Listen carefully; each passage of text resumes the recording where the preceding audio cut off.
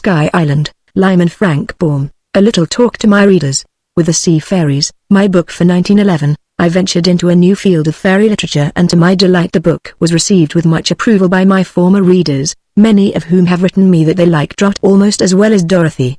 As Dorothy was an old friend and Trot a new one, I think this is very high praise for Cap'n Bill's little companion. Cap'n Bill is also a new character who seems to have won approval, and so both Trot and the old sailor are again introduced in the present story, which may be called the second of the series of adventures of Trot and Cap'n Bill. But you will recognize some other acquaintances in Sky Island. Here, for instance, is Button Bright, who once had an adventure with Dorothy in Oz, and without Button Bright and his magic umbrella you will see that the story of Sky Island could never have been written.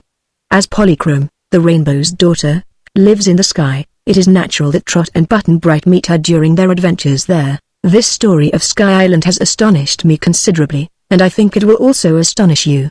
The Sky Country is certainly a remarkable fair land, but after reading about it I am sure you will agree with me that our old Mother Earth is a very good place to live upon, and that Trot and Button Bright and Cap'n Bill were fortunate to get back to it again. By the way, one of my little correspondents has suggested that I print my address in this book, so that the children may know where letters will reach me.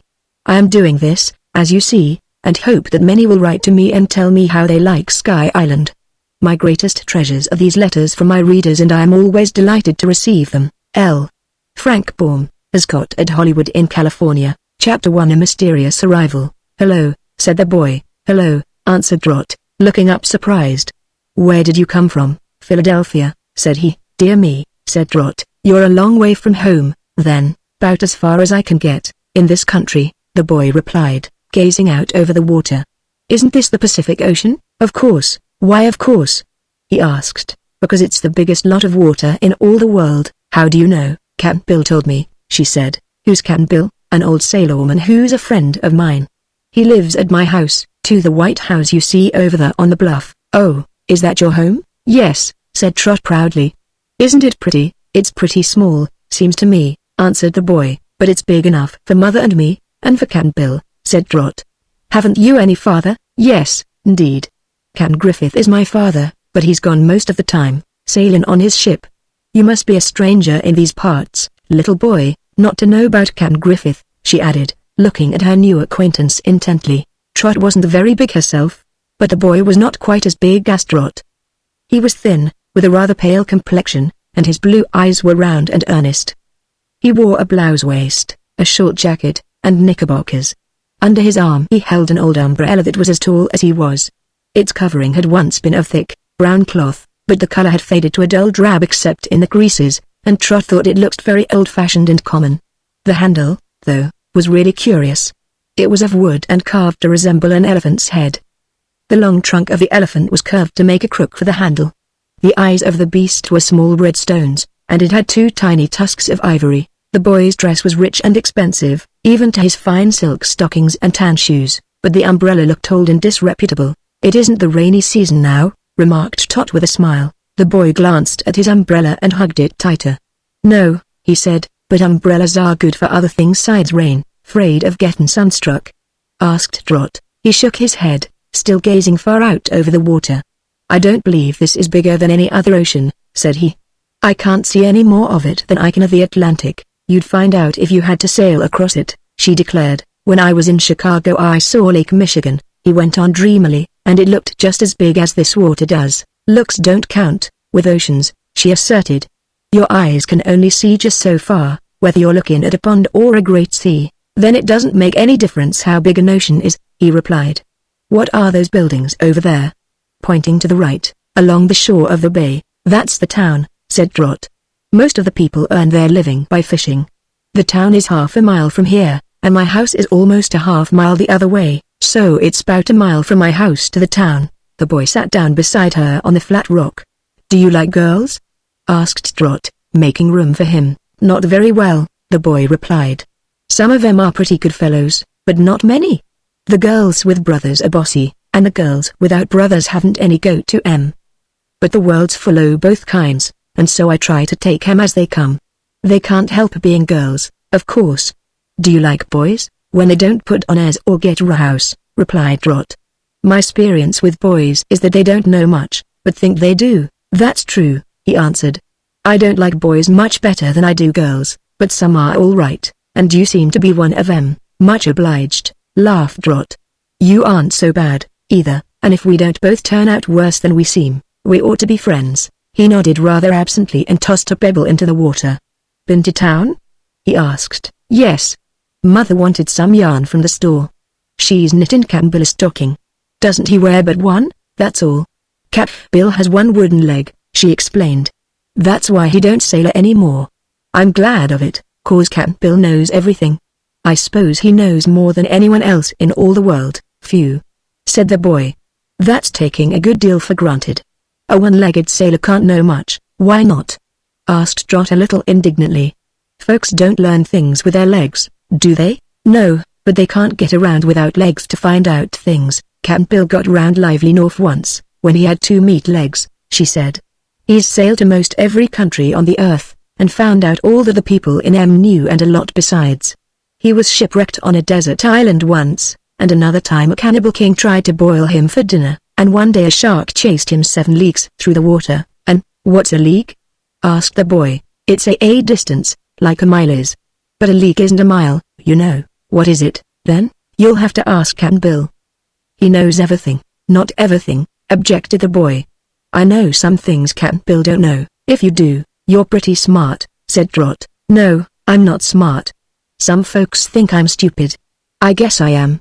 But I know a few things that were wonderful. Cap'n Bill may know more than I do, a good deal more, but I'm sure he can't know the same things.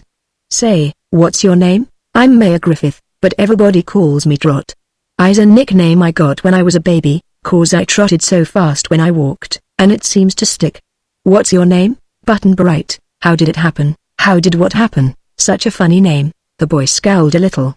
Just like your own nickname happened, he answered gloomily. My father once said I was bright as a button, and it made everybody laugh. So they always call me Button Bright. What's your real name? She inquired. Saladin Paracelsus de Lambertina Van Von Smith. Guess I'll call you Button Bright, said Trot, sighing. The only other thing would be salad, and I don't like salads. Don't you find it hard work to remember all your name? I don't try to, he said. There's a lot more of it, but I've forgotten the rest. Thank you, said Trot. Oh, here comes Cap'n Bill. As she glanced over her shoulder, Button Bright turned also and looked solemnly at the old sailor who came stumping along the path toward them. Cap'n Bill wasn't a very handsome man. He was old, not very tall, somewhat stout and chubby, with a round face, a bald head, and a scraggly fringe of reddish whisker underneath his chin. But his blue eyes were frank and merry, and his smile like a ray of sunshine. He wore a sailor shirt with a broad collar, a short pea jacket and wide-bottomed sailor trousers, one leg of which covered his wooden limb but did not hide it. As he came pegging along the path as he himself described his hobbling walk, his hands were pushed into his coat pockets, a pipe was in his mouth, and his black neckscarf was fluttering behind him in the breeze like a sable banner. Button Bright liked the sailor's looks. There was something very winning, something jolly and carefree and honest and sociable about the ancient seaman that made him everybody's friend, so the strange boy was glad to meet him. Well, Trot, he said, coming up, is this the way you hurry to town? No, for I'm on my way back, said she. I did hurry when I was going, Cap'n Bill, but on my way home I sat down here to rest and watch the girls. The girls seem awful busy today, Cap'n Bill, and then I found this boy. Cap'n Bill looked at the boy curiously. Don't think as ever I saw him at the village, he remarked. Guess as you're a stranger, my lad. Button Bright nodded. Hind walked the 9 mile from the railroad station, have ye? Asked Cap'n Bill. No, said Button Bright. The sailor glanced around him. Don't see no wagon nor no automobile, he added. No, said Button Bright. Catch a ride with someone? Button Bright shook his head. A boat can't land here, the rocks is too thick and too sharp, continued Cap'n Bill, peering down toward the foot of the bluff on which they sat and against which the waves broke in foam. No, said Button Bright, I didn't come by water. Trot laughed. He must have dropped from the sky, Cap'n Bill, she exclaimed. Button Bright nodded very seriously. That's it, he said. Oh, the airship, eh? Cried Cap'n Bill in surprise. I've heard tell o' them sky carriages, somethin' like flyin' automobiles, ain't they? I don't know, said Button Bright. I've never seen one. Both Trot and Cap'n Bill now looked at the boy in astonishment. Now then, lemme think a minute, said the sailor reflectively. Here's a riddle for us to guess, Trot. He dropped from the sky, he says, and yet he didn't come in an airship. Riddle come re. What can the answer be? Trot looked the boy over carefully. She didn't see any wings on him. The only queer thing about him was his big umbrella. Oh, she said suddenly, clapping her hands together. I know now, do you? Asked Cap'n Bill doubtfully. Then you're some smarter than I am, mate. He sailed down with the umbrella. She cried. He used his umbrella as a parachute, said Cap'n Bill. They're called parachutes, mate, but why, I can't say. Did you drop down in that way, my lad? He asked the boy. Yes, said Button Bright. That was the way, but how did you get up there? Asked Trot. You had to get up in the air before you could drop down, I know, Cap'n Bill. He says he's from Philadelphia, which is a big city way at the other end of America. Are you? Asked the sailor, surprised. Button Bright nodded again. I ought to tell you my story, he said, and then you'd understand. But I'm afraid you won't believe me, and he suddenly broke off and looked toward the White House in the distance. Didn't you say you lived over there? He inquired. Yes, said Trot. Won't you come home with us? I'd like to, replied Button Bright. All right, let's go then, said the girl, jumping up. The three walked silently along the path. The old sailorman had refilled his pipe and lighted it again, and he smoked thoughtfully as he pegged along beside the children. Know anyone around here? He asked Button Bright. No one but you two, said the boy, following after Trot, with his umbrella tucked carefully underneath his arm. And you don't know us very well, remarked Cap'n Bill. Seems to me you're pretty young to be traveling so far from home and among strangers. But I won't say anything more till we've heard your story. Then, if you need my advice, or Trot's advice, she's a wise little girl, for her size. Trot is we'll freely give it and be glad to help you. Thank you, replied Button Bright. I need a lot of things, I'm sure, and perhaps advice is one of them. Chapter 2 The Magic Umbrella. When they reached the neat frame cottage which stood on a high bluff a little back from the sea and was covered with pretty green vines, a woman came to the door to meet them. She seemed motherly and good, and when she saw Button Bright, she exclaimed, Goodness me! Who's this you've got, Trot? It's a boy I've just found, explained the girl. He lives way off in Philadelphia. Mercy sakes alive! Cried Mrs. Griffith, looking into his upturned face. I don't believe he's had a bite to eat since he started. Ain't you hungry, child? Yes, said Button Bright. Run, Trot, and get 2 slices o' bread and butter, commanded Mrs. Griffith. Cut them thick, dear, and use plenty of butter. Sugar on 'em? Asked Trot, turning to obey. No, said Button Bright. Just bread and butter's good enough when you're hungry, and it takes time to spread sugar on. We'll have supper in an hour, observed Trot's mother briskly, but a hungry child can't wait a whole hour, I'm sure. What are you grinning at, Cap'n Bill? How dare you laugh when I'm talking? Stop it this minute, you old pirate, or I'll know the reason why. I didn't, Mum, said Cap'n Bill meekly. Ione, stop right there, sir. How dare you speak when I'm talking? She turned to Button Bright, and her tone changed to one of much gentleness as she said, Come in the house, my poor boy, and rest yourself. You seem tired out. Here, give me that clumsy umbrella. No, please, said Button Bright, holding the umbrella tighter. Then put it in the rack behind the door, she urged. The boy seemed a little frightened. I'd rather keep it with me, if you please, he pleaded. Never mind, Cap'n Bill ventured to say, it won't worry him so much to hold the umbrella, Mum, as to let it go. Guess he's afraid he'll lose it, but it ain't any great shakes, to my notion. Why, see here, Button Bright, we've got half a dozen umbrellas in the closet that's better nor yours, perhaps, said the boy. Yours may look a heap better, sir, but I'll keep this one, if you please. Where did you get it? Asked Trot, appearing just then with a plate of bread and butter. It belongs in our family, said Button Bright, beginning to eat and speaking between bites. This umbrella has been in our family years, and years, and years. But it was tucked away up in our attic and no one ever used it 'cause it wasn't pretty. Don't blame them much, remarked Cap'n Bill, gazing at it curiously. It's a pretty old-looking bumbershoot. They were all seated in the vine-shaded porch of the cottage all but Mrs. Griffith, who had gone into the kitchen to look after the supper, and Trot was on one side of the boy, holding the plate for him, while Cap'n Bill sat on the other side. It is old, said Button Bright. One of my great-great-grandfathers was a knight, an Arabian knight, and it was he who first found this umbrella. An Arabian knight? Exclaimed Trot. Why, that was a magic knight, wasn't it? There's different sorts o' knights, Mate, said the sailor, and the night Button Bright means ain't the same night you mean. Soldiers used to be called knights, but that were in the Dark Ages, I guess, and likely North Button Bright's great-grandfather were that sort of a knight, but he said an Arabian night, persisted Trot. Well, if he went to Araby, or was born there, he'd be an Arabian night, wouldn't he?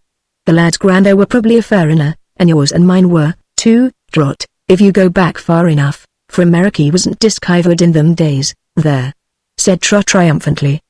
Didn't I tell you, Button Bright, that Cap'n Bill knows everything? He knows a lot, I expect, soberly answered the boy, finishing the last slice of bread and butter and then looking at the empty plate with a sigh. But if he really knows everything, he knows about the magic umbrella, so I won't have to tell you anything about it. Magic? Cried Trot with big, eager eyes. Did you say magic umbrella, Button Bright? I said magic. But none of our family knew it was a magic umbrella till I found it out for myself. You're the first people I've told the secret to, he added, glancing into their faces rather uneasily. Glory me! Exclaimed the girl, clapping her hands in ecstasy. It must be just elegant to have a magic umbrella. Cap'n Bill coughed. He had a way of coughing when he was suspicious.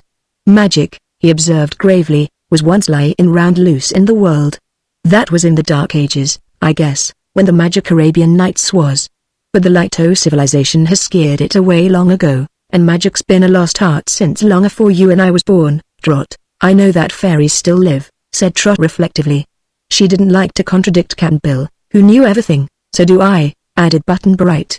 And I know there's magic still in the world or in my umbrella, anyhow, tell us about it, begged the girl excitedly. Well, said the boy, I found it all out by accident.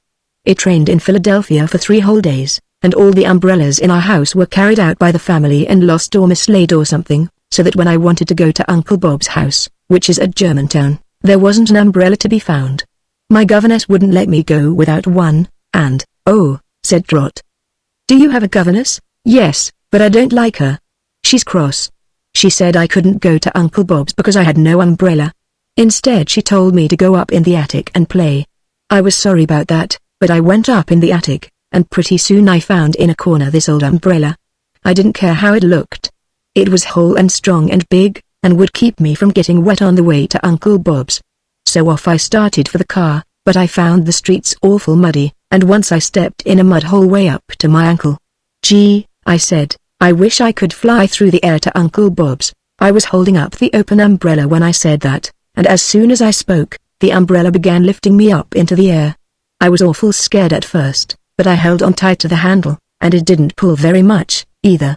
I was going pretty fast, for when I looked down all the big buildings were sliding past me so swift that it made me dizzy, and before I really knew what had happened the umbrella settled down and stood me on my feet at Uncle Bob's front gate. I didn't tell anybody about the wonderful thing that had happened, 'cause I thought no one would believe me. Uncle Bob looked sharp at the thing and said, Button Bright, how did your father happen to let you take that umbrella? He didn't, I said. Father was away at the office, so I found it in the attic and I just took it. Then Uncle Bob shook his head and said I ought to leave it alone. He said it was a family relic that had been handed down from father to son for many generations. But I told him my father had never handed it to me, though I'm his son. Uncle Bob said our family always believed that it brought him good luck to own this umbrella. He couldn't say why, not knowing its early history, but he was afraid that if I lost the umbrella, bad luck would happen to us. So he made me go right home to put the umbrella back where I got it. I was sorry Uncle Bob was so cross, and I didn't want to go home yet, where the governor was crosser than he was. I wonder why folks get cross when it rains? But by that time it had stopped raining for a while, anyhow, and Uncle Bob told me to go straight home and put the umbrella in the attic and never touch it again. When I was around the corner, I thought I'd see if I could fly as I had before. I'd heard of Buffalo, but I didn't know just where it was, so I said to the umbrella, take me to Buffalo. Up in the air I went, just as soon as I said it, and the umbrella sailed so fast that I felt as if I was in a gale of wind. It was a long, long trip, and I got awful tired holding onto the handle, but just as I thought I'd have to let go, I began to drop down slowly, and then I found myself in the streets of a big city. I put down the umbrella and asked a man what the name of the city was, and he said Buffalo. How wonderful! Gasped Trot. Cap'n Bill kept on smoking and said nothing. It was magic, I'm sure, said Button Bright. It surely couldn't have been anything else. Perhaps, suggested Trot, the umbrella can do other magic things. No, said the boy. "I've tried it. When I landed in Buffalo I was hot and thirsty. I had 10 cents car fare, but I was afraid to spend it. So I held up the umbrella and wished I had an ice cream soda, but I didn't get it. Then I wished for a nickel to buy an ice cream soda with, but I didn't get that, either. I got frightened and was afraid the umbrella didn't have any magic left, so to try it I said take me to Chicago. I didn't want to go to Chicago, but that was the first place I thought of, and I soon saw this was going to be another long journey, so I called out to the umbrella, never mind. Stop. I guess I won't go to Chicago. I've changed my mind, so take me home again. But the umbrella wouldn't. It kept right on flying, and I shut my eyes and held on. At last I landed in Chicago, and then I was in a pretty fix. It was nearly dark, and I was too tired and hungry to make the trip home again. I knew I'd get an awful scolding, too, for running away and taking the family luck with me, so I thought that as long as I was in for it, I'd better see a good deal of the country while I had the chance. I wouldn't be allowed to come away again, you know. No, of course not, said Trot. I bought some buns and milk with my 10 cents, and then I walked around the streets of Chicago for a time and afterwards slept on a bench in one of the parks. In the morning I tried to get the umbrella to give me a magic breakfast, but it won't do anything but fly. I went to a house and asked a woman for something to eat, and she gave me all I wanted and advised me to go straight home before my mother worried about me. She didn't know I lived in Philadelphia. That was this morning, exclaimed Cap'n Bill. Why, lad, it takes 3 or 4 days for the railroad trains to get to this coast from Chicago. I know, replied Button Bright. But I didn't come on a railroad train. This umbrella goes faster than any train ever did. This morning I flew from Chicago to Denver, but no one there would give me any lunch. A policeman said he'd put me in jail if he caught me begging, so I got away and told the umbrella to take me to the Pacific Ocean. When I stopped I landed over there by the big rock. I shut up the umbrella and saw a girl sitting on the rock, so I went up and spoke to her. That's all, goodness me, said Trot. If that isn't a fairy story, I never heard one. It is a fairy story, agreed Button Bright. Anyhow, it's a magic story, and the funny part of it is, it's true. I hope you believe me, but I don't know as I'd believe it myself if it hadn't been me that it happened to. I believe every word of it, declared Trot earnestly. As for me, said Cap'n Bill slowly, I'm going to believe it, too, Bumby. When I've seen the umbrella fly once, you'll see me fly away with it, asserted the boy. But at present it's pretty late in the day, and Philadelphia is a good way off. Do you suppose, Trot, your mother would let me stay here all night? Course she would, answered Trot. We've got an extra room with a nice bed in it, and we'd love to have you stay just as long as you want to, wouldn't we, Cap'n Bill? Right you are, mate, replied the old man, nodding his bald head. Whether the umbrella is magic or not, Button Bright is welcome. Mrs. Griffith came out soon after and seconded the invitation, so the boy felt quite at home in the little cottage. It was not long before supper was on the table, and in spite of all the bread and butter he had eaten, Button Bright had a fine appetite for the good things Trot's mother had cooked. Mrs. Griffith was very kind to the children, but not quite so agreeable toward poor Cap'n Bill. When the old sailorman at one time spilled some tea on the tablecloth, Trot's mother flew angry and gave the culprit such a tongue-lashing that Button Bright was sorry for him. But Cap'n Bill was meek and made no reply. He's used to it, you know, whispered Trot to her new friend, and indeed, Cap'n Bill took it all cheerfully and never minded a bit. Then it came Trot's turn to get a scolding. When she opened the parcel she had bought at the village, it was found she had selected the wrong color of yarn, and Mrs. Griffith was so provoked that Trot's scolding was almost as severe as that of Cap'n Bill. Tears came to the little girl's eyes, and to comfort her the boy promised to take her to the village next morning with his magic umbrella, so she could exchange the yarn for the right color. Trot quickly brightened at this promise, although Cap'n Bill looked grave and shook his head solemnly. When supper was over and Trot had helped with the dishes, she joined Button Bright and the sailorman on the little porch again. Dusk had fallen, and the moon was just rising. They all sat in silence for a time and watched the silver trail that topped the crests of the waves far out to sea. Oh, Button Bright, cried the little girl presently. I'm so glad you're going to let me fly with you way to town and back tomorrow. Won't it be fine, Cap'n Bill? Dunno, Trot, said he. I can't figure how both of you can hold onto the handle of that umbrella. Trot's face fell. I'll hold onto the handle, said Button Bright, and she can hold onto me. It doesn't pull hard at all. You've no idea how easy it is to fly that way after you get used to it. But Trot ain't used to it, objected the sailor. If she happened to lose her hold and let go, it's goodbye, Trot. I don't like to risk it, for Trot's my chum, and I can't afford to lose her. Can't you tie us together, then?" asked the boy. We'll see," replied Cap'n Bill, and began to think very deeply. He forgot that he didn't believe the umbrella could fly, and after Button-Bright and Trot had both gone to bed, the old sailor went out into the shed and worked a while before he, too, turned into his bunk.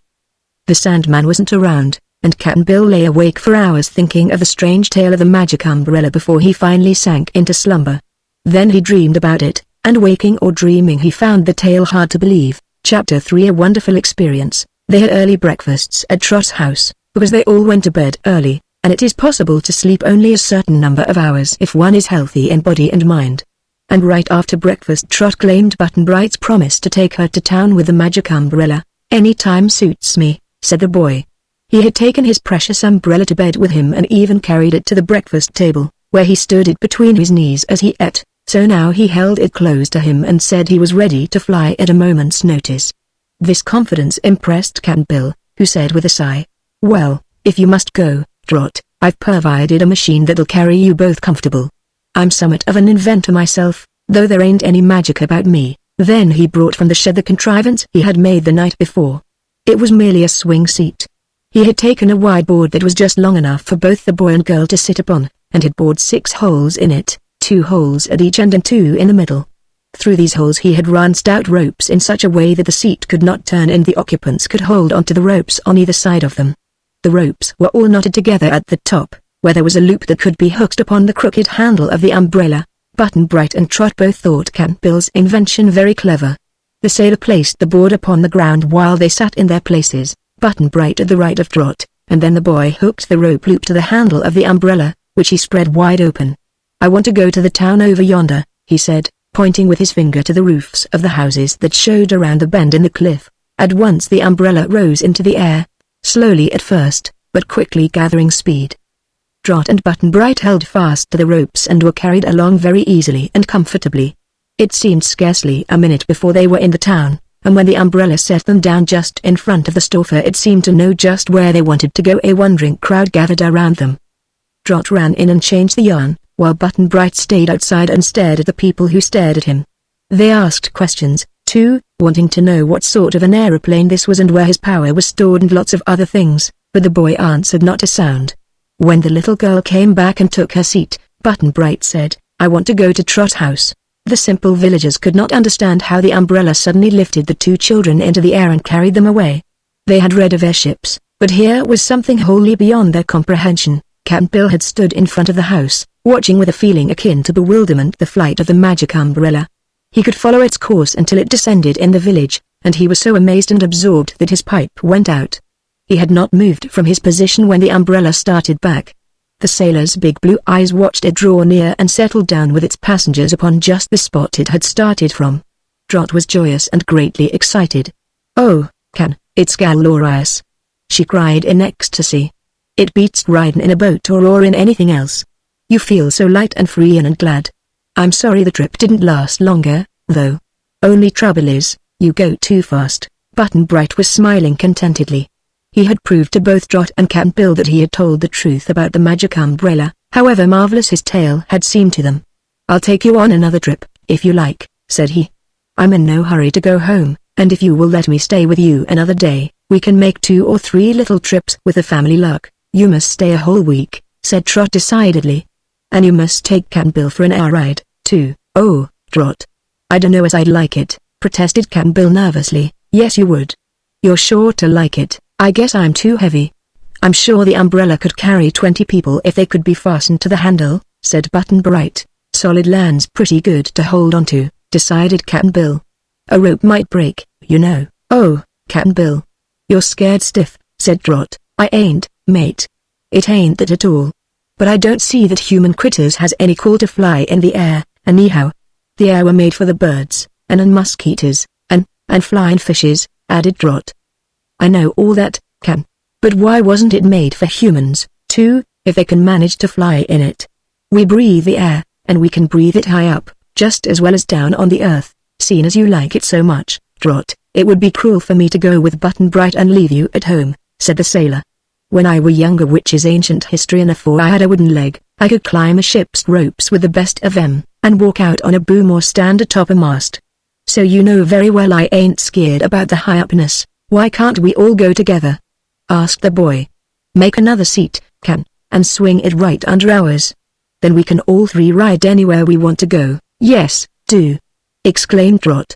"And see here, Can, let's take a day off and have a picnic.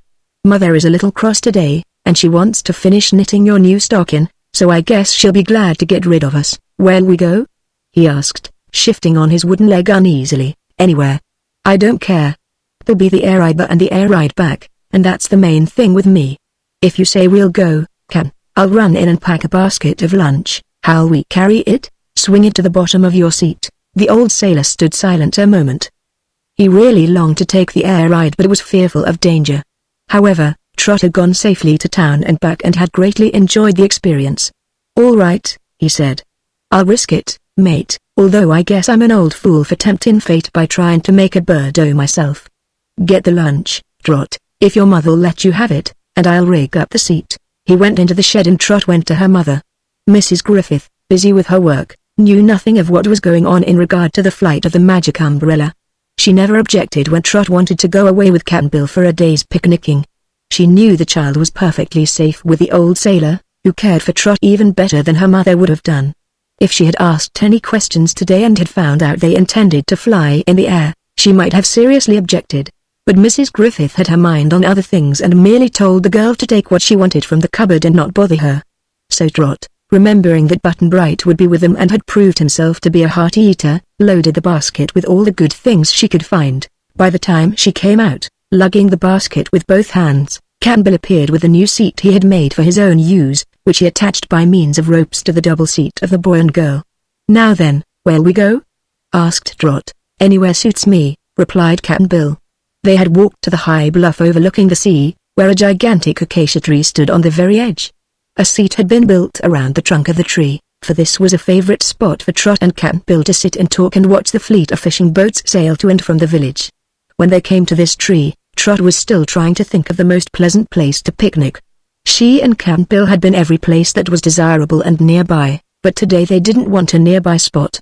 They must decide upon one far enough away to afford them a fine trip through the air. Looking far out over the Pacific, the girl's eyes fell upon a dim island lying on the horizon line just where the sky and water seemed to meet, and the sight gave her an idea. "Oh, Cap'n Bill!" she exclaimed. "Let's go to that island for our picnic. We've never been there yet, you know." The sailor shook his head. "It's a good many miles away, Trot," he said, "further than it looks to be from here." "That won't matter," remarked Button-Bright. "The umbrella will carry us there in no time." "Let's go," repeated Trot. "We'll never have another such chance, Can. It's too far to sail or row, and I've always wanted to visit that island." "What's the name of it?" inquired Button-Bright while the sailor hesitated to decide. "Oh, it's got an awful hard name to pronounce," replied the girl, "so Cap'n Bill and I just call it Sky Island 'cause it looks as if it was half in the sky. We've been told it's a very pretty island, and a few people live there and keep cows and goats and fish for a living. There are woods and pastures and springs of clear water, and I'm sure we would find it a fine place for a picnic, if anything happened on the way," observed Cap'n Bill. "We drop in the water." "Of course," said Trot, "and if anything happened while we were flying over the land, we drop there. But nothing's going to happen, Can. Didn't Button-Bright come safe all the way from Philadelphia?" "I think I'd like to go to Sky Island," said the boy. "I've always flown above the land so far, and it will be something new to fly over the ocean." "All right, I'm agreeable," decided Cap'n Bill. "But afore we start on such a long journey, suppose we make a little trial trip along the coast. I want to see if the new seat fits me and make certain the umbrella will carry all three of us." "Very well," said Button-Bright. "Where shall we go?" "Let's go as far as Smuggler's Cove and then turn round and come back. If all's right and shipshape, then we can start for the island." They put the broad double seat on the ground, and then the boy and girl sat in their places and Button-Bright spread open the magic umbrella. Cap'n Bill sat in his seat just in front of them, all being upon the ground. "Don't we look funny?" said Trot with a chuckle of glee. "But hold fast the ropes, Can, and take care of your wooden leg." Button-Bright addressed the umbrella, speaking to it very respectfully, for it was a thing to inspire awe. "I want to go as far as Smuggler's Cove and then turn around in the air and come back here," he said.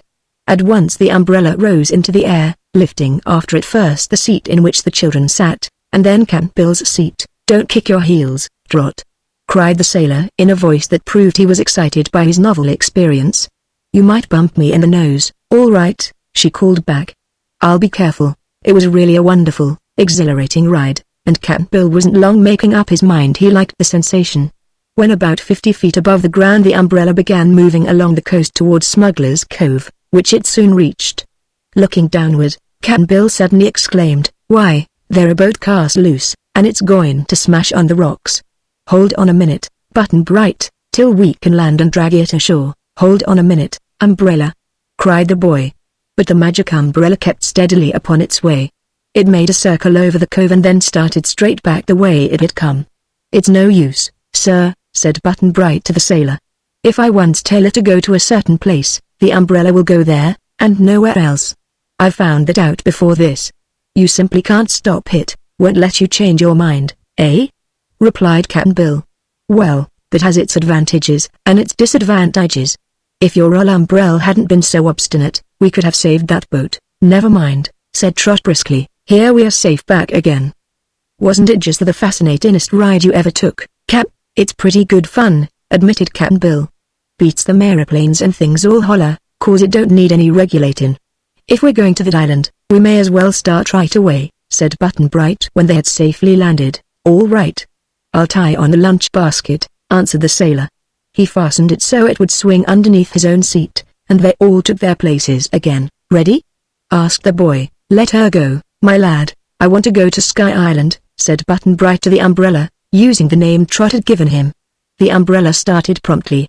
It rose higher than before, carrying the 3 voyagers with it, and then started straight away over the ocean. Chapter 4 The Island in the Sky. They clung tightly to the ropes, but the breeze was with them, so after a few moments, when they became accustomed to the motion, they began to enjoy the ride immensely. Larger and larger grew the island, and although they were headed directly toward it, the umbrella seemed to rise higher and higher into the air the farther it traveled. They had not journeyed 10 minutes before they came directly over the island, and looking down they could see the forests and meadows far below them. But the umbrella kept up its rapid flight. "Hold on, there!" cried Cap'n Bill. "If it ain't careful, the old thing will pass by the island." "I'm sure it has passed it already," exclaimed Trot. "What's wrong, Button-Bright? Why don't we stop?" Button-Bright seemed astonished, too. "Perhaps I didn't say it right," he replied after a moment's thought. Then, looking up at the umbrella, he repeated distinctly, "I said I wanted to go to Sky Island." "Sky Island, don't you understand?" The umbrella swept steadily along, getting farther and further out to sea and rising higher and higher toward the clouds. "Mackerel and herrings!" roared Cap'n Bill, now really frightened. "Ain't there any blamed way at all to stop her?" "None that I know of," said Button-Bright anxiously. "P'raps," said Trot after a pause during which he tried hard to think. "P'raps Sky Island isn't the name of that island at all." "Why, we know very well it ain't the name of it," yelled Cap'n Bill from below. "We just called it that 'cause its right name is too hard to say, that's the whole trouble." "Then," returned Button-Bright, "somewhere in the world there's a real Sky Island, and having told the magic umbrella to take us there, it's going to do so." "Well, I declare!" gasped the sailorman. "Can't we land anywhere else?" "Not unless you care to tumble off," said the boy. "I've told the umbrella to take us to Sky Island, so that's the exact place we're bound for." "I'm sorry. It was your fault for giving me the wrong name." They glided along in silence for a while. The island was now far behind them, growing small in the distance. "Where do you suppose the real Sky Island can be?" asked Trot presently. "We can't tell anything about it until we get there," Button-Bright answered. "Seems to me I've heard of the Isle of Skye, but that's over in Great Britain, somewhere the other side of the world, and it isn't Sky Island, anyhow." "This miserable umbrella is too particular," growled Cap'n Bill. "It won't let you change your mind and it goes exactly where you say." "If it didn't," said Trot, "we'd never know where we were going." "We don't know now," said the sailor. "One thing's certain, folks, we're getting a long way from home, and see how the clouds are rolling just above us," remarked the boy, who was almost as uneasy as Cap'n Bill. "We're in the sky." "All right," said the girl. "If there could be an island up here among the clouds, I'd think it was there we're going." "Couldn't there be one?" asked Button-Bright. "Why couldn't there be an island in the sky that would be named Sky Island?" "Of course not," declared Cap'n Bill. "There wouldn't be anything to hold it up, You know, what's holding the United States up? Asked Trot. Magic, I guess. Then magic might hold an island in the sky. Wee-ee. What a black cloud. It grew suddenly dark, for they were rushing through a thick cloud that rolled around them in billows. Trot felt little drops of moisture striking her face and knew her clothing was getting damp and soggy. It's a rain cloud, she said to Button-Bright, and it seems like an awful big one, 'cause it takes so long for us to pass through it. The umbrella never hesitated a moment. It made a path through the length of the heavy, black cloud at last and carried its passengers into a misty, billowy bank of white, which seemed as soft and fleecy as a lady's veil. When this broke away, they caught sight of the majestic rainbow spanning the heavens, its gorgeous colors glinting brightly in the sun, its arch perfect and unbroken from end to end. But it was only a glimpse they had, for quickly they dove into another bank of clouds and the rainbow disappeared. Here the clouds were not black, nor heavy, but they assumed queer shapes. Some were like huge ships, some like forest trees, and others piled themselves into semblances of turreted castles and wonderful palaces. The shapes shifted here and there continually, and the voyagers began to be bewildered by the phantoms. Seems to me we're going down, called Trot. Down where? Asked Cap'n Bill. Who knows? Said Button-Bright. But we're dropping, all right. It was a gradual descent. The magic umbrella maintained a uniform speed, swift and unfaltering, but its path through the heavens was now in the shape of an arch, as a flying arrow falls. The queer shapes of the clouds continued for some time, and once or twice Trot was a little frightened when a monstrous airy dragon passed beside them, or a huge giant stood upon a peak of cloud and stared savagely at the intruders into his domain. But none of these fanciful, vapory creatures seemed inclined to molest them or to interfere with their flight, and after a while the umbrella dipped below this queer cloudland and entered a clear space where the sky was of an exquisite blue color. Oh, look! Called Cap'n Bill. There's land below us. The boy and girl leaned over and tried to see this land, but Cap'n Bill was also leaning over, and his big body hid all that was just underneath them. Is it an island? Asked Trot solemnly. Seems so, the old sailor replied. The blue is around all one side of it and a pink sunshine around the other side. There's a big cloud just over the middle, but I guess it's surely an island, Trot, and being as it's in the sky, it's likely to be Sky Island. Then we shall land there, said the boy confidently. I knew the umbrella wouldn't make a mistake. Presently Cap'n Bill spoke again. We're going down on the blue part of the island, he said. I can see trees and ponds and houses. Hold tight, Trot. Hold tight, Button-Bright. I'm afeard we're going to bump something. They were certainly dropping very quickly now, and the rush of air made their eyes fill with water so that they could not see much below them. Suddenly, the basket that was dangling below Cap'n Bill struck something with a loud thud, and this was followed by a yell of anger. Cap'n Bill sat flat upon the ground, landing with such a force that jarred the sailorman and made his teeth click together, while down upon him came the seat that Trot and Button-Bright occupied, so that for a moment they were all tangled up. Get off from me. Get off from my feet, I say, cried an excited voice. What in the sky do you mean by sitting on my feet? Get off. Get off at once. Chapter 5 The Boolaroo of the Blues. Cap'n Bill suspected that these remarks were addressed to him, but he couldn't move just then because the seat was across him, and a boy and girl were sprawling on the seat. As the magic umbrella was now as motionless as any ordinary umbrella might be, Button-Bright first released the catch and closed it up, after which he unhooked the crooked handle from the rope and rose to his feet.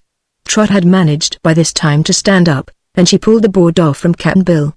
All this time the shrill, excited voice was loudly complaining because the sailor was on his feet, and Trot looked to see who was making the protest, while Cap'n Bill rolled over and got on his hands and knees so he could pull his meat leg and his wooden leg into an upright position, which wasn't a very easy thing to do.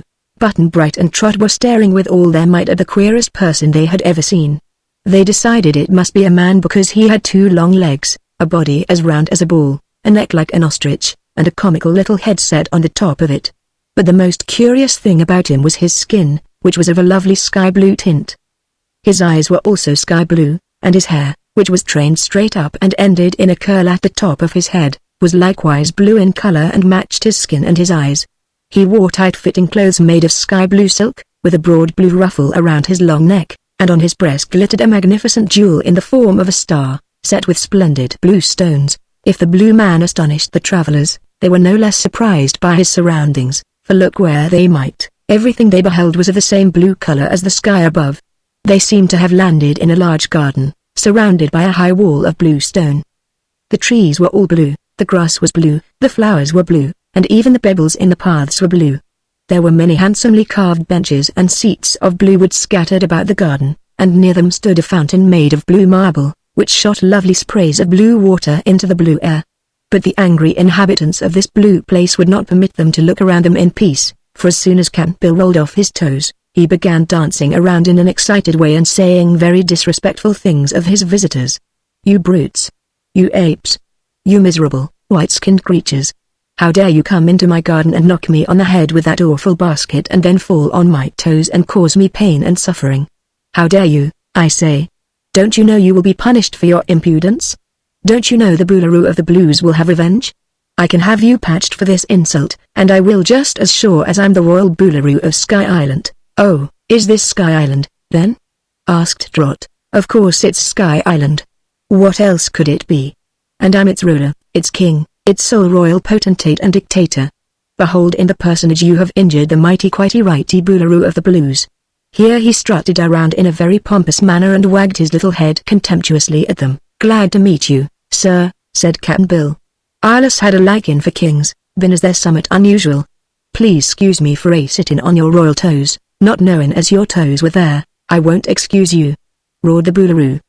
"But I'll punish you. You may depend upon that. Seems to me," said Trot, "you're actin' rather impolite to strangers. If anyone comes to our country to visit us, we always treat 'em decent." "Your country?" exclaimed the Boolaroo, looking at them more carefully and seeming interested in their appearance. "Where in the sky did you come from, then, and where is your country located?" "We live on the earth when we're at home," replied the girl. "The earth? Nonsense. I've heard of the earth, my child, but it isn't inhabited. No one can live there because it's just a round, cold, barren ball of mud and water," declared the Blue-esque. "Oh, you're wrong about that," said Button-Bright. "You surely are," added Cap'n Bill. "Why, we live there ourselves," cried Trot. "I don't believe it. I believe you are living in Sky Island, where you have no right to be, with your horrid white skins. And you've intruded into the private garden of the palace of the greatly stately irately Boolaroo, which is a criminal offense. And you've bumped my head with your basket and smashed my toes with your boards and bodies, which is a crime unparalleled in all the history of Sky Island. Aren't you sorry for yourselves?" "I'm sorry for you," replied Trot, "'cause you don't seem to know the proper way to treat visitors. But we won't stay long. We'll go home pretty soon." "Not until you have been punished," exclaimed the Boolaroo sternly. "You are my prisoners." "Beg pardon, your majesty," said Cap'n Bill, "but you're taking a good deal for granted. We've tried to be friendly and peaceable, and we've apologized for hurting you. But if that don't satisfy you, you'll have to make the most of it. You may be the Boolaroo of the Blues, but you ain't even a tin whistle to us, and you can't scare us for half a minute. I'm an old man, myself, but if you don't behave, I'll spank you like I would a baby, and it won't be any trouble at all to do it, thank. As a matter of fact, we've captured your whole bloomin' Blue Island, but we don't like the place very much, and I guess we'll give it back. It gives us the blues, don't it, Trot? So as soon as we eat a bite of lunch from our basket, we'll sail away again." "Sail away? How?" asked the Boolaroo. "With the magic umbrella," said Cap'n Bill, pointing to the umbrella that Button-Bright was holding underneath his arm. "Oh, ho. I see," said the Boolaroo, nodding his funny head. "Go ahead, then, and eat your lunch." He retreated a little way to a marble seat beside the fountain, but watched the strangers carefully. Cap'n Bill, feeling sure he had won the argument, whispered to the boy and girl that they must eat and get away as soon as possible, as this might prove a dangerous country for them to remain in. Trot longed to see more of the strange Blue Island, and especially wanted to explore the magnificent blue palace that adjoined the garden and which had 600 tall towers and turrets, but she felt that her old friend was wise in advising them to get away quickly. So she opened the basket, and they all three sat in a row on a stone bench and began to eat sandwiches and cake and pickles and cheese and all the good things that were packed in the lunch basket. They were hungry from the long ride, and while they ate they kept their eyes busily employed in examining all the queer things around them. The Boolaroo seemed quite the queerest of anything, and Trot noticed that when he pulled the long curl that stuck up from the top of his head, a bell tinkled somewhere in the palace. He next pulled at the bottom of his right ear, and another far-away bell tinkled. Then he touched the end of his nose, and still another bell was faintly heard. The Boolaroo said not a word while he was ringing the bells, and Trot wondered if that was the way he amused himself.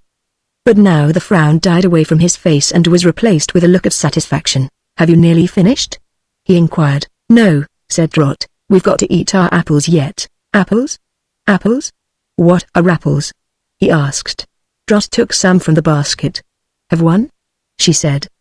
"They're awful good." The Boolaroo advanced a step and took the apple, which he regarded with much curiosity. "Guess they don't grow anywhere but on the earth," remarked Cap'n Bill. "Are they good to eat?" asked the Boolaroo. "Try it and see," answered Trot, biting into an apple herself. The Blueskin sat down on the end of their bench, next to Button Bright, and began to eat his apple. He seemed to like it, for he finished it in a hurry, and when it was gone he picked up the magic umbrella. "Let that alone," said Button Bright, making a grab for it. But the Boolaroo jerked it away in an instant, and standing up he held the umbrella behind him and laughed aloud. "Now then," said he, "you can't get away until I'm willing to let you go. You are my prisoners." "I guess not," returned Cap'n Bill, and reaching out one of his long arms, the sailorman suddenly grasped the Boolaroo around his long, thin neck and shook him until his whole body fluttered like a flag. "Drop that umbrella." "Drop it," yelled Cap'n Bill, and the Boolaroo quickly obeyed. The magic umbrella fell to the ground, and Button Bright promptly seized it. Then the sailor let go his hold and the king staggered to a seat, choking and coughing to get his breath back. "I told you to let things alone," growled Cap'n Bill. "If you don't behave, your majesty, this blue island'll have to get another Boolaroo." "Why?" asked the Blueskin. "Because I'll probably spoil you for a king, and maybe for anything else. Anyhow, you'll get badly damaged if you try to interfere with us, and that's a fact." "Don't kill him, Cap'n Bill," said Trot cheerfully. "Kill me? Why, he couldn't do that," observed the king, who was trying to rearrange the ruffle around his neck. "Nothing can kill me." "Why not?" asked Cap'n Bill. "Because I haven't lived my 600 years yet." "Perhaps you don't know that every Blueskin in Sky Island lives exactly 600 years from the time he is born." "No, I didn't know that," admitted the sailor. "It's a fact," said the king. "Nothing can kill us until we've lived to the last day of our appointed lives. When the final minute is up, we die, but we're obliged to live all the 600 years whether we want to or not. So you needn't think of trying to kill anybody on Sky Island. It can't be done." "Never mind," said Cap'n Bill. "I'm no murderer, thank goodness, and I wouldn't kill you if I could, much as you deserve it. But isn't 600 years an awful long time to live?" questioned Trot. "It seems like it at first," replied the king. "But I notice that whenever any of my subjects get near the end of their 600, they grow nervous and say the life is altogether too short." "How long have you lived?" asked Button Bright. The king coughed again and turned a bit bluer. "That is considered an impertinent question in Sky Island," he answered, "but I will say that every Boolaroo is elected to reign 300 years, and I've reigned not quite a hem! 200. "Are your kings elected, then?" asked Cap'n Bill. "Yes, of course. This is a republic, you know. The people elect all their officers from the king down.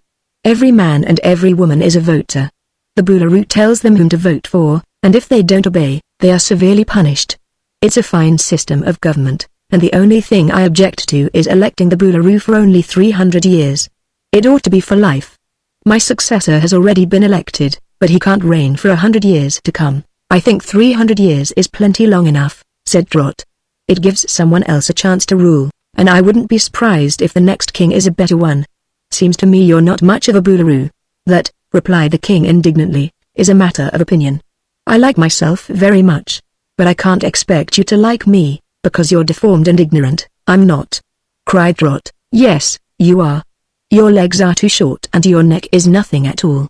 Your color is most peculiar, but there isn't a shade of blue about any of you, except the deep blue color of the clothes the old ape that choked me wears. Also, you are ignorant because you know nothing of Sky Island, which is the center of the universe and the only place anyone would care to live." "Don't listen to him, Trot," said Button Bright. "He's an ignorant himself." Cap'n Bill packed up the lunch basket. One end of the rope was still tied to the handle of the basket, and the other end to his swing seat, which lay on the ground before them. "Well," said he, "let's go home. We've seen enough of this blue country and its blue Boolaroo, I guess, and it's a long journey back again." "All right," agreed Trot, jumping up. Button Bright stood on the bench and held up the magic umbrella, so he could open it, and the sailor had just attached the ropes when a thin blue line shot out from behind them and in a twinkling wound itself around the umbrella. At the same instant another blue cord wound itself around the boy's body, and others caught Trot and Cap'n Bill in their coils, so that all had their arms pinned fast to their sides and found themselves absolutely helpless. Chapter 6 The 6 Snub-Nosed Princesses. The Boolaroo was laughing and dancing around in front of them as if well pleased.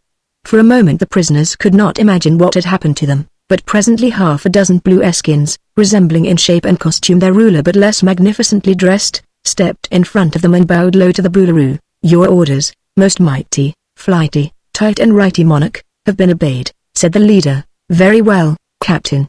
Take that umbrella and carry it to my royal treasury. See that it is safely locked up. Here's the key, and if you don't return it to me within 5 minutes, I'll have you patched." The captain took the key and the magic umbrella and hastened away to the palace. Button-Bright had already hooked the ropes to the elephant trunk handle, so that when the captain carried away the umbrella, he dragged after him first the double seat, then Cap'n Bill's seat, which was fastened to it, and finally the lunch basket, which was attached to the lower seat. At every few steps some of these would trip up the captain and cause him to take a tumble, but as he had only 5 minutes' time in which to perform his errand, he would scramble to his feet again and dash along the path until a board or the basket tripped him up again. They all watched him with interest until he had disappeared within the palace, when the king turned to his men and said, "Release the prisoners. They are now quite safe, and cannot escape me." So the men unwound the long cords that were twined around the bodies of our 3 friends, and set them free. These men seemed to be soldiers, although they bore no arms except the cords. Each cord had a weight at the end, and when the weight was skillfully thrown by a soldier, it wound the cord around anything in the twinkling of an eye and held fast until it was unwound again. Trot decided these blue Eskins must have stolen into the garden when summoned by the bells the Boolaroo had rung, but they had kept out of sight and crept up behind the bench on which our friends were seated until a signal from the king aroused them to action. The little girl was greatly surprised by the suddenness of her capture, and so was Button-Bright. Cap'n Bill shook his head and said he was afeard they'd get into trouble. "Our mistake," he added, "was in stopping to eat our lunch. But it's too late now to cry over spilt milk." "I don't mind, not much anyhow," asserted Trot bravely. "We're in no hurry to get back, are we, Button-Bright?" "I'm not," said the boy. "If they hadn't taken the umbrella, I wouldn't care how long we stopped in this funny island." "Do you think it's a fairy country, Trot?" "Can't say, I'm sure," she answered. "I haven't seen anything here yet that reminds me of fairies, but Cap'n Bill said a floating island in the sky was sure to be a fairyland." "I think so yet, mate," returned the sailor. "But there's all sorts of fairies, I've heard. Some is good, and some is bad, and if all the blue Eskins are like their Boolaroo, they can't be called first class." "Don't let me hear any more impudence, prisoners," called the Boolaroo sternly. "You are already condemned to severe punishment, and if I have any further trouble with you, you are liable to be patched." "What's being patched?" inquired the girl. The soldiers all laughed at this question, but the king did not reply. Just then a door in the palace opened and out trooped a group of girls. There were 6 of them, all gorgeously dressed in silken gowns with many puffs and tucks and ruffles and flounces and laces and ribbons, everything being in some shade of blue, grading from light blue to deep blue. Their blue hair was elaborately dressed and came to a point at the top of their heads. The girls approached in a line along the garden path, all walking with mincing steps and holding their chins high. Their skirts prevented their long legs from appearing as grotesque as did those of the men, but their necks were so thin and long that the ruffles around them only made them seem the more absurd. "Ah," said the king with a frown, "here come the 6 snub-nosed princesses, the most beautiful and aristocratic ladies in Sky Island." "They're snub-nosed, all right," observed Trot, looking at the girls with much interest, "but I should think it would make him mad to call them that." "Why?" asked the Boolaroo in surprise.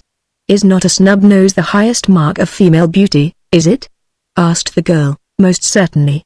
In this favored island, which is the center of the universe, a snub nose is an evidence of high breeding which any lady would be proud to possess." The 6 snub-nosed princesses now approached the fountain and stood in a row, staring with haughty looks at the strangers. "Goodness me, your majesty!" exclaimed the first. "What queer, dreadful-looking creatures are these? Where in all the sky did they come from?" "They say they came from the earth, Cerulean," answered the Boolaroo. "But that is impossible," said another princess. "Our scientists have proved that the earth is not inhabited." "Your scientists'll have to guess again, then," said Trot. "But how did they get to Sky Island?" inquired the third snub-nosed one. "By means of a magic umbrella, which I have captured and put away in my treasure chamber," replied the Boolaroo. "What will you do with the monsters, Papa?" asked the 4th princess. "I haven't decided yet," said the Boolaroo. "They're curiosities, you see, and may serve to amuse us. But as they're only half civilized, I shall make them my slaves." "What are they good for? Can they do anything useful?" asked the fifth. We'll see, returned the king impatiently. I can't decide in a hurry. Give me time, Azure, give me time. If there's anything I hate, it's a hurry. I've an idea, your majesty, announced the sixth snub-nosed princess, whose complexion was rather darker than that of her sisters, and it has come to me quite deliberately, without any hurry at all. Let us take the little girl to be our maid to wait upon us and amuse us when we're dull.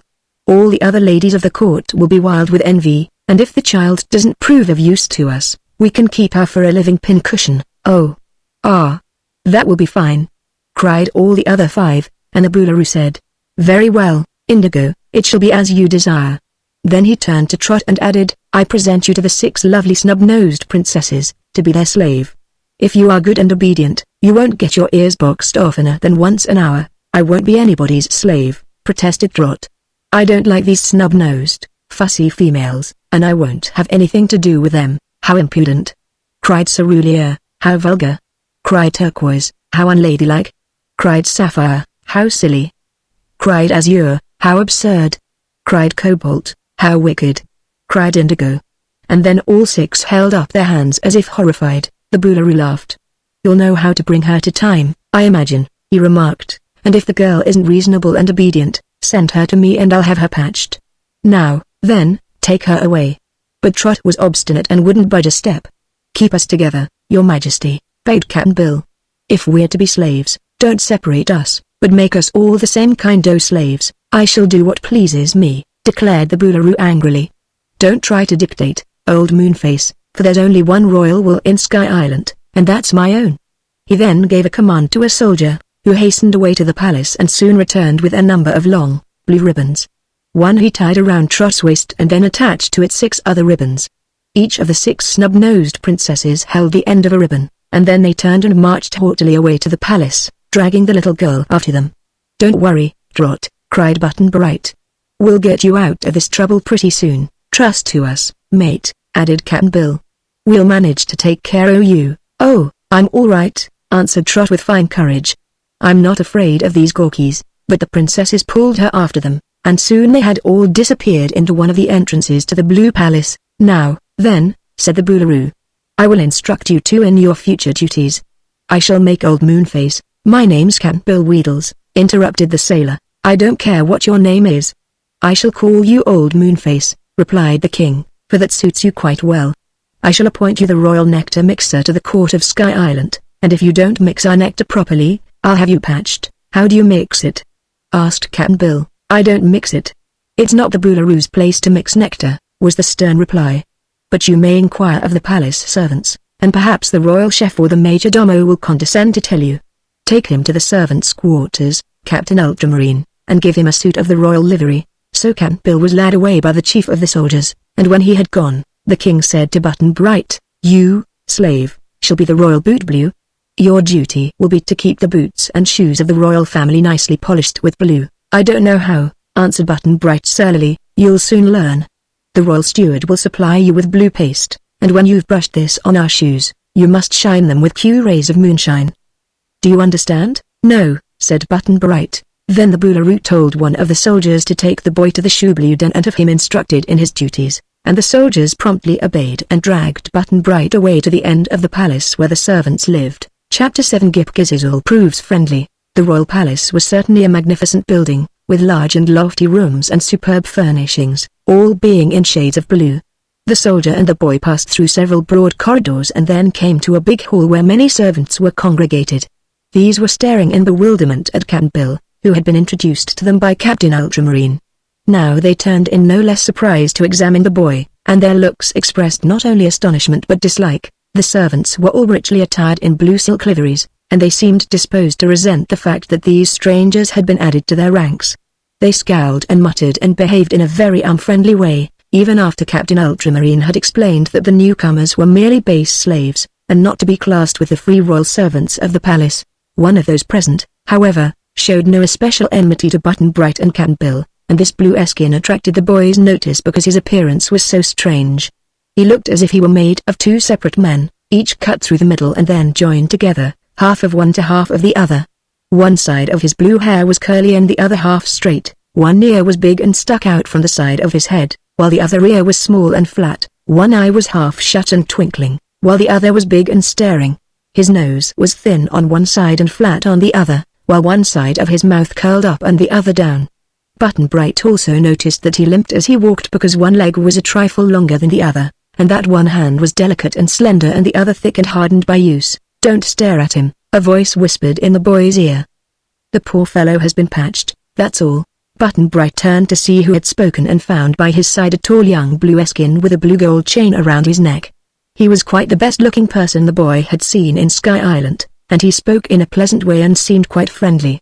But the two-sided man had overheard the remark, and he now stepped forward and said in a careless tone, "Never mind. It's no disgrace to be patched in a country ruled by such a cruel Boolaroo as we have. Let the boy look at me if he wants to. I'm not pretty, but that's not my fault. Blame the Boolaroo." I'm glad to meet you, sir," stammered Button-Bright. "What is your name, please?" "I'm now named Jimfred Jones Jinks, and my partner is called Fred Jim Jinks Jones. He's busy at present guarding the treasure chamber, but I'll introduce you to him when he comes back. We've had the misfortune to be patched, you know." "What is being patched?" asked the boy. "They cut two of us in halves and mismatch the halves, half of one to half of the other, you know, and then the other two halves are patched together. It destroys our individuality and makes us complex creatures, so it's the worst punishment that can be inflicted in Sky Island." "Oh," said Button-Bright, alarmed at such dreadful butchery.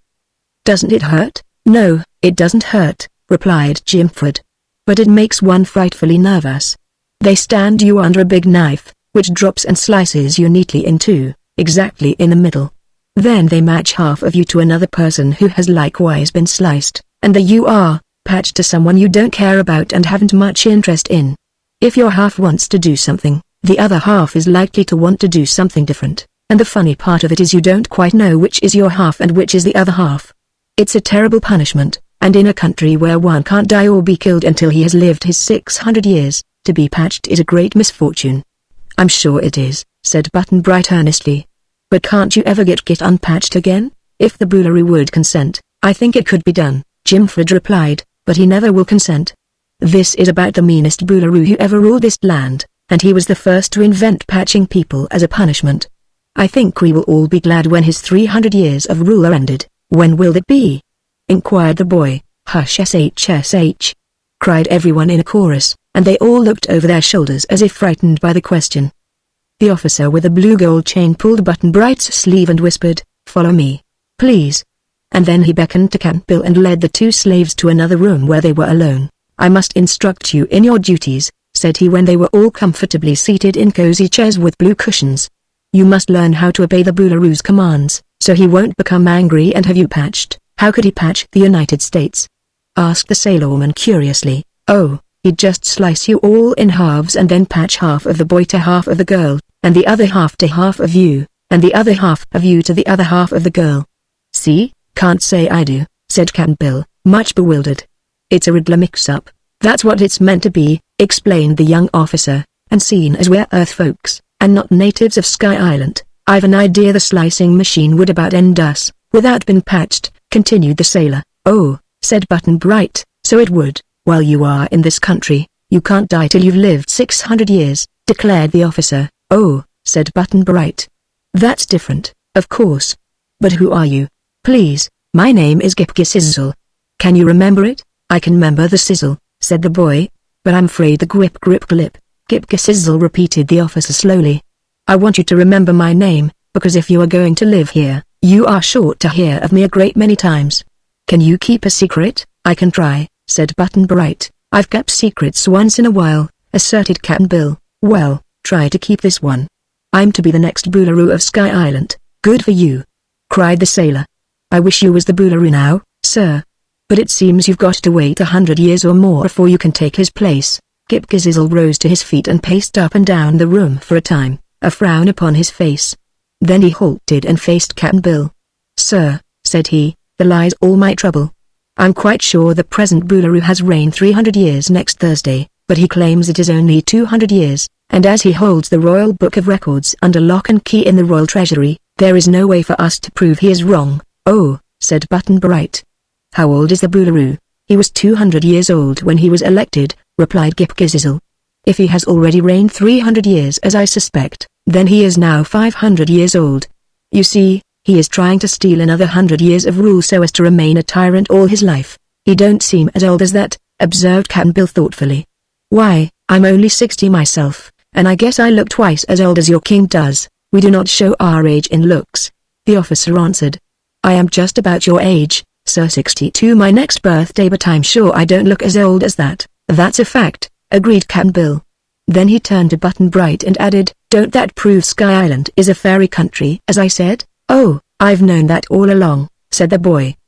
The slicing and patching proves it, and so do lots of other things. Now then, said Gip Gizzle, let us talk over your duties. It seems you must mix the royal nectar, Captain Bill. Do you know how to do that? I'm free to say as I don't, friend Sizzle. The Boolaroo is very particular about his nectar. I think he has given you this job so he can find fault with you and have you punished. But we will fool him. You are strangers here, and I don't want you imposed upon. I'll send Tiggle to the royal pantry and keep him there to mix the nectar. Then when the Boolaroo or the Queen or any of the snub-nosed princesses call for a drink, you can carry it to them and it will be sure to suit them. Thanks sir, said Captain Bill. That's real kind of you. Your job, Button Bright, is easier, continued Gip Gizzle. I'm no bootblack, declared the boy. The Boolaroo has no right to make me do his dirty work. You're a slave, the officer reminded him, and a slave must obey. Why? Asked Button Bright. Because he can't help himself. No slave ever wants to obey, but he just has to. And it isn't dirty work at all. You don't black the royal boots and shoes, you merely blue them with a finely perfumed blue paste. Then you shine them neatly and your task is done. You will not be humiliated by becoming a boot black. You'll be a boot blue. Oh, said Button Bright. I don't see much difference, but perhaps it's a little more respectable. Yes, the royal boot blue is considered a high official in Sky Island. You do your work at evening or early morning, and the rest of the day you are at liberty to do as you please. It won't last long, Button Bright, said Captain Bill consolingly.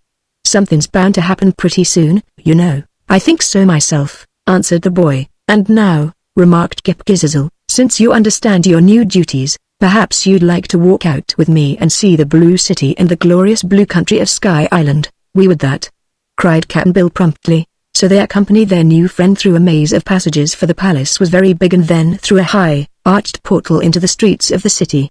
So rapid had been their descent when the umbrella landed them in the royal garden that they had not even caught a glimpse of the blue city, so now they gazed with wonder and interest at the splendid sights that met their eyes. Chapter 8 The Blue City. The Blue City was quite extensive, and consisted of many broad streets paved with blue marble and lined with splendid buildings of the same beautiful material. There were houses and castles and shops for the merchants, and all were prettily designed and had many slender spires and imposing turrets that rose far into the blue air. Everything was blue here, just as was everything in the royal palace and gardens, and a blue haze overhung all the city. Doesn't the sun never shine? Asked Captain Bill. Not in the blue part of Sky Island, replied Gip Gizzle. The moon shines here every night, but we never see the sun. I am told, however, that on the other half of the island which I have never seen the sun shines brightly, but there is no moon at all. Oh, said Button Bright. Is there another half to Sky Island? Yes, a dreadful place called the Pink Country. I'm told everything there is pink instead of blue. A fearful place it must be, indeed, said the Blue-Eskin with a shudder. I dunno about that, remarked Captain Bill. That Pink Country sounds kind o' cheerful to me. Is your blue country very big? It is immense, was the proud reply. This enormous city extends a half-mile in all directions from the center, and the country outside the city is fully a half-mile further in extent. That's very big, isn't it? Not very, replied Captain Bill with a smile. We've cities on the earth 10 times bigger, and then some big besides.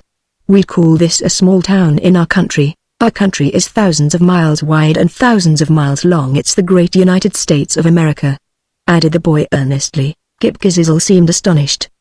He was silent a moment, and then he said, Here in Sky Island we prize truthfulness very highly. Our Boolaroo is not very truthful, I admit, for he is trying to misrepresent the length of his reign, but our people as a rule speak only the truth. So do we, asserted Captain Bill. What Button Bright said is the honest truth, every word of it, but we have been led to believe that Sky Island is the greatest country in the universe, meaning, of course, our half of it, the blue country. It may be for you, perhaps, the sailor stated politely. And I don't imagine any island floating in the sky is any bigger. But the universe is a big place, and you can't be sure of what's in it till you've traveled like we have. Perhaps you are right, mused the Blueskin, but he still seemed to doubt them. Is the pink side of Sky Island bigger than the blue side? Asked Button-Bright. No, it is supposed to be the same size, was the reply. Then why haven't you ever been there? Seems to me you could walk across the whole island in an hour, said the boy. The two parts are separated by an impassable barrier, answered Gip-Gizzle. Between them lies the Great Fog Bank. A fog bank? Why, that's no barrier! Exclaimed Cap'n Bill. It is indeed, returned the Blueskin. The fog bank is so thick and heavy that it blinds one, and if once you got into the bank, you might wander forever and not find your way out again. Also, it is full of dampness that wets your clothes and your hair until you become miserable. It is furthermore said that those who enter the fog bank forfeit the 600 years allowed them to live and are liable to die at any time. Here we do not die, you know, we merely pass away. How's that? Asked the sailor. Isn't passing away just the same as dying? No indeed. When our 600 years are ended, we march into the Great Blue Grotto, through the Arch of Phineas, and are never seen again. That's queer, said Button-Bright. What would happen if you didn't march through the arch? I do not know, for no one has ever refused to do so. It is the law, and we all obey it. It saves funeral expenses, anyhow, remarked Cap'n Bill. Where is this arch? Just outside the gates of the city. There is a mountain in the center of the Blue Land, and the entrance to the Great Blue Grotto is at the foot of the mountain. According to our figures, the Boolaroo ought to march into this grotto 100 years from next Thursday, but he is trying to steal 100 years and so perhaps he won't enter the Arch of Phineas. Therefore, if you will please be patient for about 100 years, you will discover what happens to one who breaks the law. Remarked Cap'n Bill. I don't expect to be very curious 100 years from now. Nor I, added Button-Bright, laughing at the whimsical speech. But I don't see how the Boolaroo is able to fool you all. Can't any of you remember 200 or 300 years back when he first began to rule? No, said Gip-Gizzle, that's a long time to remember, and we Blueskins try to forget all we can, especially whatever is unpleasant. Those who remember are usually the unhappy ones, only those able to forget find the most joy in life. During this conversation they had been walking along the streets of the Blue City, where many of the Blueskin inhabitants stopped to gaze wonderingly at the sailor and the boy, whose strange appearance surprised them. They were a nervous, restless people, and their egg-shaped heads, set on the ends of long, thin necks, seemed so grotesque to the strangers that they could scarcely forbear laughing at them. The bodies of these people were short and round and their legs exceptionally long, so when a Blueskin walked, he covered twice as much ground at one step as Cap'n Bill or Button-Bright did. The women seemed just as repellent as the men, and Button-Bright began to understand that the 6 snub-nosed princesses were, after all, rather better looking than most of the females of the Blue Country and so had a certain right to be proud and haughty. There were no horses nor cows in this land, but there were plenty of blue goats, from which the people got their milk. Children tended the goats, wee Blueskin boys and girls whose appearance was so comical that Button-Bright laughed whenever he saw one of them. Although the natives have never seen before this any human beings made as Button-Bright and Cap'n Bill were, they took a strong dislike to the strangers and several times threatened to attack them. Perhaps if Gip-Gizzle, who was their favorite, had not been present, they would have mobbed our friends with vicious ill will and might have seriously injured them. But Gip-Gizzle's friendly protection made them hold aloof. By and by they passed through a city gate, and their guide showed them the outer walls, which protected the city from the country beyond. There were several of these gates, and from their recesses stone steps led to the top of the wall. They mounted a flight of these steps and from their elevation plainly saw the low mountain where the Arch of Phineas was located, and beyond that the thick, blue-grey fog bank, which constantly rolled like billows of the ocean and really seemed, from a distance, quite forbidding. But it wouldn't take long to get there, decided Button-Bright, and if you were close up, it might not be worse than any other fog.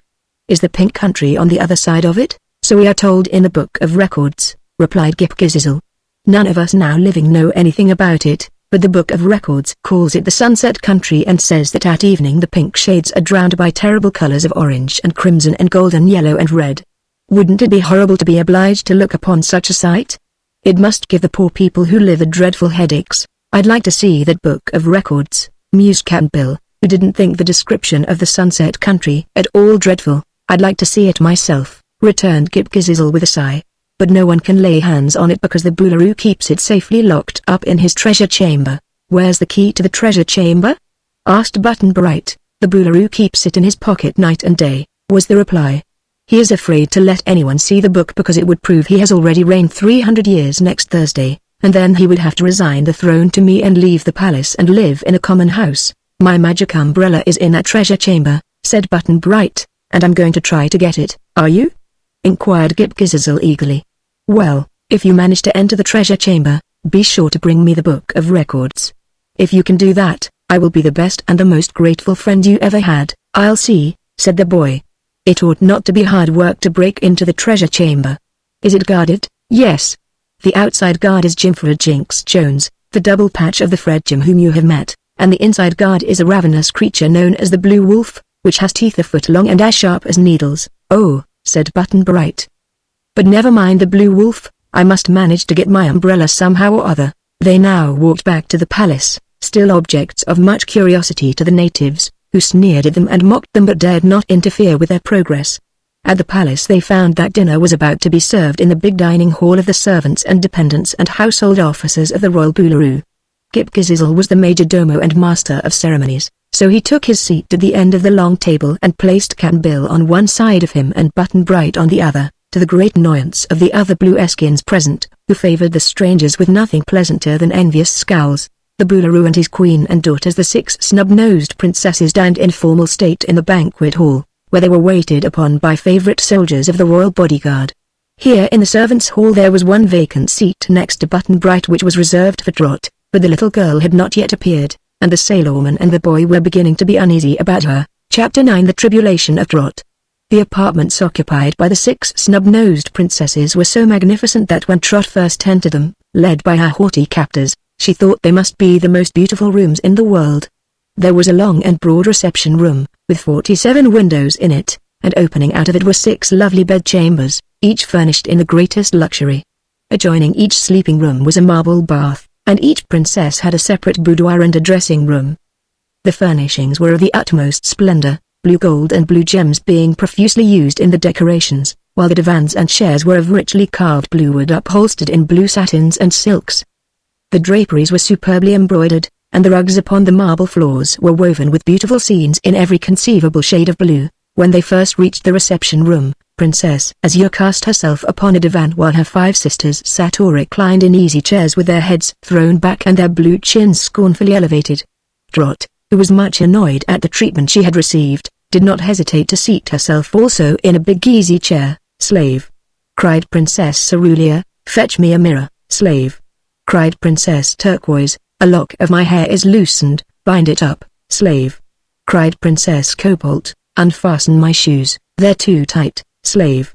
cried Princess Sapphire, "bring hither my box of blue chocolates." "Slave!" cried Princess Azure, "stand by my side and fan me." "Slave!" cried Princess Indigo, "get out of that chair." "How dare you sit in our presence?" "If you're saying all those things to me," replied Trot, "you may as well save your breath. I'm no slave." And she cuddled down closer in the chair. "You are a slave!"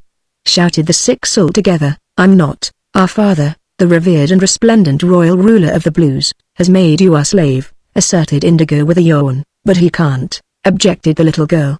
"I'm some royal and rapturous and ridiculous myself, and I won't allow any cheap Boolaroo to order me round." "Are you of royal birth?"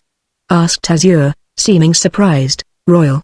Why, I'm an American, snub-noses, and if there's anything royaler than an American, I'd like to know what it is." The princesses seemed uncertain what reply to make to this speech and began whispering together.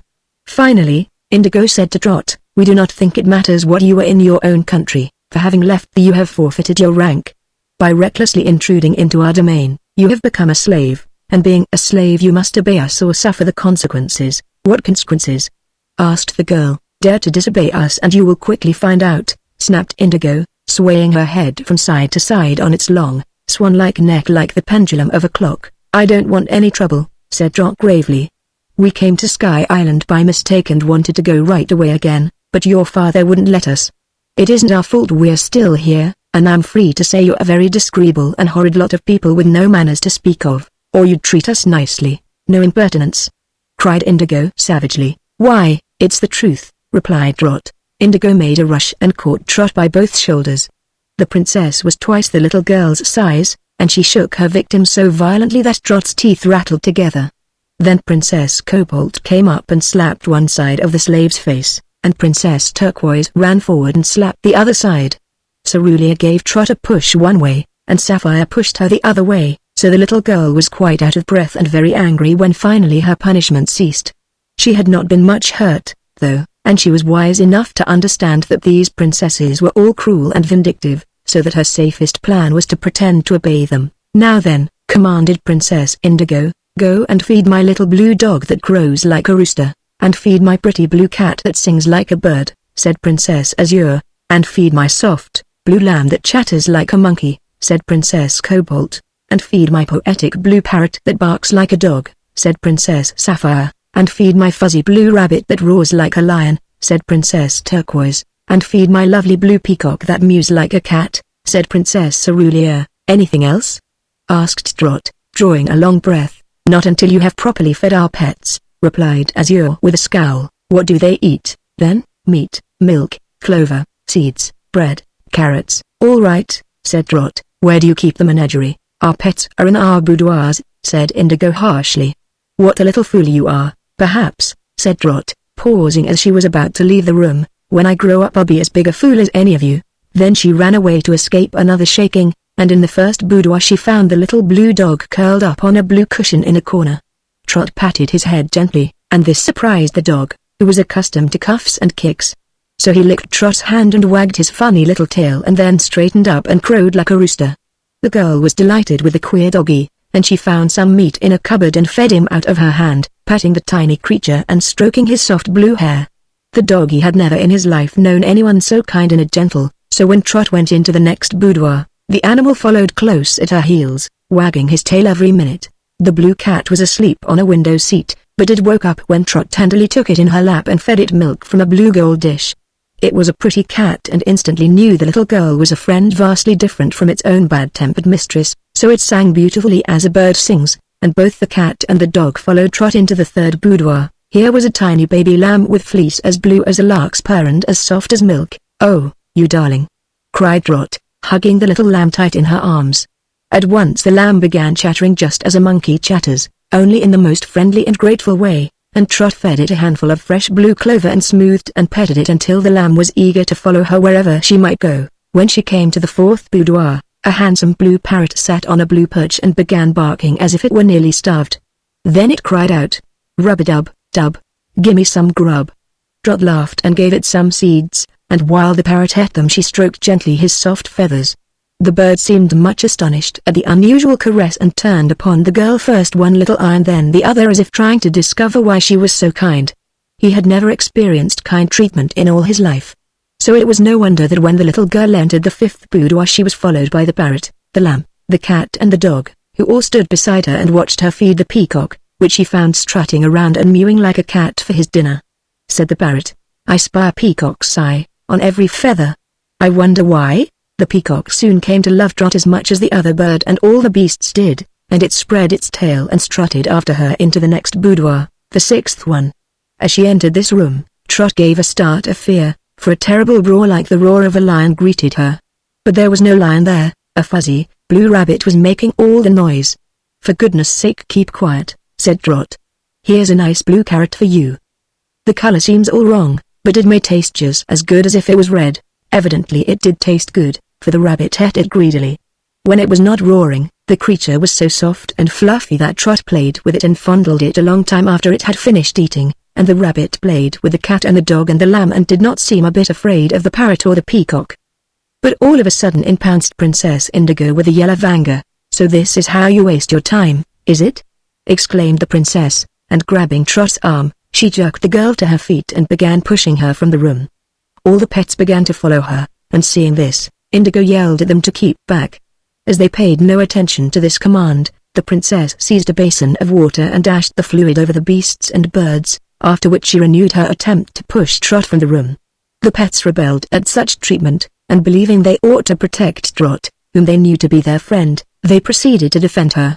The little blue dog dashed at Indigo and bit her right ankle, while the blue cat scratched her left leg with its claws and the parrot flew upon her shoulder and pecked her ear. The lamb ran up and butted Indigo so that she stumbled forward on her face, when the peacock proceeded to pound her head with his wings. Indigo, screaming with fright, sprang to her feet again, but the rabbit ran between her legs and tripped her up, all the time roaring loudly like a lion, and the dog crowed triumphantly, as a rooster crows, while the cat warbled noisily and the lamb chattered and the parrot barked and the peacock screeched meow. Altogether, Indigo was, as Trot said, scared stiff, and she howled for help until her sisters ran in and rescued her, pulling her through the bedchamber into the reception room. When she was alone, Trot sat down on the floor and laughed until the tears came to her eyes, and she hugged all the pets and kissed them everyone and thanked them for protecting her. "That's all right. We like a fight," declared the parrot in reply. The princesses were horrified to find Indigo so scratched and bitten, and they were likewise amazed at the rebellion of their 6 pets, which they had never petted, indeed, but kept in their boudoirs so they could abuse them whenever they felt especially wicked or ill-natured. None of the snub-nosed ones dared enter the room where the girl was, but they called through a crack in the door for Trot to come out instantly. Trot, pretending not to hear, paid no attention to these demands. Finding themselves helpless and balked of their revenge, the 6 snub-nosed princesses finally recovered from their excitement and settled down to a pleasant sisterly quarrel, as was their customary amusement. Indigo wanted to have Trot patched, and Cerulean wanted her beaten with knotted cords, and Cobalt wanted her locked up in a dark room, and Sapphire wanted her fed on sand, and Turquoise wanted her bound to a windmill, and so between these various desires, they quarreled and argued until dinner time arrived. Trot was occupying Indigo's room, so that Princess was obliged to dress with azure, not daring to enter her own chamber, and the 2 sisters quarreled so enthusiastically that they almost came to blows before they were ready for dinner. Before the 6 snub-nosed princesses went to the royal banquet hall, Cobalt stuck her head through a crack of the door and said to Trot, "If you want any dinner, you'll find it in the servants' hall. I advise you to eat, for after our dinner we will decide upon a fitting punishment for you, and then I'm sure you won't have much appetite." "Thank you," replied the girl. "I'm right hungry, just now." She waited until the snub-nosed sextet had pranced haughtily away, and then she came out, followed by all the pets, and found her way to the servants' quarters. Chapter 10 The King's Treasure Chamber. All the Blueskins assembled in the servants' hall were amazed to see the pets of the princesses trailing after the strange little girl, but Trot took her place next to Button-Bright at the table, and the parrot perched upon her shoulder, while the peacock stood upon one side of her chair, and the lamb upon the other, and the cat and dog lay at her feet and the blue rabbit climbed into her lap and cuddled down there. Some of the Blueskins insisted that the animals and birds must be put out of the room, but Gip-Gizizzle said they could remain, as they were the favored pets of the lovely snub-nosed princesses. Cap'n Bill was delighted to see his dear little friend again, and so was Button-Bright, and now that they were reunited for a time, at least they paid little heed to the sour looks and taunting remarks of the ugly Blueskins and ate heartily of the dinner, which was really very good. The meal was no sooner over than Gip-Gizizzle was summoned to the chamber of His Majesty the Boolaroo, but before he went away, he took Trot and Cap'n Bill and Button-Bright into a small room and advised them to stay there until he returned so that the servants and soldiers would not molest them. "My people seem to dislike strangers," said the Major Domo thoughtfully, "and that surprises me because you are the first strangers they have ever seen. I think they imagine you will become favorites of the Boolaroo and of the princesses, and that is why they are jealous and hate you." "They needn't worry about that," replied Trot. "The Snubnosies hate me worse than the people do. I can't imagine a Bootloo becoming a royal favorite," grumbled Button-Bright. "Or a necktie mixer," added Cap'n Bill. "You don't mix neckties, you're a nectar mixer," said Gip-Gizizzle correcting the sailor. "I'll not be gone long, for I'm no favorite of the Boolaroo, either, so please stay quietly in this room until my return." The Major Domo found the Boolaroo in a bad temper. He had finished his dinner, where his 6 daughters had bitterly denounced Trot all through the meal and implored their father to invent some new and terrible punishment for her. Also, his wife, the Queen, had made him angry by begging for gold to buy ribbons with. Then, when he had retired to his own private room, he decided to send for the umbrella he had stolen from Button-Bright and test its magic powers. But the umbrella, in his hands, proved just as common as any other umbrella might be. He opened it and closed it, and turned it this way and that, commanding it to do all sorts of things, but of course the magic umbrella would obey no one but a member of the family that rightfully owned it. At last the Boolaroo threw it down and stamped upon it and then kicked it into a corner, where it rolled underneath a cabinet. Then he sent for Gip-Gizizzle. "Do you know how to work that magic umbrella?" he asked the Major Domo. "No, Your Majesty, I do not," was the reply. "Well, find out. Make the Whiteskins tell you so that I can use it for my own amusement." "I'll do my best, Your Majesty," said Gip-Gizizzle. "You'll do more than that, or I'll have you patched," roared the angry Boolaroo. And don't waste any time, either, for as soon as we find out the secret of the umbrella I'm going to have the 3 strangers marched through the Arch of Phoenix, and that will be the end of them." "You can't do that, Your Majesty," said the Major Domo. "Why can't I? They haven't lived 600 years yet, and only those who have lived that length of time are allowed to march through the Arch of Phoenix into the Great Blue Grotto." The king looked at him with a sneer. "Has anyone ever come out of that arch alive?" he asked. "No," said Gip-Gizizzle, "but no one has ever gone into the Blue Grotto until his allotted time was up." "Well, I'm going to try the experiment," declared the Boolaroo. "I shall march these 3 strangers through the arch, and if by chance they come out alive, I'll do a new sort of patching. I'll chop off their heads and mix them up, putting the wrong head on each of them." "Ha, ha. Won't it be funny to see the old Moonface's head on the little girl? Ho, ho. I really hope they'll come out of the Great Blue Grotto alive." "I also hope they will," replied Gip-Gizizzle. "Then I'll bet you 4 buttonholes they don't. I've a suspicion that once they enter the Great Blue Grotto that's the last of them." Gip-Gizizzle went away quite sad and unhappy. He did not approve the way the strangers were being treated and thought it was wicked and cruel to try to destroy them. During his absence, the prisoners had been talking together very earnestly. "We must get away from here somehow or other," said Cap'n Bill, "but of course we can't stir a step without the magic umbrella." "No, I must surely manage to get my umbrella first," said Button Bright. "Do it quick, then," urged Rot, "for I can't stand those snub-noses much longer." "I'll do it tonight," said the boy. "The sooner, the better, my lad," remarked the sailor, "but seeing as the Blue Boolaroo has locked it up in his treasure chamber, it mayn't be easy to get hold of." "No, it won't be easy," Button Bright admitted. "But it has to be done, Cap'n Bill, and there's no use waiting any longer. No one here likes us, and in a few days they may make an end of us." "Oh, Button Bright. There's a blue wolf in the treasure chamber," exclaimed Rot. "Yes, I know, and a patched man on guard outside," Cap'n Bill reminded him. "I know," repeated Button Bright. "And the key's in the king's own pocket," added Trot despairingly. The boy nodded. He didn't say how he would overcome all these difficulties, so the little girl feared they would never see the magic umbrella again. But their present position was a very serious one, and even Cap'n Bill dared not advise Button Bright to give up the desperate attempt. When Gip-Gizizzle returned, he said, "You must be very careful not to anger the Boolaroo, or he may do you a mischief. I think the little girl had better keep away from the princesses for tonight unless they demand her presence. The boy must go for the king's shoes and blue them and polish them and then take them back to the royal bedchamber. Cap'n Bill won't have anything to do, for I've ordered Tiggle to mix the nectar." "Thank ye, friend Sizzle," said Cap'n Bill. "Now follow me, and I will take you to your rooms." He led them to the rear of the palace, where he gave them 3 small rooms on the ground floor, each having a bed in it.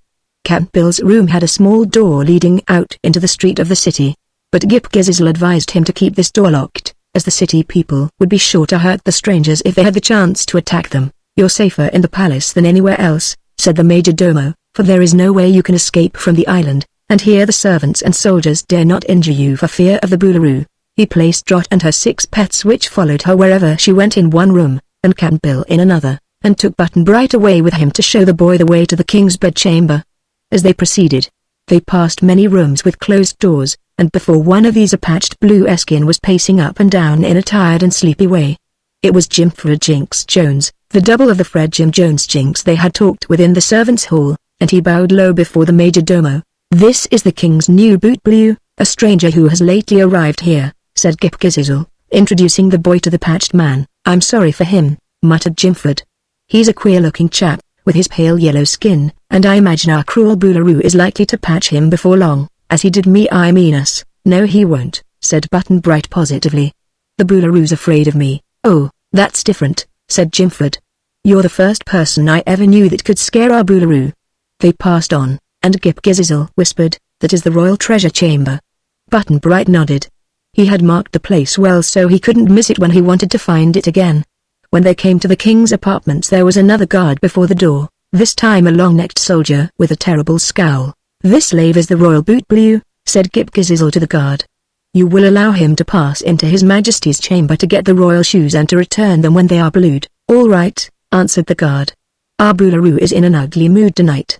It will go hard with this little short-necked creature if he doesn't polish the shoes properly." Then Gip-Gizizzle left Button Bright and went away, and the boy passed through several rooms to the royal bedchamber, where His Majesty sat undressing. "Hi, there. What are you doing here?"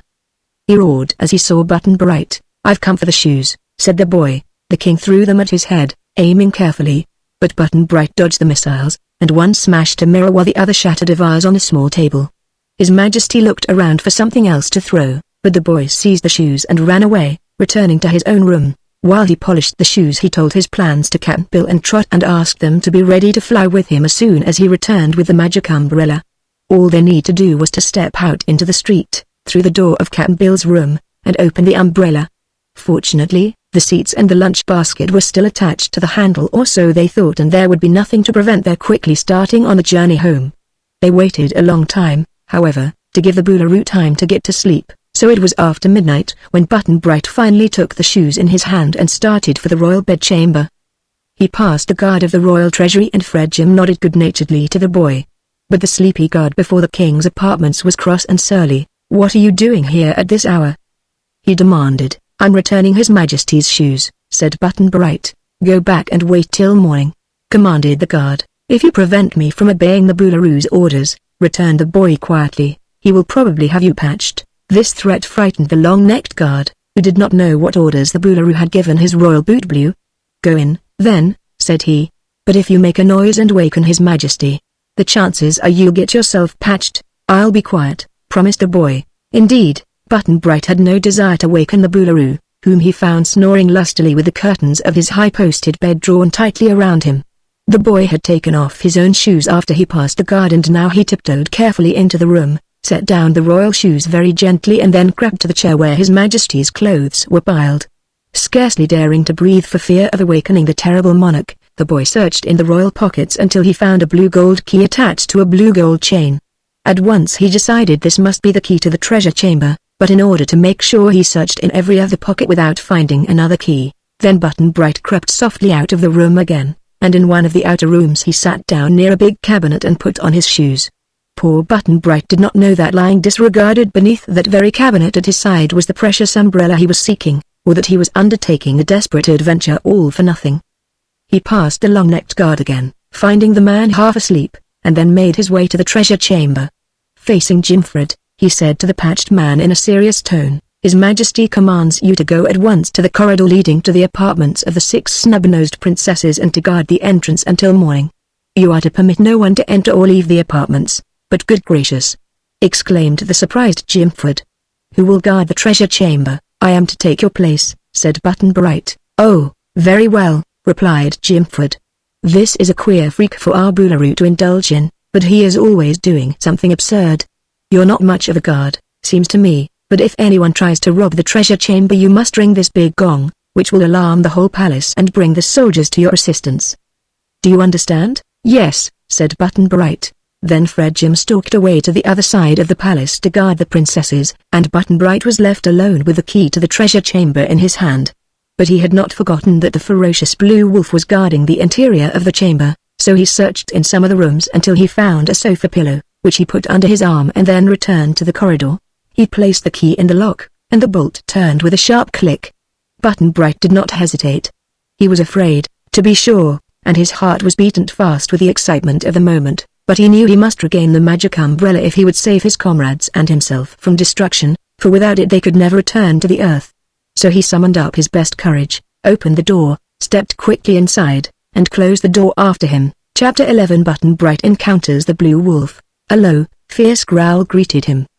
The treasure chamber was pretty dark, although the moonlight came in through some of the windows. But the boy had brought with him the low brass lamp that lighted the corridor, and this he set upon a table beside the door before he took time to look around him. The treasure chamber was heaped and crowded with all the riches the Boolaroo had accumulated during his reign of 200 or 300 years. Piles of gold and jewels were on all sides, and precious ornaments and splendid cloths, rare pieces of carved furniture, vases, bric-a-brac and the like, were strewn about the room in astonishing profusion. Just at the boy's feet crouched a monstrous animal of most fearful aspect. He knew at a glance it was the terrible Blue Wolf, and the sight of the beast sent a shiver through him. The Blue Wolf's head was fully as big as that of a lion, and its wide jaws were armed with rows of long, pointed teeth. His shoulders and front legs were huge and powerful, but the rest of the wolf's body dwindled away until at the tail it was no bigger than a dog. The jaws were therefore the dangerous part of the creature, and its small blue eyes flashed wickedly at the intruder. Just as the boy made his first step forward, the blue wolf sprang upon him with its enormous jaws stretched wide open. Button-Bright jammed the sofa pillow into the brute's mouth and crowded it in as hard as he could. The terrible teeth came together and buried themselves in the pillow, and then Mr. Wolf found he could not pull them out again because his mouth was stuffed full. He could not even growl or yelp, but rolled upon the floor trying in vain to release himself from the conquering pillow. Button-Bright paid no further attention to the helpless animal, but caught up the blue brass lamp and began a search for his umbrella. Of course he could not find it, as it was not there. He came across a small book bound in light blue leather which lay upon an exquisitely carved center table. It was named, in dark blue letters stamped on the leather, the Royal Record Book, and remembering Ghip-Ghisizzle longed to possess this book, Button-Bright hastily concealed it inside his blouse. Then he renewed his search for the umbrella, but it was quite in vain. He hunted in every crack and corner, bumbling the treasures here and there in the quest. But at last he became positive that the magic umbrella was not there. The boy was bitterly disappointed and did not know what to do next. But he noticed that the blue wolf had finally seized an edge of the sofa pillow in its sharp claws and was struggling to pull the thing out of his mouth. So, there being no object in his remaining longer in the room where he might have to fight the wolf again, Button-Bright went out and locked the door behind him. While he stood in the corridor wondering what to do next, a sudden shouting reached his ears. It was the voice of the Boolaroo, saying, my key, who has stolen my golden key?" And then there followed shouts of soldiers and guards and servants, and the rapid pattering of feet was heard throughout the palace. Button-Bright took to his heels and ran along the passages until he came to Cap'n Bill's room, where the Sailorman and Trot were anxiously awaiting him. "Quick!" cried the boy. "We must escape from here at once, or we will be caught and patched." "Where's the umbrella?" asked Cap'n Bill. "I don't know. I can't find it. But all the palace is aroused, and the Boolaroo is furious. Come, let's get away at once." "Where'll we go?" inquired Trot. "We must make for the open country and hide in the fog bank or in the Arch of Phineas," replied the boy. They did not stop to argue any longer, but all three stepped out of the little door into the street, where they first clasped hands so they would not get separated in the dark, and then ran as swiftly as they could down the street, which was deserted at this hour by the citizens. They could not go very fast because the Sailorman's wooden leg was awkward to run with and held them back, but Cap'n Bill hobbled quicker than he had ever hobbled before in all his life, and they really made pretty good progress. They met no one on the streets and continued their flight until at last they came to the city wall, which had a blue iron gate in it. Here was a blue-skinned guard, who had been peacefully slumbering when aroused by the footsteps of the fugitives. "Halt!" cried the guard fiercely. Cap'n Bill halted long enough to grab the man around his long neck with one hand and around his long leg with the other hand. Then he raised the blue skin in the air and threw him far over the wall. A moment later they had unfastened the gate and fled into the open country, where they headed toward the low mountain whose outlines were plainly visible in the moonlight. The guard was now howling and crying for help. In the city were answering shouts. A hue and cry came from every direction, reaching as far as the palace. Lights began to twinkle everywhere in the streets, and the blue city hummed like a beehive filled with angry bees. "It won't do for us to get caught now," panted Cap'n Bill as they ran along. "I'm more afeard o' them blue citizens than e'er I am o' the blue Boolaroo. They'd tear us to pieces if they could." Sky Island was not a very big place, especially the blue part of it, and our friends were now very close to the low mountain. Presently they paused before a grim archway of blue marble, above which was carved the one word, Phineas. The interior seemed dark and terrible as they stopped to regard it as a possible place of refuge. "Don't like that place, Cap'n," whispered Trot. "No more do I, mate," he answered. "I think I'd rather take a chance on the fog bank," said Button-Bright. Just then they were all startled by a swift flapping of wings, and a voice cried in shrill tones, "Where are you, Trot?" "As like as not I've been forgot." Cap'n Bill jumped this way and Button-Bright that, and then there alighted on Trot's shoulder the blue parrot that had been the pet of the Princess Cerulia. Said the bird, "Gee, I've flown here all alone. It's pretty far, but here we are." And then he barked like a dog and chuckled with glee at having found his little friend. In escaping the palace, Trot had been obliged to leave all the pets behind her, but it seemed that the parrot had found some way to get free and follow her. They were all astonished to hear the bird talk and in poetry, too, but Cap'n Bill told Trot that some parrots he had known had possessed a pretty fair gift of language, and he added that this blue one seemed an unusually bright bird. "As for pottery," said he, "that's as how you look at pottery. Rhymes come from your head, but real pottery from your heart, and whether the blue parrot has a heart or not, he's sure got a head." Having decided not to venture into the Arch of Phineas, they again started on, this time across the country straight toward the fog bank, which hung like a blue-gray cloud directly across the center of the island. They knew they were being followed by bands of the Blueskins, for they could hear the shouts of their pursuers growing louder and louder every minute, since their long legs covered the ground more quickly than our friends could possibly go. Had the journey been much farther, the fugitives would have been overtaken, but when the leaders of the pursuing Blueskins were only a few yards behind them, they reached the edge of the fog bank and without hesitation plunged into its thick mist, which instantly hid them from view. The Blueskins fell back, horrified at the mad act of the strangers.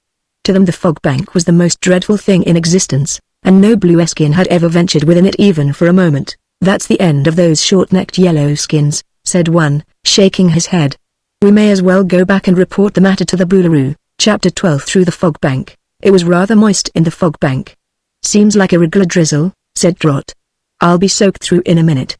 She had been given a costume of blue silk in exchange for her own dress, and the silk was so thin that the moisture easily wetted it. "Never mind," said Cap'n Bill. "When it's a case of life and death, clothes don't count for much." "I'm sort-o drippy myself," cried the parrot, fluttering his feathers to try to keep them from sticking together. "Floods and gushes fill our path. This is not my day for a bath. Shut it off, or fear my wrath." "We can't," laughed Trot. "We'll just have to stick it out till we get to the other side." "Had we better go to the other side?" asked Button-Bright anxiously. "Why not?" returned Cap'n Bill. "The other side's the only safe side for us." "We don't know that, sir," said the boy. Ghip-Ghisizzle said it was a terrible country. "I don't believe it," retorted the sailor stoutly. "Sizzle's never been there, and he knows nothing about it." "The Sunset Country sounds sort-o good to me. But how'll we ever manage to get there?" inquired Trot. "Aren't we already lost in this fog?" "Not yet," said Cap'n Bill. "I've kept my face turned straight ahead ever since we climbed into this bank o' wetness. If we don't get twisted any, we'll go straight through to the other side." It was no darker in the fog bank than it had been in the blue country. They could see dimly the mass of fog, which seemed to cling to them, and when they looked down, they discovered that they were walking upon white pebbles that were slightly tinged with the blue color of the sky. Gradually this blue became fainter until, as they progressed, everything became a dull gray. "I wonder how far it is to the other side," remarked Trot wearily. "We can't say till we get there, mate," answered the sailor in a cheerful voice. Cap'n Bill had a way of growing more and more cheerful when danger threatened. "Never mind," said the girl.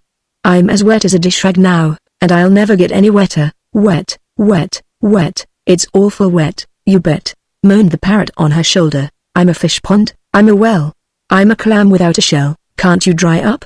asked Cap'n Bill. "Not this evening, thank you, sir.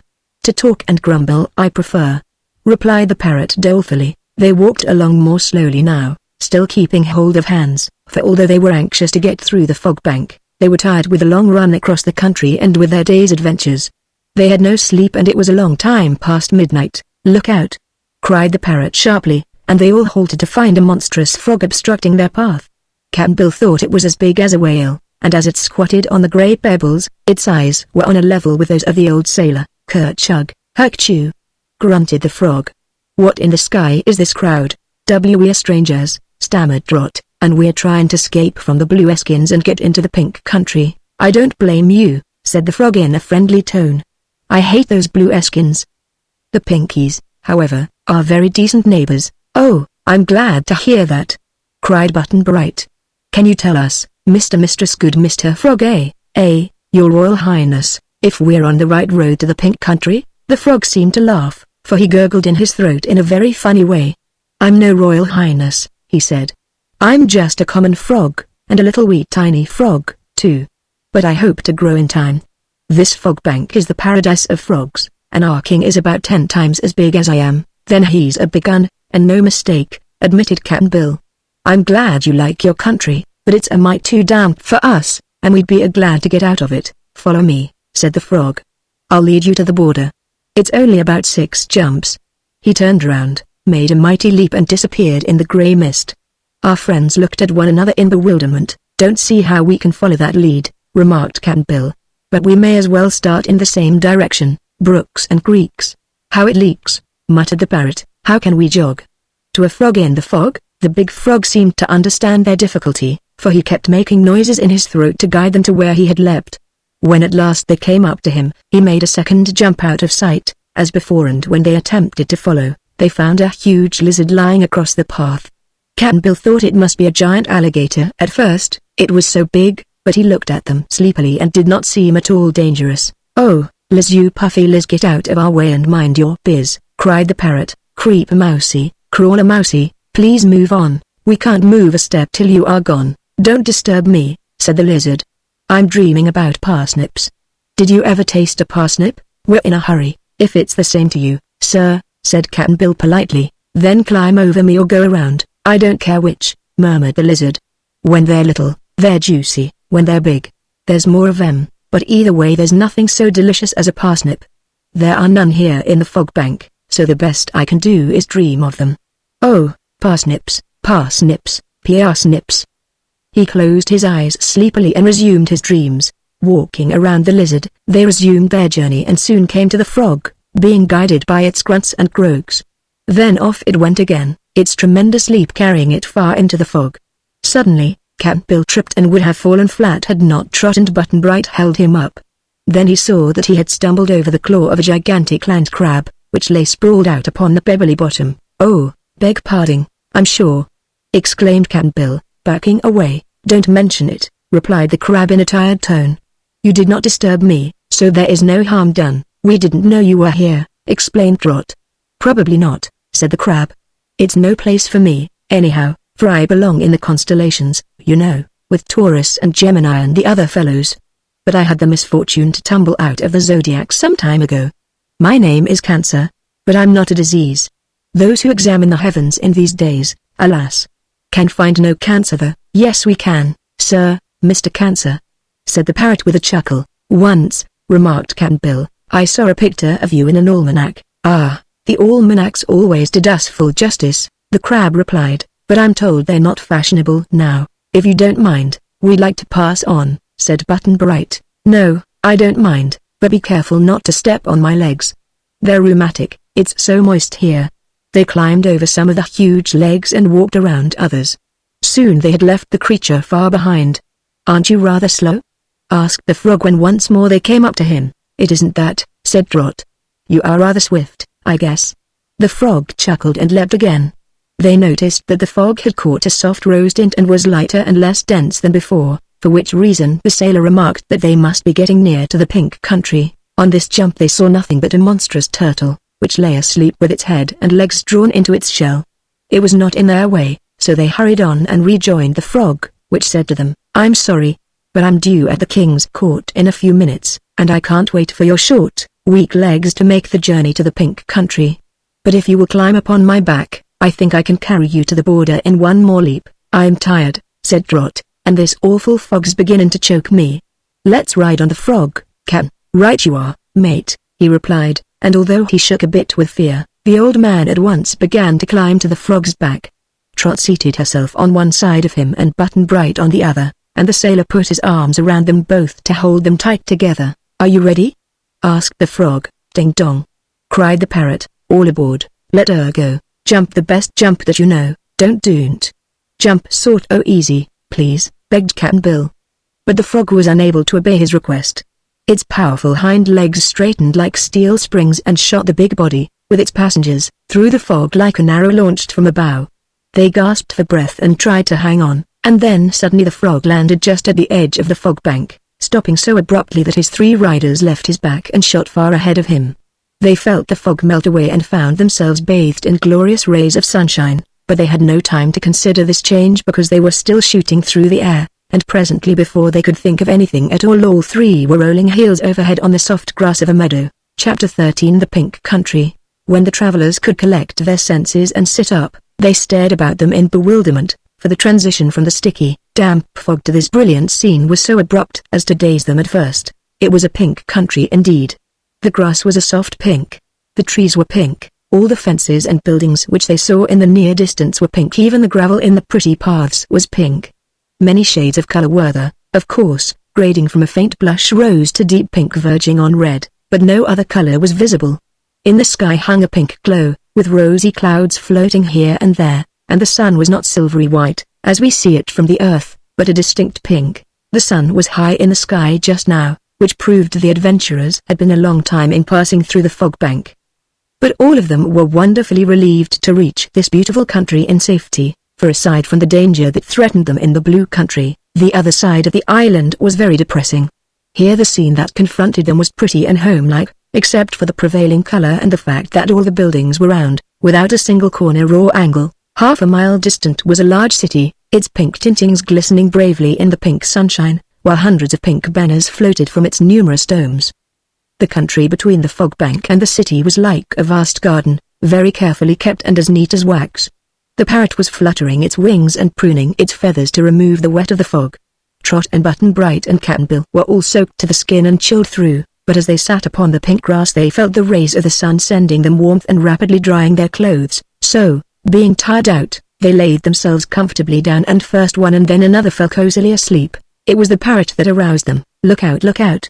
There's folks about," it screamed. "The apple dumplings, fat and pink, will be here quicker than a wink." Trot stared up in alarm and rubbed her eyes. Cap'n-Bill rolled over and blinked, hardly remembering where he was. Button-Bright was on his feet in an instant. Advancing toward them were 4 of the natives of the pink country. 2 were men and 2 were women, and their appearance was in sharp contrast to that of the blue Eskins.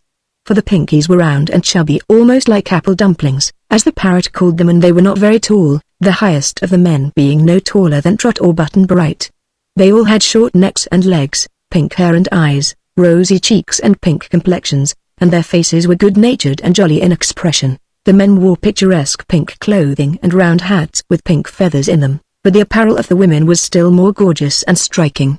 Their dresses consisted of layer after layer of gauzy tuck and ruffles and laces, caught here and there with bows of dainty ribbon.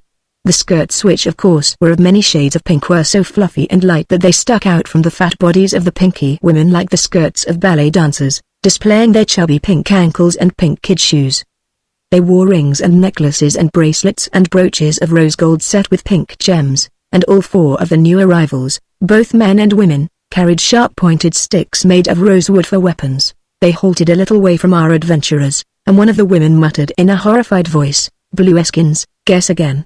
"The more you guess, I rather think you'll know the less," retorted the parrot, and then he added grumblingly in Trot's ear, "Blue feathers don't make bluebirds." "Really," said the girl, standing up and bowing respectfully to the pinkies, "we are not blue Eskins, although we are wearing the blue uniforms of the Boolaroo and have just escaped from the blue country.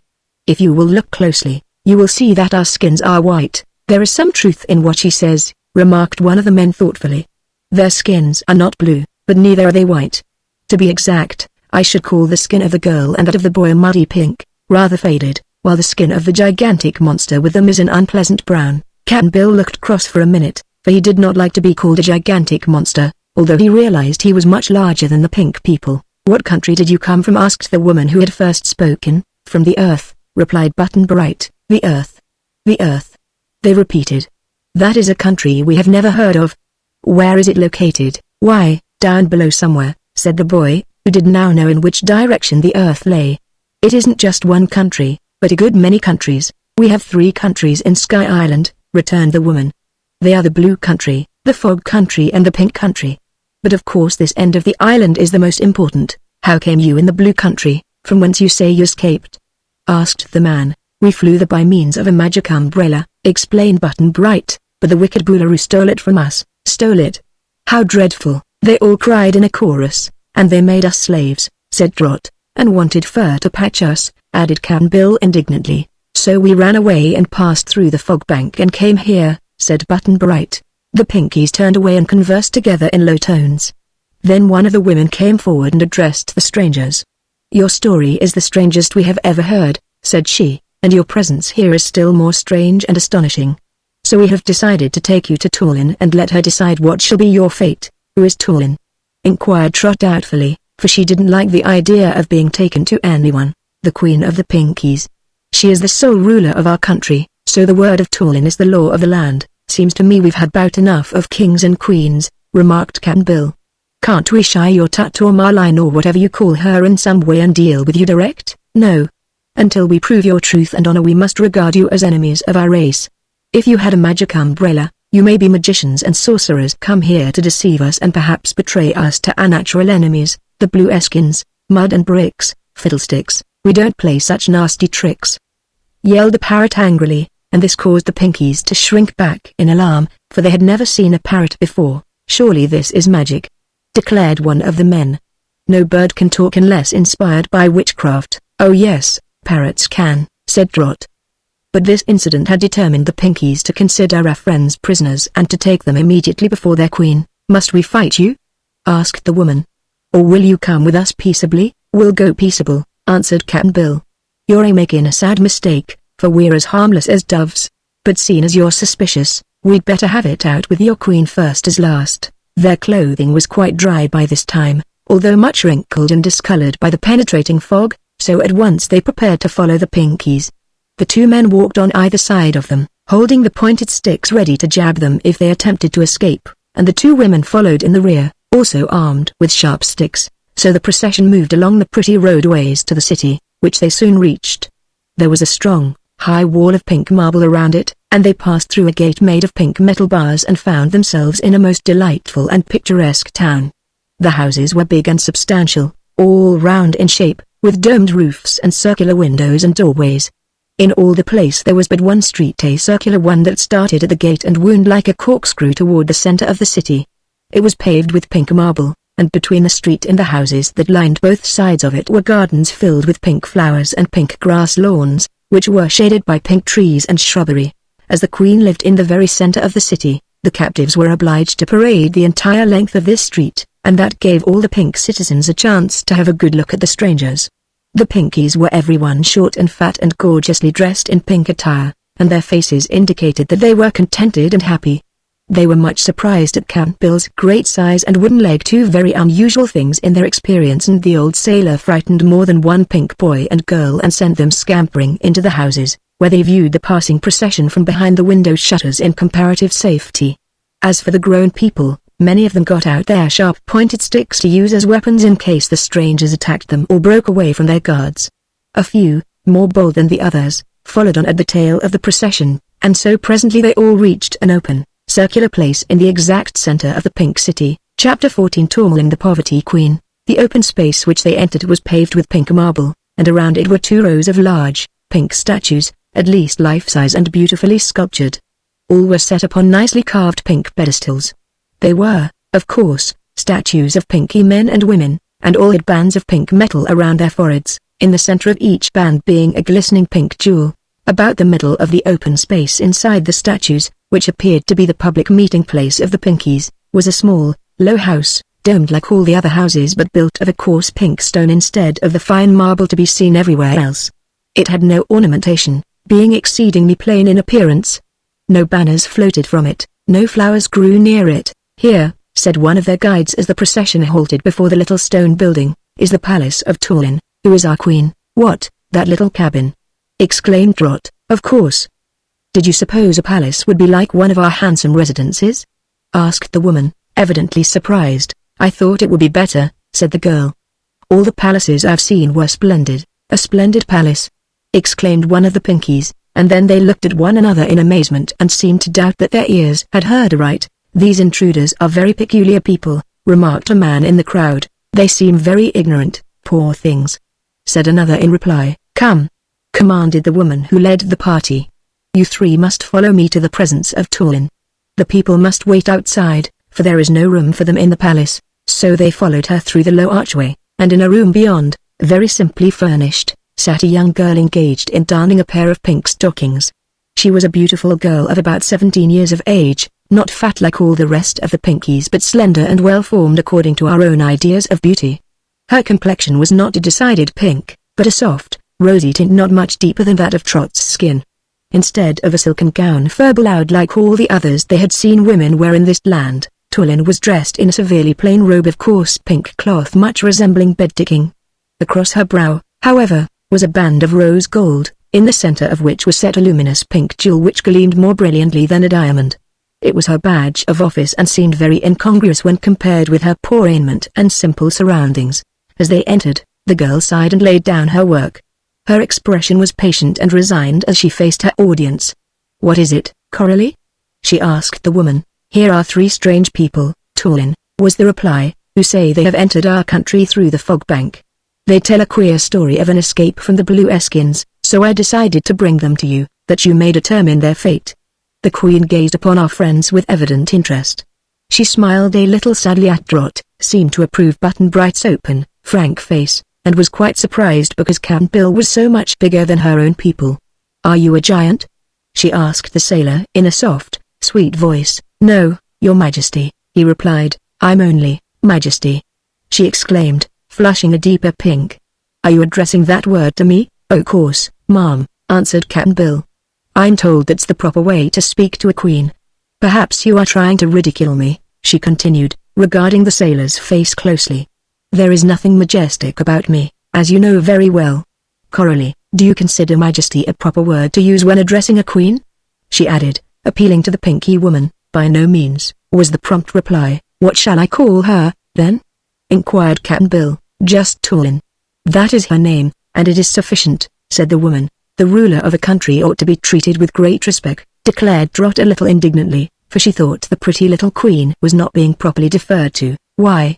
asked Tulin curiously. "Because the ruler is the most aristocratic person in any land," explained the little girl. "Even in America everybody bows low to our president, and the Blueskins are so afraid of their Boolaroo that they tremble whenever they go near him." "But surely that is all wrong," said Tulin gravely. "The ruler is appointed to protect and serve the people, and here in the Pink Country I have the full power to carry out the laws. I even decree death when such a punishment is merited. Therefore I am a mere agent to direct the laws, which are the will of the people, and am only a public servant obliged constantly to guard the welfare of my subjects." "In that case," said Button Bright, "you're entitled to the best there is to pay for your trouble. A powerful ruler ought to be rich and to live in a splendid palace. Your folks ought to treat you with great respect, as Trot says." "Oh no," responded Tulin quickly. "That would indeed be very wrong. Too much should never be given to anyone. If, with my great power, conferred upon me by the people, I also possessed great wealth, I might be tempted to be cruel and overbearing. In that case my subjects would justly grow envious of my superior station. If I lived as luxuriously as my people do and had servants and costly gowns, the good Pinkies would say that their queen had more than they themselves, and it would be true. No, our way is best. The ruler, be it king or queen, has absolute power to rule, but no riches, no high station, no false adulation. The people have the wealth and honor, for it is their due. The queen has nothing but the power to execute the laws, to adjust grievances and to compel order. What pays you, then, for all your bother?" asked Trot. "I have one great privilege. After my death a pink marble statue of me will be set up in the Grand Court, with the statues of the other kings and queens who have ruled this land, and all the Pinkies in ages to come will then honor me as having been a just and upright queen. That is my reward." "I'm sorry for you, ma'am," said Cap'n Bill. "Your pay for being a queen is sort of like a life insurance.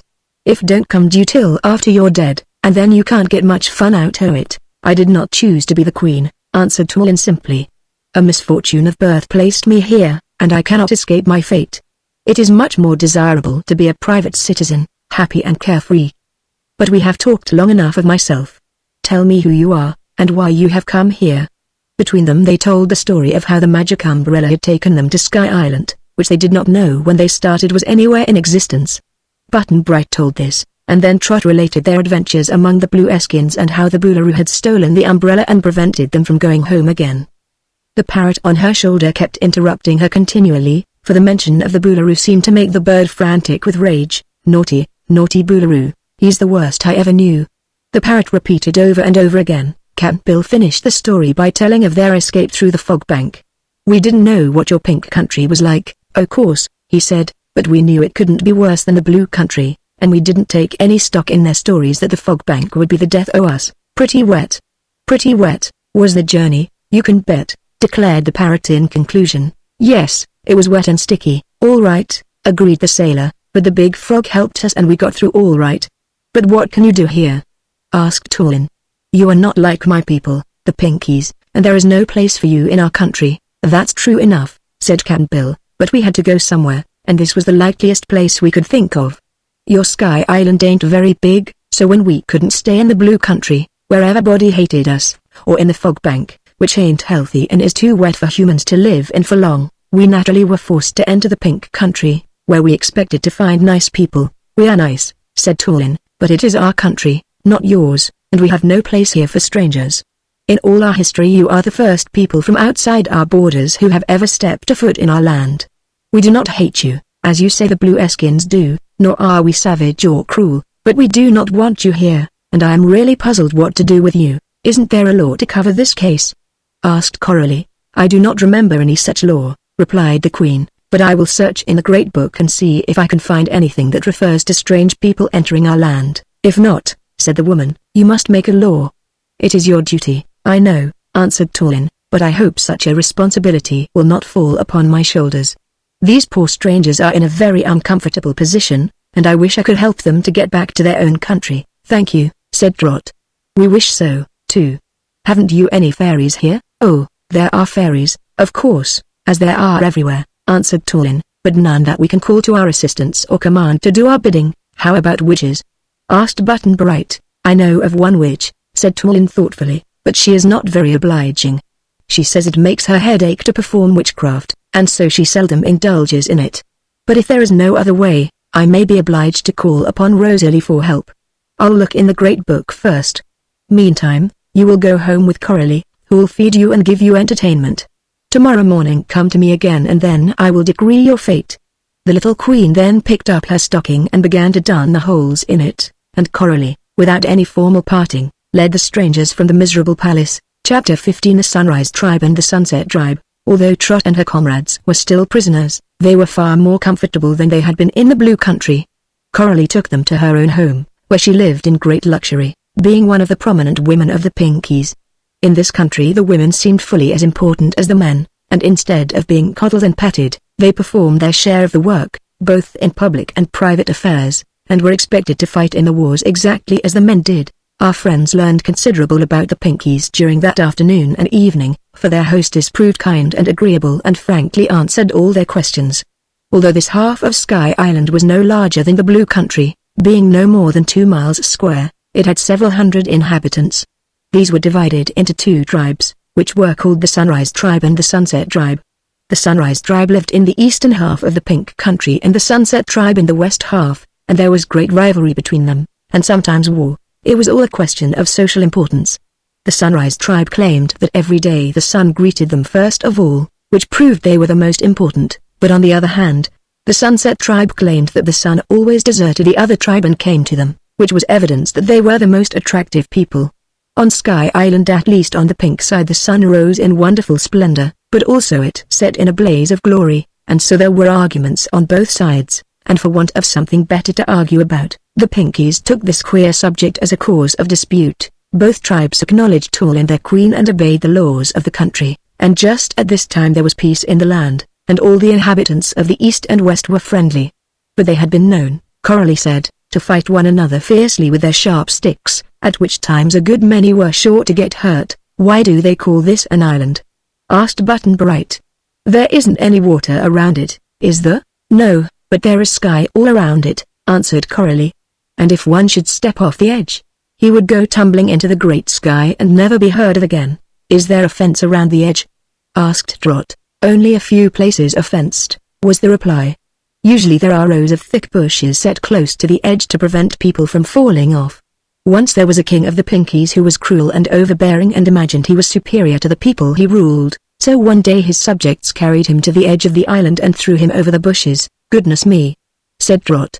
"He might have hit someone on the earth." "Guess he skipped it, though," added Cap'n Bill, "for I never heard of a Pinky till I came here, and I have never heard of the earth," retorted Coralie. "Of course, there must be such a place, because you came from there, but the earth is never visible in our sky." "No," said Button Bright, "'cause it's under your island. But it's there, all right, and it's a pretty good place to live.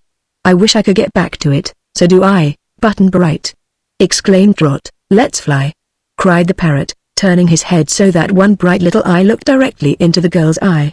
"Say goodbye and let's fly through the sky, far and high. If we only had my umbrella, we'd fly in a minute," sighed Button Bright. "But the Boolaroo stole it." "Naughty, naughty Boolaroo. What a wicked thing to do," wailed the parrot, and they all agreed with him. Coralie belonged to the Sunset Tribe, as she lived west of the Queen's Palace, which was the center of the Pink Country. A servant came to the room where they were conversing to state that the sun was about to set, and at once Coralie arose and took the strangers to an upper balcony, where all the household had assembled. The neighboring houses also had their balconies and roofs filled with people, for it seemed all the Sunset Tribe came out every night to witness the setting of the sun.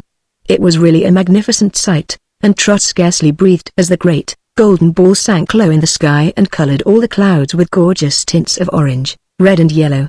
Never on the earth was there visible such splendor, and as the little girl watched the ever-changing scene, she decided the Sunset Tribe was amply justified in claiming that the West was the favored country of the sun. "You see," said Cap'n Bill, "the sky is all around us, and we're high up, so the sun really loses itself in the clouds and leaves a trail of beauty behind him."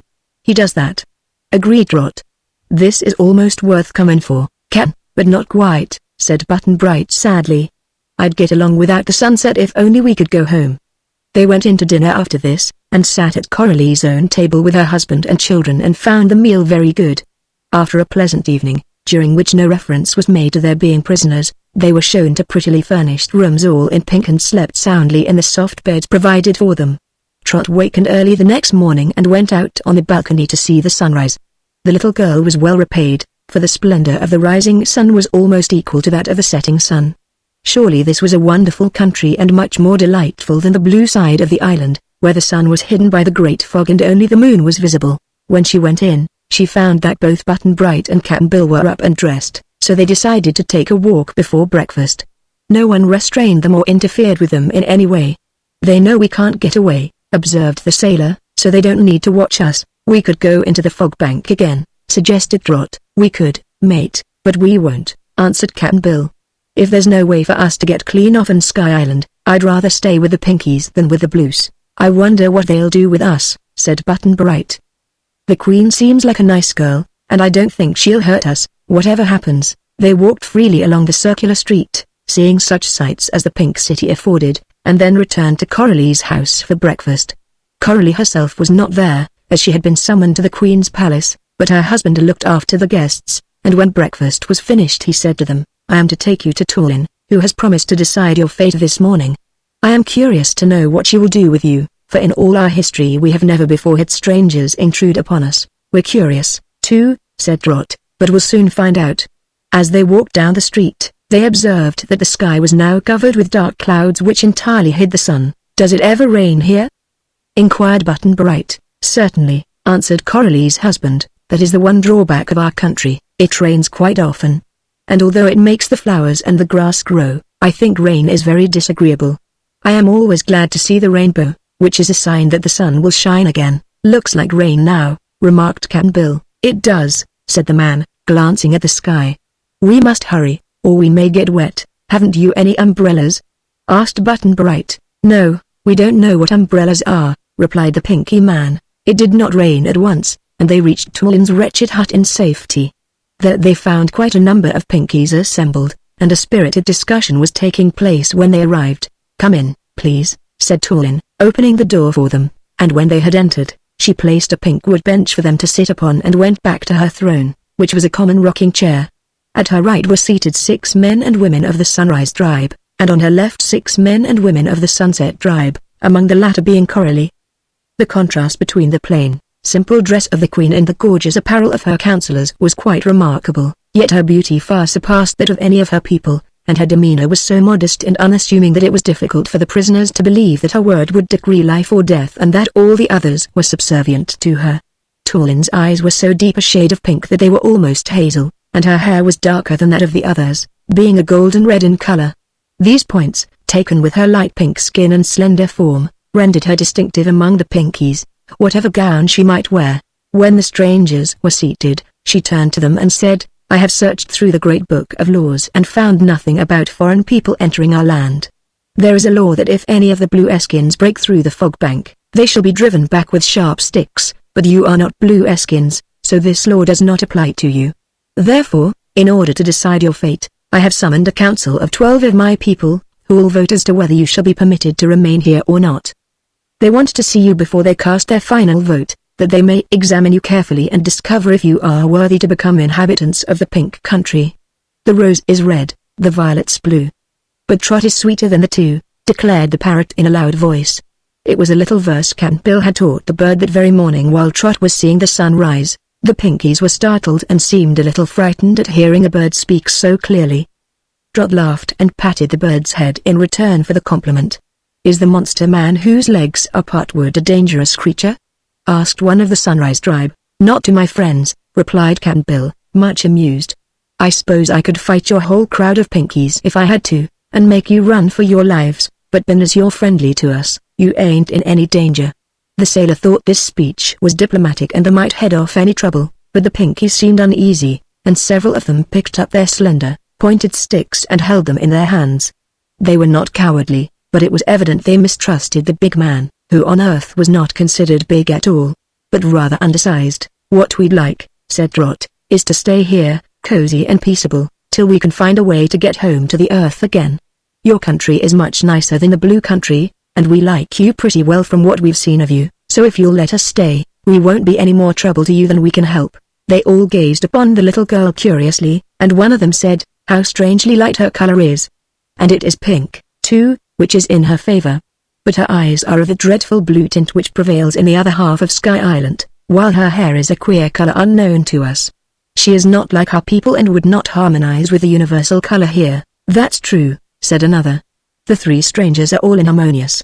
If allowed to remain here, they would ruin the color scheme of the country, where all is now pink." "In spite of that," said Coralie, "they are harmless creatures and have done us no wrong." "Yes they have," replied a nervous little Sunrise man, "they wronged us by coming here." "They could not help doing that," argued Coralie, "and it is their misfortune that they are here on Sky Island at all. Perhaps if we keep them with us for a while, they may find a way to return safely to their own country. We'll fly through the sky by and by, Ki," yelled the parrot with startling suddenness. "Is that true?" asked a Pinky seriously. "Why, we would if we could," answered Trot. "We flew to this island, anyhow." "Perhaps," said another, "if we pushed them off the edge, they could fly down again." "Who knows?" "We know," answered Cap'n Bill hastily. "We'd tumble, but we wouldn't fly. They'd take a fall, and that is all," observed the parrot, fluttering its wings. There was silence for a moment while all the Pinkies seemed to think deeply. Then the Queen asked the strangers to step outside while they counseled together. Our friends obeyed, and leaving the room they all entered the courtyard and examined the rows of pink marble statues for nearly an hour before they were summoned to return to the little room in Tulin's palace. "We are now ready to vote as to your fate," said the pretty Queen to them. "We have decided there are but two things for us to do, either permit you to remain here as honored guests or take you to an edge of the island and throw you over the bushes into the sky." They were silent at hearing this dreadful alternative, but the parrot screamed shrilly. "Oh, what a dump! Oh, what a jump! Won't we all thump when we land with a bump?" "If we do," said Cap'n Bill thoughtfully, "we'll none of us know it." Chapter 16 Rosalie the Witch. Trot and Button Bright had now become worried and anxious, for they knew if they were tossed over the edge of the island they would be killed. Cap'n Bill frowned and set his jaws tight together. The old sailor had made up his mind to make a good fight for his boy and girl, as well as for his own life, if he was obliged to do so. The 12 councillors then voted, and when the vote was counted, Tulin announced that 6 had voted to allow the strangers to remain and 6 to toss them over the bushes. "We seem evenly divided on this matter," remarked the Queen with a puzzled look at her council. Trot thought the pretty Queen was their friend, so she said, "Of course you'll have the deciding vote, then, you being the ruler." "Oh no," replied Tulin. "Since I have asked these good people to advise me, it would be impolite to side against some of them and with the others. That would imply that the judgment of some of my councillors is wrong, and the judgment of others right. I must task someone else to cast the deciding vote. Who'll it be, then?" inquired Trot. "Can't I do it? Or Cap'n Bill or Button Bright?" Tulin smiled and shook her head, while all the councillors murmured their protests. "Let Trot do it, or you'll rue it," advised the parrot, and then he barked like a dog and made them all jump. "Let me think a moment," said the Queen, resting her chin on her hand. "A pink can think, as quick's a wink," the parrot declared. But Tulin's thoughts required time, and all her councillors remained silent and watched her anxiously. At last she raised her head and said, "I shall call upon Rosalie the Witch. She is wise and honest and will decide the matter justly." The Pinkies seemed to approve this choice, so Tulin rose and took a small, pink paper parcel from a drawer. In it was a pink powder, which she scattered upon the seat of a big armchair. Then she lighted this powder, which at first flashed vivid pink and then filled all the space around the chair with a thick, pink cloud of smoke. Presently the smoke cleared away, when they all saw seated within the chair Rosalie the Witch. This famous woman was much like the other Pinkies in appearance, except that she was somewhat taller and not quite so fat as most of the people. Her skin and hair and eyes were all of a rosy, pink color, and her gown was of spiderweb gauze that nicely matched her complexion. She did not seem very old, for her features were smiling and attractive and pleasant to view. She held in her hand a slender staff tipped with a lustrous pink jewel. All the Pinkies present bowed very respectfully to Rosalie, who returned the salutation with a dignified nod. Then Tulin began to explain the presence of the three strangers and the difficulty of deciding what to do with them. "I have summoned you here that you may cast the deciding vote," added the Queen. "What shall we do, Rosalie? Allow them to remain here as honored guests, or toss them over the bushes into the sky?" Rosalie, during Tulin's speech, had been attentively examining the faces of the three Earth people. "Now," she said, "before I decide, I must see who these strangers are. I will follow their adventures in a vision to discover if they have told you the truth. And in order that you may all share my knowledge, you shall see the vision as I see it." She then bowed her head and closed her eyes. "Rock-a-bye, baby, on a treetop. Don't wake her up, or the vision will stop," muttered the parrot, but no one paid any attention to the noisy bird.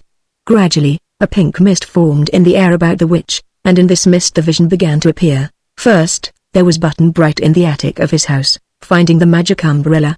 Then his first flight was shown, and afterward his trip across the United States until he landed on the bluff where Trot sat.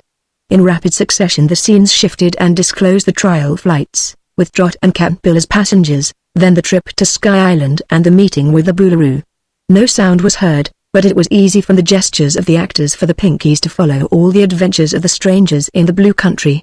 Button Bright was greatly astonished to see in this vision how the Boolaroo had tested the magic umbrella and in a fit of rage cast it into a corner underneath the cabinet, with the seats and lunch basket still attached to the handle by means of the rope.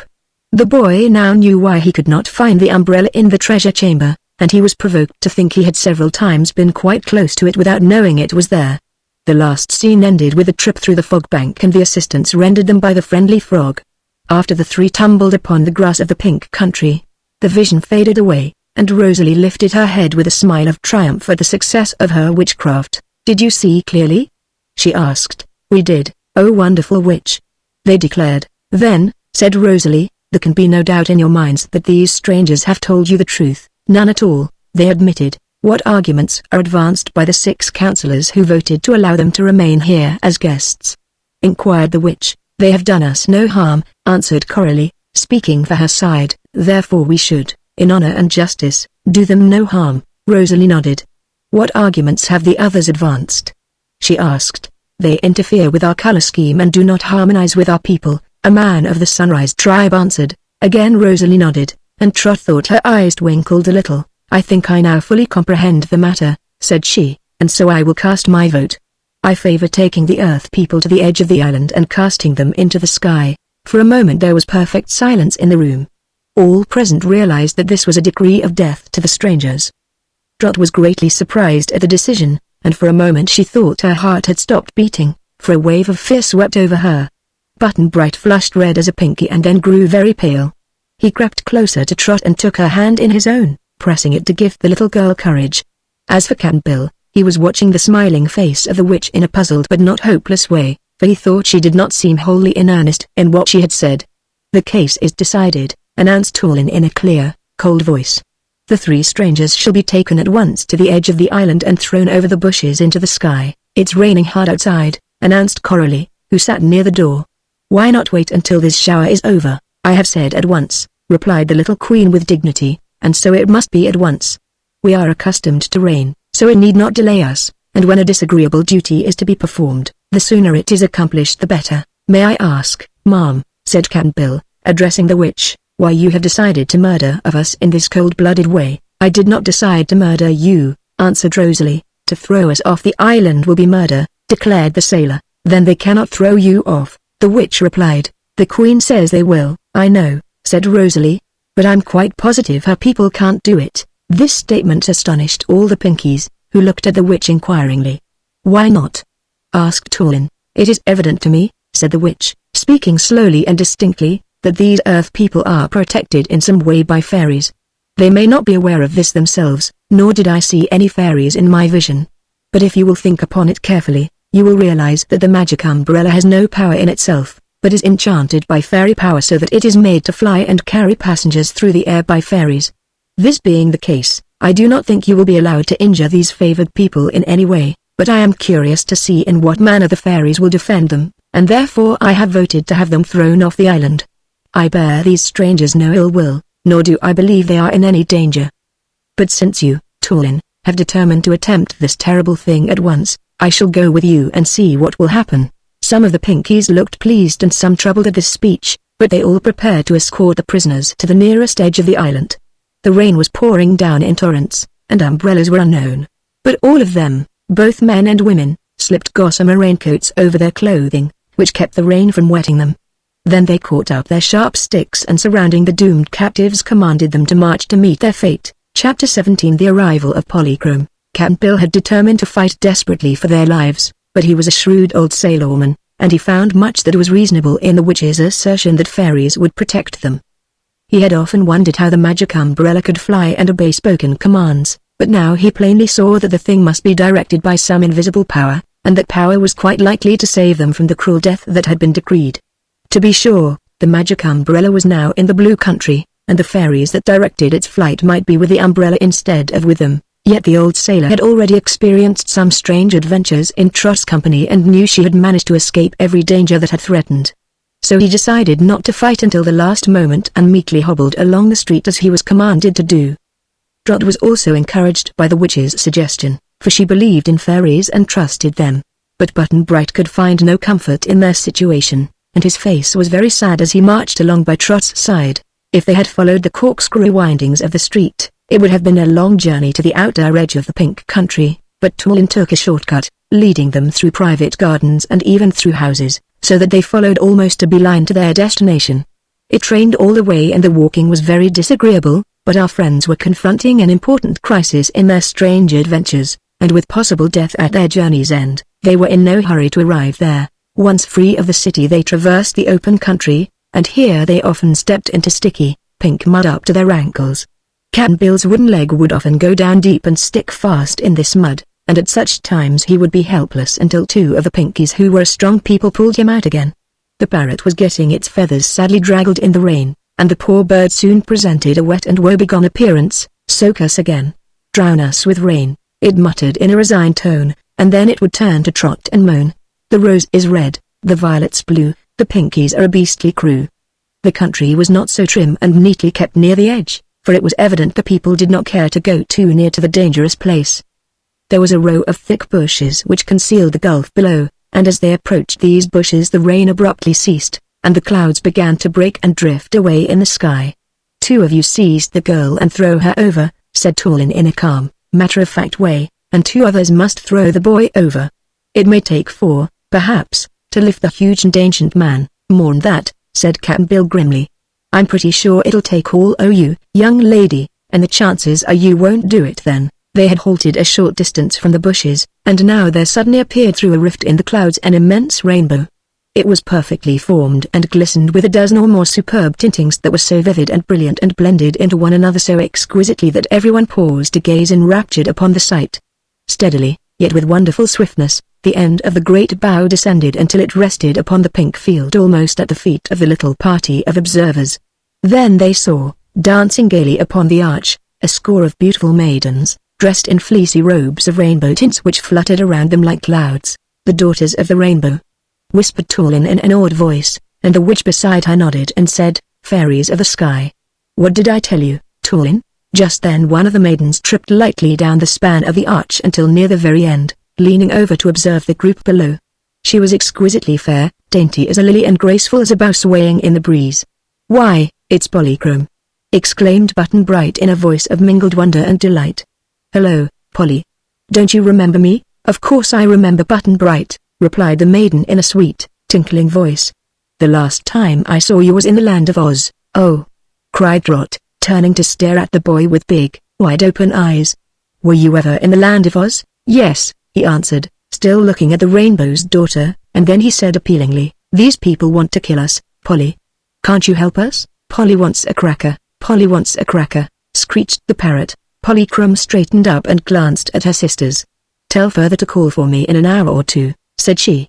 "There is work for me to do here." for one of my old friends is in trouble." With this she sprang lightly from the rainbow and stood beside Button-Bright and Trot, and scarcely had she left the splendid arch when it lifted and rose into the sky. The other end had been hidden in the clouds, and now the rainbow began to fade gradually, like mist, and the sun broke through the clouds and shot its cheering rays over the pink country until presently the rainbow had vanished altogether and the only reminder of it was the lovely Polychrome standing among the wondering band of Pinkies. "Tell me," she said gently to the boy, "why are you here, and why do these people of the sky wish to destroy you?" In a few hurried words Button-Bright related their adventures with the magic umbrella and how the Boolooroo had stolen it and they had been obliged to escape into the pink country. Polychrome listened and then turned to the Queen. "Why have you decreed death to these innocent strangers?" she asked. "They do not harmonize with our color scheme," replied Tulin. "That is utter nonsense," declared Polychrome impatiently. "You're so dreadfully pink here that your color, which in itself is beautiful, had become tame and insipid.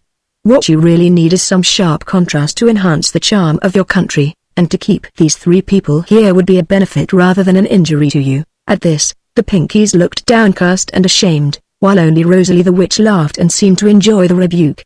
"But," protested Tulin, "the Great Book of Laws says our country shall harbor none but the Pinkies." "Does it indeed?" asked the Rainbow's daughter. "Come, let us return at once to your city and examine your Book of Laws. I am quite sure I can find in them absolute protection for these poor wanderers." They dared not disobey Polychrome's request, so at once they all turned and walked back to the city. As it was still muddy underfoot, the Rainbow's daughter took a cloak from one of the women, partly rolled it, and threw it upon the ground. Then she stepped upon it and began walking forward. The cloak unrolled as she advanced, affording a constant carpet for her feet and for those of the others who followed her.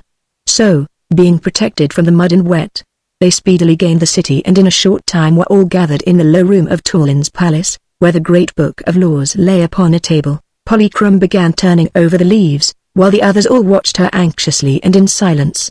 "Here," she said presently, "is a law which reads as follows: everyone in the pink country is entitled to the protection of the ruler and to a house and a good living, except only the blue Eskins. If any of the natives of the blue country should ever break through the fog bank, they must be driven back with sharp sticks.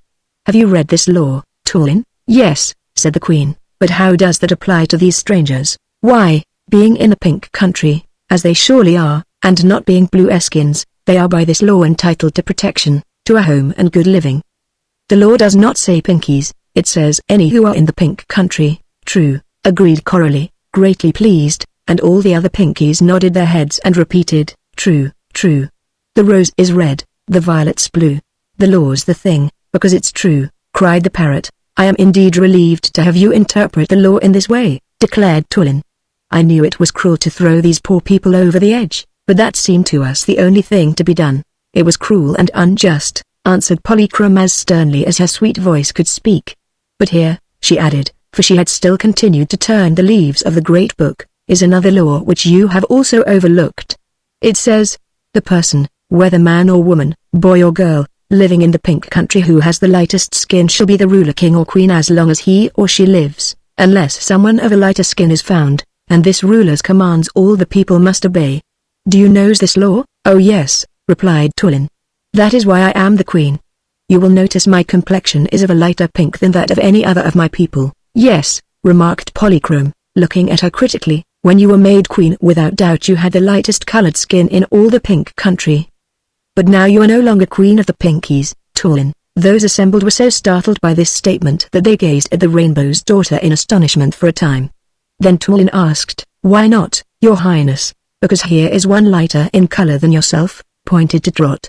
"This girl is, by the law of the Great Book, the rightful queen of the Pinkies, and as loyal citizens you are all obliged to obey her commands. Give me that circlet from your brow, Tulin." Without hesitation Tulin removed the rose-gold circlet with its glittering jewel and handed it to Polychrome, who turned and placed it upon Trot's brow. Then she called in a loud, imperative voice, "Greet your new queen, Pinkies." One by one they all advanced, knelt before Trot and pressed her hand to their lips. "Long live Queen Maya!" called out Cap'n Bill, dancing around on his wooden leg in great delight. Vive la, Trot." "Thank you, Polly," said Button-Bright gratefully. "This will fix us all right, I'm sure." "Why, I have done nothing," returned Polychrome, smiling upon him. "It is the law of the country. Isn't it surprising how little people know of their laws? Are you all contented, Pinkies? She asked, turning to the people. We are, they cried. Then several of the men ran out to spread the news throughout the city and country, so that a vast crowd soon began to gather in the court of the statues. Chapter 18 Maya, Queen of the Pink Country. Polychrome now dismissed all but Button Bright, Cap'n Bill, Rosalie the Witch and the new Queen of the Pinkies. Tulin hastened away to her father's house to put on a beautiful gown all covered with flounces and ribbons, for she was glad to be relieved of the duties of the Queen and was eager to be gaily dressed and one of the people again. I suppose, said Trot, I'll have to put on one of Tulin's common pink dresses. Yes, replied Polychrome, you must follow the customs of the country, absurd though they may be. In the little sleeping chamber adjoining this room you will find plenty of gowns poor enough for the Queen to wear. Shall I assist you to put one on? No, answered Trot, I guess I can manage it alone. When she withdrew to the little chamber, the Rainbow's daughter began conversing with the witch, whom she urged to stay with the new Queen and protect her as long as she ruled the Pink Country. Rosalie, who longed to please the powerful Polychrome, whose fairy powers as daughters of the Rainbow were far superior to her own witchcraft, promised faithfully to devote herself to Queen Maya as long as she might need her services. By the time Trot was dressed in pink and had returned to the room, there was an excited and clamorous crowd assembled in the court, and Polychrome took the little girl's hand and led her out to greet her new subjects. The Pinkies were much impressed by the fact that the Rainbow's daughter was their new queen's friend, and that Rosalie the Witch stood on Trot's left hand and treated her with humble deference. So they shouted their approval very enthusiastically and pressed forward one by one to kneel before their new ruler and kiss her hand. The parrot was now on Cap'n Bill's shoulder, for Trot thought a queen ought not to carry a bird around, but the parrot did not mind the change and was as much excited as anyone in the crowd. Oh, what bliss to kiss a miss! He shouted as Trot held out her hand to be kissed by her subjects, and then he would scream. We're in the sky and flying high. We're going to live instead of die. It's time to laugh instead of cry. Oh, my. Kee. Ain't this a pie? Cap'n Bill let the bird jabber as he pleased, for the occasion was a joyful one, and it was no wonder the parrot was excited. And while the throng shouted greetings to the Queen, suddenly the great rainbow appeared in the sky and dropped its end right on the court of the statues. Polychrome stooped to kiss Trot and Button Bright, gave Cap'n Bill a charming smile and Rosalie the Witch a friendly nod of farewell. Then she sprang lightly upon the arch of the rainbow and was greeted by the bevy of dancing, laughing maidens who were her sisters. I shall keep watch over you, Button Bright, she called to the boy. Don't despair, whatever happens, for behind the clouds is always the rainbow. Thank you, Polly, he answered, and Trot also thanked the lovely Polychrome, and so did Cap'n Bill. The parrot made quite a long speech, flying high above the arch where Polychrome stood and then back to Cap'n Bill's shoulder. Said he, we Pollys know our business, and we're all right. We'll take good care of Cap'n Bill and Trot and Button Bright. You watch him from the rainbow, and I'll watch day and night. And we'll call a sky policeman if trouble comes in sight. Suddenly, the bow lifted and carried the dancing maidens into the sky. The colors faded, the arch slowly dissolved and the heavens were clear. Trot turned to the Pinkies. Let's have a holiday today, she said. Have a good time and enjoy yourselves. I don't just know how I'm going to rule this country yet, but I'll think it over and let you know. Then she went into the palace hut with Cap'n Bill and Button Bright and Rosalie the Witch, and the people went away to enjoy themselves and talk over the surprising events of the day. Dear me, said Trot, throwing herself into a chair. Wasn't that a sudden change of fortune, though? That Rainbow's daughter is a pretty good fairy. I'm glad you know her, Button Bright. I was sure something would happen to save you, remarked Rosalie, and that was why I voted to have you thrown off the edge. I wanted to discover who would come to your assistance, and I found out. Now I have made a friend of Polychrome, and that will render me more powerful as a witch, for I can call upon her for assistance whenever I need her. But see here, said Cap'n Bill. You can't afford to spend your time ruling this ducked-up country, Trot. Why not? Asked Trot, who was pleased with her new and important position. It'd get pretty tiresome, mate, after you'd had a few quarrels with the Pinkies, for they expect their queen to be as poor as poverty and never have any fun in life. You wouldn't like it for long, I'm sure, added Button Bright seriously. Trot seemed thoughtful. No, I don't know's I would, she admitted. But as long as we stay here, it seems a pretty good thing to be queen. I guess I'm a little proud of it. I wish Mother could see me ruling the Pinkies, and Papa Griffith, too. Wouldn't they open their eyes? They would, mate, but they can't see you, said Cap'n Bill. So the question is, what's to be done? We ought to get home, observed the boy. Our folks will worry about us, and Earth's the best place to live, after all. If we could only get hold of my magic umbrella, we'd be all right. The rose is red, the violet's blue. But the umbrella's stolen by the Boolaroo, screamed the parrot. That's it, said Cap'n Bill. The Boolaroo's got the umbrella, and that settles the question. Tell me, said Rosalie, if you had your magic umbrella, could you fly home again in safety? Of course we could, replied Button Bright. And would you prefer to go home to remaining here? We would indeed. Then why do you not get the umbrella? How? Asked Trot eagerly. You must go into the Blue Country and force the Boolaroo to give up your property. Through the fog bank? Asked Cap'n Bill doubtfully. And let the Boolaroo capture us again? Demanded Button Bright with a shiver. And have to wait on the Snubnoses instead of being a queen? Said Trot. You must remember that conditions have changed, and you are now a powerful ruler, replied Rosalie. The Pinkies are really a great nation, and they are pledged to obey your commands. Why not assemble an army, march through the fog bank, fight and conquer the Boolaroo and recapture the magic umbrella? Hooray! Shouted Cap'n Bill, pounding his wooden leg on the floor. That's the proper talk. Let's do it, Queen Trot. It doesn't seem like a bad idea, added Button Bright. Do you think the Pinkies would fight the Blueskins? Asked Trot. Why not? Replied the Sailorman. They have sharp sticks and know how to use them, whereas the Blueskins have only them winding up cords with weights on the ends. The Blueskins are the biggest people, said the girl. But they're cowards, I'm sure, declared the boy. Anyhow, the sailor remarked, that's our only hope of ever getting home again. I'd like to try it, Trot, if you decide on this adventure, said Rosalie. I believe I can be of much assistance to you. That'll help, asserted Cap'n Bill. And we've one good friend among the Blueskins, said Button Bright.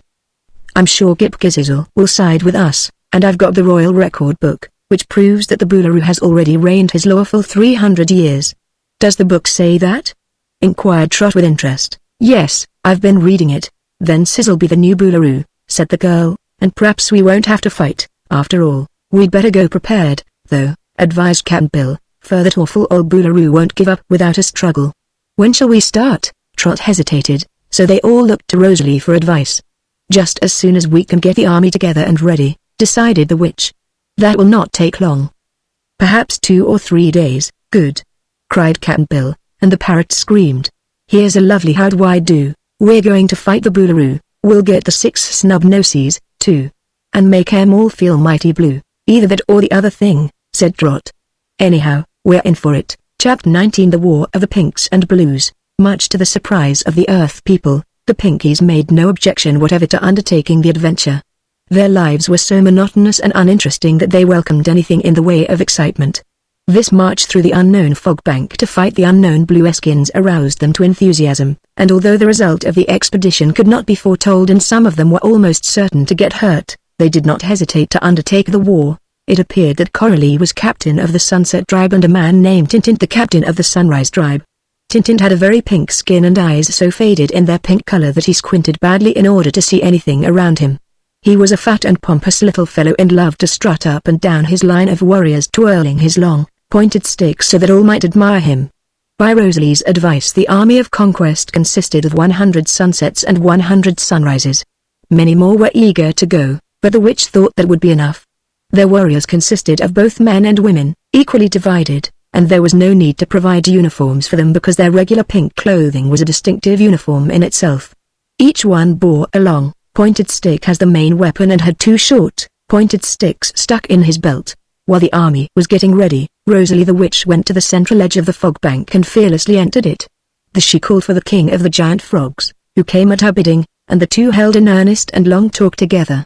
Meantime, Cap'n Bill had the army assembled in the court of the statues, where Queen Mare appeared and told the Pinkies that the Sailorman was to be commander-in-chief of the expedition and all must obey his commands.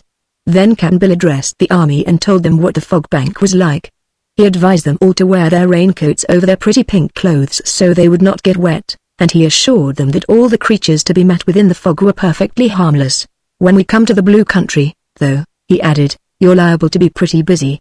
The Blueskins are tall and lanky, and ugly and fierce, and if they happen to capture you, you'll all be patched, which is a deep disgrace and an uncomfortable mix-up. Will they throw us over the edge? Asked Captain Tintint. I don't think so, replied Cap'n Bill. While I was there I never heard the edge mentioned. They're cruel enough to do that, especially the Boolaroo, but I guess they've never thought of throwing folks over the edge. They fight with long cords that have weights on the ends, which coil round you and make you helpless in a jiffy, so whenever they throw them cords you must ward them off with your long sticks. Don't let them wind around your bodies, or you're done for. He told them other things about the Blue-Eskins, so they would not be frightened when they faced the enemy and found them so different in appearance from themselves, and also he assured them that the Pinkies were so much the braver and better armed that he had no doubt they would easily conquer. On the third day, just at sunrise, the army moved forward to the fog bank, headed by Cap'n Bill, clad in an embroidered pink coat with wide, flowing pink trousers, and accompanied by Trot and Button Bright and Rosalie the Witch, all bundled up in their pink raincoats.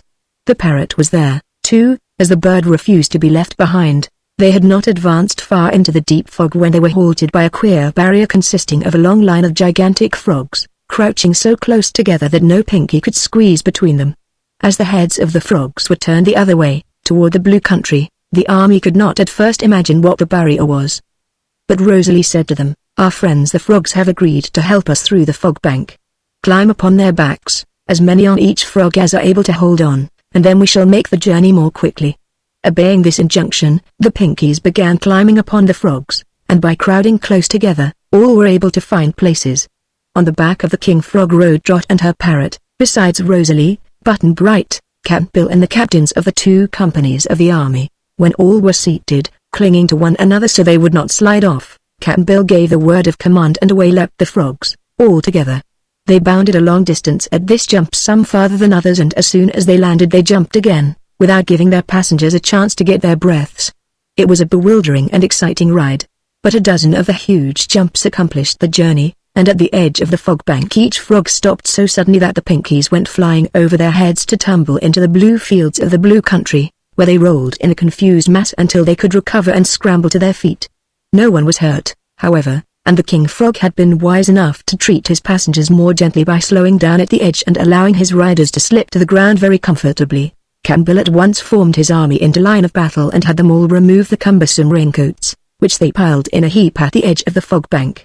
It was a splendid array of warriors, and from where they stood they could discover several Blue-Eskins rushing in a panic toward the blue city as fast as their long, blue legs could carry them. "Well, they know we're here, anyhow," said Cap'n Bill, "and instead of waiting to see what'll they do, I guess we'll just march on the city and ask him to please surrender." Chapter 20 Gip Gizzle has a bad time. The Boolaroo was quite busy at the time the Pinkies invaded his country. He had discovered the loss of the Book of Records, and after being frightened most to death at the prospect of his fraud on the people's being made public, he decided to act boldly and hold his position as Boolaroo at any cost. Since Gip Gizzle was to be the next Boolaroo, the king suspected him first of all, so he had the Major Domo bound with cords and brought before him, when he accused him of stealing the Book of Records. Of course, Gip Gizzle denied taking the book, but he became almost as nervous at its loss as had the Boolaroo. He secretly believed that Button Bright had taken the book from the treasure chamber, and if this were true it might prove as great a misfortune as if the king had kept it locked up. For Button Bright had escaped into the fog bank, and Gip Gizzle was afraid the boy would never again be seen in the blue country. He did not tell the Boolaroo of this suspicion, because in that case the king would realize he was secure and that his deception could never be proved against him. The Major Domo simply denied taking the record book, and the Boolaroo did not believe he spoke truly. To prevent his rival from ever becoming the ruler of the blue country, the Boolaroo determined to have him patched, but for some time he could find no other Blue-Eskin to patch him with. No one had disobeyed the command or done anything wrong, so the king was in a quandary until he discovered that a servant named Tiggle had mixed the royal nectar for Cap'n Bill, who had been ordered to do it at the time of his capture. This was sufficient excuse for the Boolaroo, who at once had Tiggle made a prisoner and brought before him. This servant was not so long-legged as Gip Gizzle, and his head was thicker and his nose flatter. But that pleased the Boolaroo all the more. He realized that when the great knife had sliced the prisoners in two and their halves were patched together, they would present a ridiculous sight and all the Blue-Eskins would laugh at them and avoid them. So on the very morning that the Pinkies arrived, the Boolaroo had ordered his 2 prisoners brought into the room of the palace where the great knife stood, and his soldiers were getting ready to perform the operation of patching Gip Gizzle with Tingle when a messenger came running to say that a great army of the Pinkies had broken through the fog bank. "Never mind," said the Boolaroo, "I'll attend to them in a minute. I'm busy now." "They are marching on the city," said the frightened messenger. "If you delay, most high and mighty one, we shall all be captured. You'd better save your city first and do your patching afterward." "What?" roared the Boolooroo. "Dare you dictate to me?" But he was impressed by the man's logic. After locking the prisoners, who were still bound, in the room of the Great Knife, the ruler hurried away to assemble his soldiers. By this time the Pinkies had advanced halfway to the walls of the city, so the first thing the Boolooroo did was to order all the gates closed and locked, and then he placed a line of soldiers on the wall to prevent any of the Pinkies from climbing over.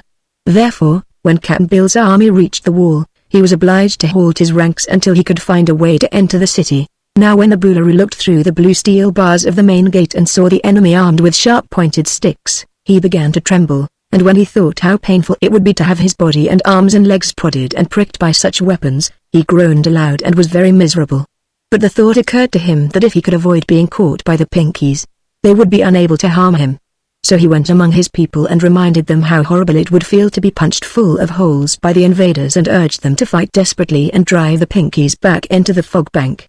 Only a few of the Blueskins were soldiers, and these all belonged to the king's bodyguard, but the citizens realized that they must indeed fight bravely to save themselves from getting hurt, so they promised the Boolooroo to do all they could. They armed themselves with long cords having weights fastened to the ends and practiced throwing these weights in such a manner that the cords would wind around their enemies. Also, they assembled in the streets in small groups and told each other in frightened whispers that all their trouble was due to the Boolooroo's cruel treatment of the Earth people. If he had received them as friends instead of making them slaves, they would never have escaped to the Pinkies and brought an army into the Blue Country that they might be revenged. The Blueskins had not liked their Boolooroo before this, and now they began to hate him, forgetting they had also treated the strangers in a very disagreeable manner. Meantime, the 6 snub-nosed princesses had seen from their rooms in a tower of the palace the army of the Pinkies marching upon them, and the sight had served to excite them greatly. They had been quarreling bitterly among themselves all morning, and strangely enough this quarrel was all about which of them should marry Gipgizzle. They knew that someday the Majordomo would become Boolooroo, and each one of the 6 had determined to marry him so as to be queen and thus force her sisters to obey her commands. They paid no attention to the fact that Gipgizzle did not want to marry any of them, for they had determined that when it was agreed who should have him, they would ask their father to force the man to marry. While they quarreled in one room of the palace, Gipgizzle was in danger of being patched in another room, but the 6 snub-nosed princesses did not know that. The arrival of the Pinkies gave them something new to talk about, so they hurried downstairs and along the corridors so as to gain the courtyard and take part in the exciting scenes. But as they passed the closed doors of the room of the Great Knife, they heard a low moan and stopped to listen. The moan was repeated, and being curious, they unlocked the door, their key having been left on the outside, and entered the room. At once, the Pinkies were forgotten, for there upon the floor, tightly bound, lay Gipgizzle, and beside him poor Tiggle, who had uttered the moans.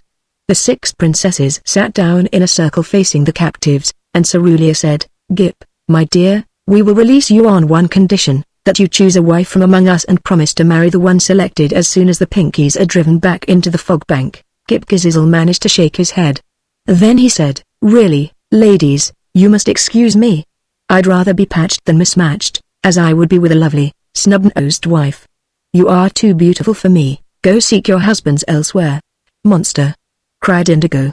"If you choose me, I'll scratch your eyes out." "If you choose me," said Cobalt in a rage, "I'll tear out your hair by the roots." "If I am to be your wife," screamed Azure, "I'll mark your obstinate face with my fingernails." "And I," said Turquoise passionately, "will pound your head with a broomstick. I'll shake him till his teeth rattle."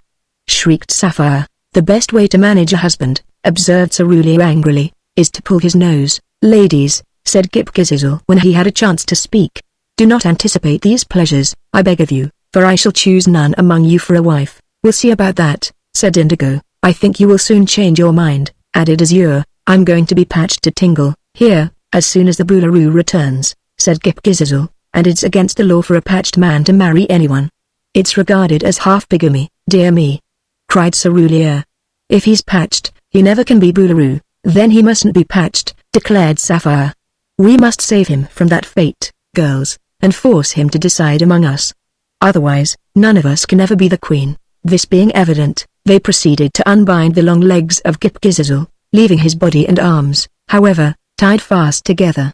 Then between them they got him upon his feet and led him away, paying no attention to poor Tiggle, who whined to be released so he could fight in the war. After a hurried consultation, The 6 snub-nosed princesses decided to hide the majordomo in one of their boudoirs, so they dragged him up the stairs to their reception room and fell to quarreling as to whose boudoir should be occupied by their captive. Not being able to settle the question, they finally locked him up in a vacant room across the hall and told him he must stay there until he had decided to marry one of the princesses and could make a choice among them.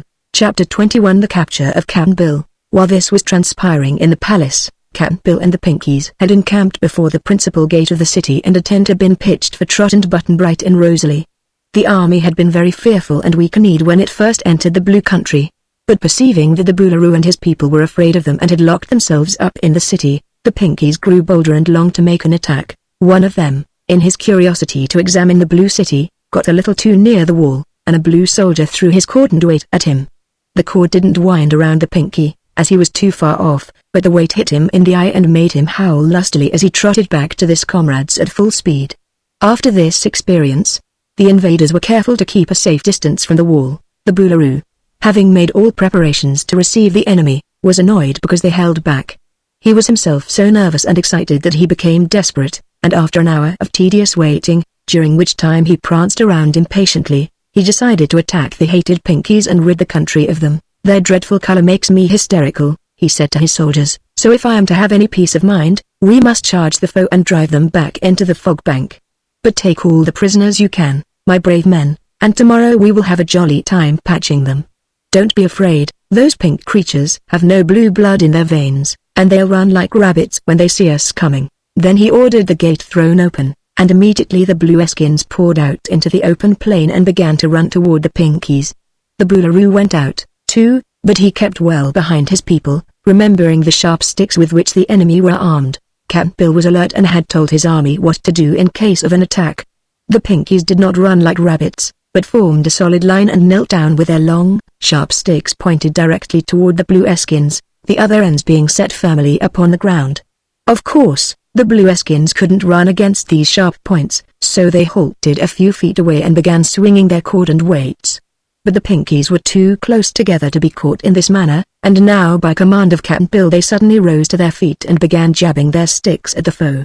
The Blueskins hesitated until a few got pricked and began to yell with terror, when the whole of the Boolaroo's attacking party turned around and ran back to the gate, their ruler reaching it first of all. The Pinkies tried to chase them, but their round, fat legs were no match for the long, thin legs of the Blueskins, who quickly gained the gate and shut themselves up in the city again. "It is evident," panted the Boolaroo, facing his defeated soldiers wrathfully, "that you are a pack of cowards, but we followed your own royal example in running," replied the captain. "I merely ran back to the city to get a drink of water, for I was thirsty," declared the Boolaroo. "So did we. So did we," cried the soldiers eagerly. "We were all thirsty, your high and mighty spry and flighty majesty," remarked the captain respectfully. "It occurs to me that the weapons of the Pinkies are superior to our own. What we need in order to oppose them successfully is a number of sharp sticks which are longer than their own." "True, true," exclaimed the Boolaroo enthusiastically. "Get to work at once and make yourselves long, sharp sticks, and then we will attack the enemy again." So the soldiers and citizens all set to work preparing long, sharp sticks, and while they were doing this, Rosalie the witch had a vision in which she saw exactly what was going on inside the city wall. Queen Trot and Captain Bill and Button-Bright saw the vision, too, for they were all in the tent together, and the sight made them anxious. "What can be done?" asked the girl. "The Blueskins are bigger and stronger than the Pinkies, and if they have sharp sticks which are longer than ours, they will surely defeat us." "I have one magic charm," said Rosalie thoughtfully, "that will save our army, but I am allowed to work only one magic charm every 3 days, not often, and perhaps I'll need the magic for other things." "Strikes me, ma'am," returned the sailor, "that what we need most on this expedition is to capture the Blueskins.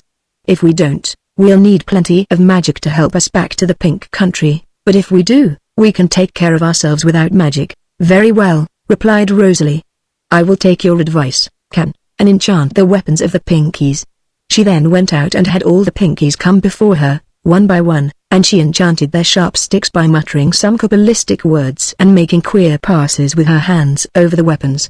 "Now," she said to them, "you will be powerful enough to defeat the Blueskins whatever they may do." The Pinkies were overjoyed at this promise, and it made them very brave indeed, since they now believed they would surely be victorious. When the Boolaroo's people were armed with long, thin, lances of blue wood all sharpened to fine points at one end, they prepared to march once more against the invaders. Their sticks were twice as long as those of the Pinkies, and the Boolaroo chuckled with glee to think what fun they would have in punching holes in the round, fat bodies of his enemies. Out from the gate they marched very boldly and pressed on to attack the Pinkies, who were drawn up in line of battle to receive them, with Cap'n Bill at their head. When the opposing forces came together, however, and the Blueskins pushed their points against the Pinkies, the weapons which had been enchanted by Rosalie began to whirl in swift circles, so swift that the eye could scarcely follow the motion. The result was that the lances of the Boolaroo's people could not touch the Pinkies, but were thrust aside with violence and either broken in two or sent hurling through the air in all directions.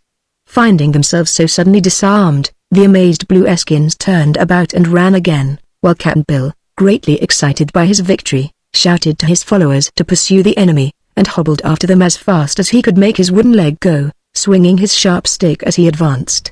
The Blues were in such a frightened, confused mass that they got in one another's way and could not make very good progress on the retreat, so the old sailor soon caught up with them and began jabbing at the crowd with his stick. Unfortunately, the Pinkies had not followed their commander, being for the moment dazed by their success, so that Cap'n Bill was all alone among the Blueskins when he stepped his wooden leg into a hole in the ground and tumbled full length, his sharp stick flying from his hand and pricking the Boolaroo in the leg as it fell. At this, the ruler of the Blues stopped short in his flight to yell with terror, but seeing that only the sailorman was pursuing them and that this solitary foe had tumbled flat upon the ground, he issued a command and several of his people fell upon poor Cap'n Bill, seized him in their long arms, and carried him struggling into the city, where he was fast bound. Then a panic fell upon the Pinkies at the loss of their leader, and Trot and Button Bright called out in vain for them to rescue Cap'n Bill. By the time the army recovered their wits and prepared to obey, it was too late. And although Trot ran with them in her eagerness to save her friend, the gate was found to be fast barred, and she knew it was impossible for them to force an entrance into the city, so she went sorrowfully back to the camp, followed by the Pinkies, and asked Rosalie what could be done. "I'm sure I do not know," replied the witch. "I cannot use another magic charm until 3 days have expired, but if they do not harm Cap'n Bill during that time, I believe I can then find a way to save him." 3 days is a long time," remarked Trot dismally. "The Boolaroo may decide to patch him at once," added Button Bright with equal sadness, for he, too, mourned the sailor's loss. "It can't be helped," replied Rosalie. "I am not a fairy, my dears, but merely a witch, and so my magic powers are limited. We can only hope that the Boolaroo won't patch Cap'n Bill for 3 days." When night settled down upon the camp of the Pinkies, where many tents had now been pitched, all the invaders were filled with gloom. The band tried to enliven them by playing the Dead March, but it was not a success. The Pinkies were despondent in spite of the fact that they had repulsed the attack of the Blues, for as yet they had not succeeded in gaining the city or finding the magic umbrella, and the blue dusk of this dread country which was so different from their own land of sunsets made them all very nervous. They saw the moon rise for the first time in their lives, and its cold, silvery radiance made them shudder and prevented them from going to sleep. Trot tried to interest them by telling them that on the earth the people had both the sun and the moon and loved them both, but nevertheless it is certain that had not the terrible fog bank stood between them and the Pink Land, most of the invading army would have promptly deserted and gone back home. Trot couldn't sleep, either, she was so worried over Cap'n Bill. She went back to the tent where Rosalie and Button Bright were sitting in the moonlight and asked the witch if there was no way in which she could secretly get into the city of the Blues and search for her friend. Rosalie thought it over for some time and then replied, "We can make a rope ladder that will enable you to climb to the top of the wall and descend into the city. But if anyone should see you, you would be captured." "I'll risk that," said the child, excited at the prospect of gaining the side of Cap'n Bill in this adventurous way.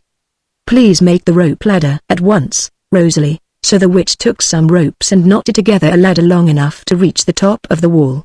When it was finished, the three Rosalie, Trot and Button Bright stole out into the moonlight and crept unobserved into the shadow of the wall. The Blueskins were not keeping a very close watch, as they were confident the Pinkies could not get into the city. The hardest part of Rosalie's task was to toss up one end of the rope ladder until it would catch on some projection on top of the wall. There were few such projections, but after creeping along the wall for a distance, they saw the end of a broken flagstaff near the top edge. The witch tossed up the ladder, trying to catch it upon this point, and on the 7th attempt she succeeded. "Good!" cried Trot. "Now I can climb up." "Don't you want me to go with you?" asked Button Bright a little wistfully. "No," said the girl. "You must stay to lead the army. And if you can think of a way, you must try to rescue us. Perhaps I'll be able to save Cap'n Bill by myself, but if I don't, it's all up to you, Button-Bright, I'll do my best, he promised, and here, keep my Polly till I come back, added Trot, giving him the bird. I can't take it with me, for it would be a bother, and if it tried to spout pottery, I'd be discovered in a jiffy. As the beautiful witch kissed the little girl goodbye, she slipped upon her finger a curious ring. At once, Button-Bright exclaimed, "Why, where has she gone?" "I'm right here," said Trot's voice by his side. "Can't you see me?" "No," replied the boy, mystified. Rosalie laughed. "It's a magic ring I've loaned you, my dear," said she, "and as long as you wear it, you will be invisible to all eyes, those of blue Eskins and Pinkies alike. I'm going to let you wear this wonderful ring, for it will save you from being discovered by your enemies. If at any time you wish to be seen, take the ring from your finger, but as long as you wear it, no one can see you, not even Earth people." "Oh, thank you," cried Trot. "That will be fine. I see you have another ring on your hand," said Rosalie, "and I perceive it is enchanted in some way." "Where did you get it?" "The Queen of the Mermaids gave it to me," answered Trot. "But Sky Island is so far away from the sea that the ring won't do me any good while I'm here. It's only to call the mermaids to me if I need them, and they can't swim in the sky, you see." Rosalie smiled and kissed her again. "Be brave, my dear," she said, "and I am sure you will be able to find Cap'n Bill without getting in danger yourself. But be careful not to let any blue Eskin touch you, for while you are in contact with any person you will become visible. Keep out of their way, and you will be perfectly safe. Don't lose the ring, for you must give it back to me when you return. It is one of my witchcraft treasures, and I need it in my business." The Trot climbed the ladder, although neither Button-Bright nor Rosalie could see her do so, and when she was on top the broad wall she pulled up the knotted ropes and began to search for a place to let it down on the other side. A little way off she found a blue stone seat near to the inner edge, and attaching the ladder to this, she easily descended it and found herself in the Blue City. A guard was pacing up and down near her, but as he could not see the girl, he of course paid no attention to her. So after marking the place where the ladder hung that she might know how to reach it again, Trot hurried away through the streets of the city. Chapter 22 Trot's Invisible Adventure. All the blue Eskins except a few soldiers had gone to bed and were sound asleep. A blue gloom hung over the city, which was scarcely relieved by a few bluish, wavering lights here and there, but Trot knew the general direction in which the palace lay, and she decided to go there first. She believed the Boolaroo would surely keep so important a prisoner as Cap'n Bill locked up in his own palace. Once or twice the little girl lost her way, for the streets were very puzzling to one not accustomed to them, but finally she sighted the great palace and went up to the entrance. There she found a double guard posted. They were sitting on a bench outside the doorway, and both stood up as she approached. "We thought we heard footsteps," said one. "So did we," replied the other, "yet there is no one in sight." Trot then saw that the guards were the two patched men, Jimfred Jones Jinks and Fred Jim Jinks Jones, who had been talking together quite cheerfully. It was the first time the girl had seen them together, and she marveled at the queer patching that had been so strongly united here, yet so thoroughly separated them. "You see," remarked Jimfred as they seated themselves again upon the bench, "the Boolaroo has ordered the patching to take place tomorrow morning after breakfast. The old Earthman is to be patched to Port Tiggle instead of Gip Gizazel, who has in some way managed to escape from the room of the Great Knife. No one knows how but Tiggle, and Tiggle won't tell. We're sorry for anyone who has to be patched," replied Fred Jim in a reflective tone, "for although it didn't hurt us as much as we expected, it's a terrible mix-up to be in until we become used to our strange combination. You and we are about alike, now, Jimfred, although we were so different before." "Not so," said Jimfred. "We are really more intelligent than you are, for the left side of our brain was always the keenest before we were patched." "That may be," admitted Fred Jim, "but we are much the strongest, because our right arm was by far the best before we were patched." "We are not sure of that," responded Jimfred, "for we have the right arm, too, and it is pretty strong." "We will test it," suggested the other, "by all pulling upon one end of this bench with our right arms. Whichever can pull the bench from the others must be the strongest." While they were tussling at the bench, dragging it first here and then there in the trial of strength, Trot opened the door of the palace and walked in. It was pretty dark in the hall, and only a few dim blue lights showed at intervals down the long corridors. As the girl walked through these passages, she could hear snores of various degrees coming from behind some of the closed doors and knew that all the regular inmates of the place were sound asleep. So she mounted to the upper floor, and thinking she would be likely to find Cap'n Bill in the room of the Great Knife, she went there and tried the door. It was locked, but the key had been left on the outside. She waited until the sentry who was pacing the corridor had his back toward her, and then she turned the key and slipped within. softly closing the door behind her. It was pitch dark in the room, and Trot didn't know how to make a light. After a moment's thought she began feeling her way to the window, stumbling over objects as she went. Every time she made a noise, someone groaned, and that made the child uneasy. At last she found the window and managed to open the shutters and let the moonlight in. It wasn't a very strong moonlight, but it enabled her to examine the interior of the room. In the center stood the great knife, which the Boolooroo used to split people in two when he patched them, and at one side was a dark form huddled upon the floor and securely bound. Trot hastened to this form and knelt beside it, but was disappointed to find it was only Tiggle. The man stirred a little and rolled against Trot's knee, when she at once became visible to him. "Oh, it's the Earth Child," said he. "Are you condemned to be patched, too, little one?" "No," answered Trot. "Tell me where Cap'n Bill is." "I can't," said Tiggle. "The Boolooroo has hidden him until tomorrow morning, when he's to be patched to me. Gip Gizizzle was to have been my mate, but Gip escaped, being carried away by the 6 snub-nosed princesses." "Why?"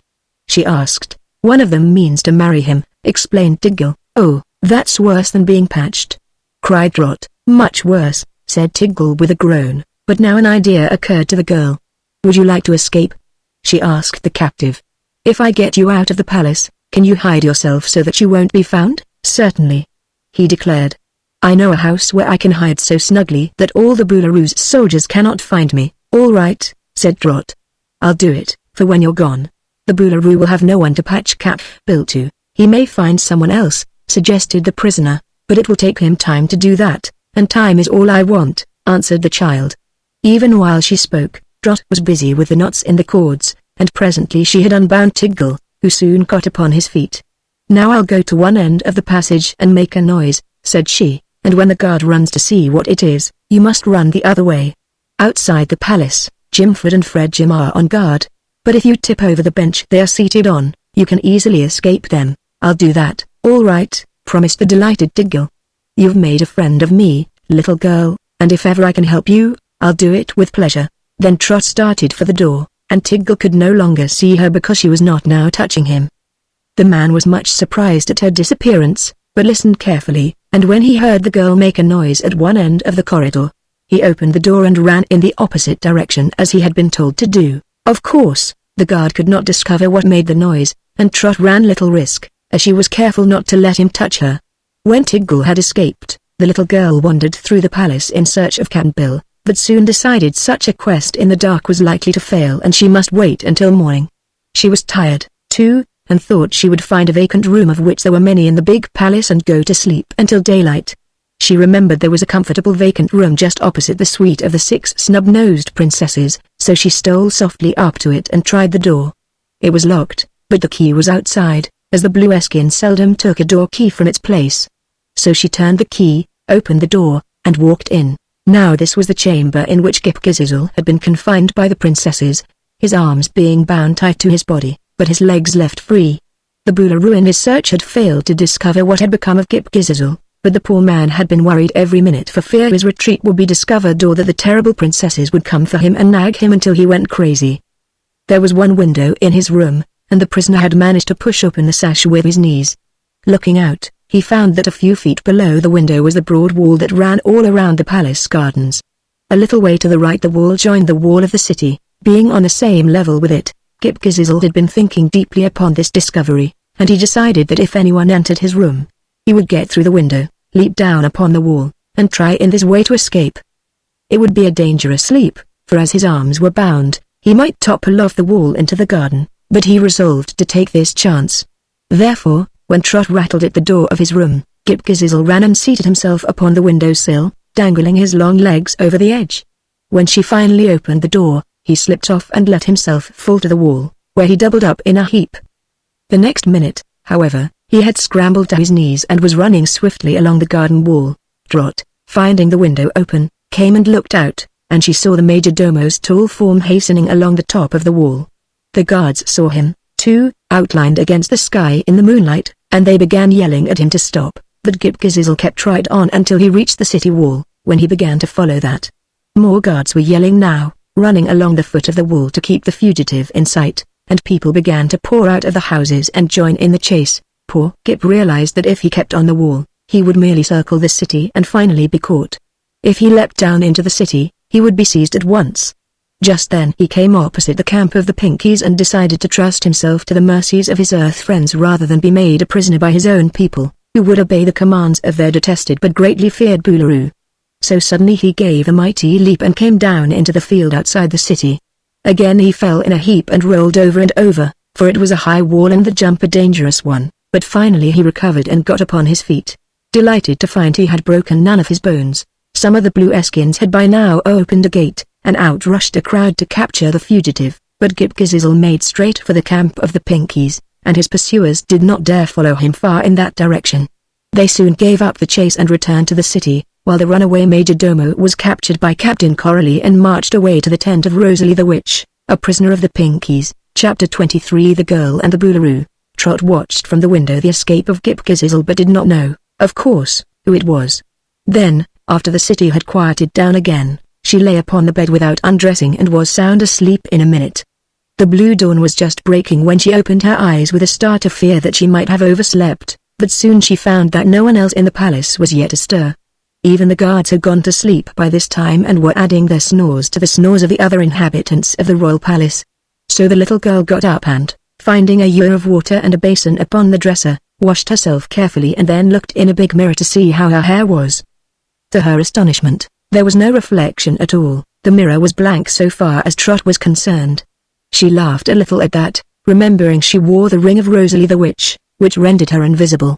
Then she slipped quietly out of the room and found it was already light enough in the corridors for her to see all objects distinctly.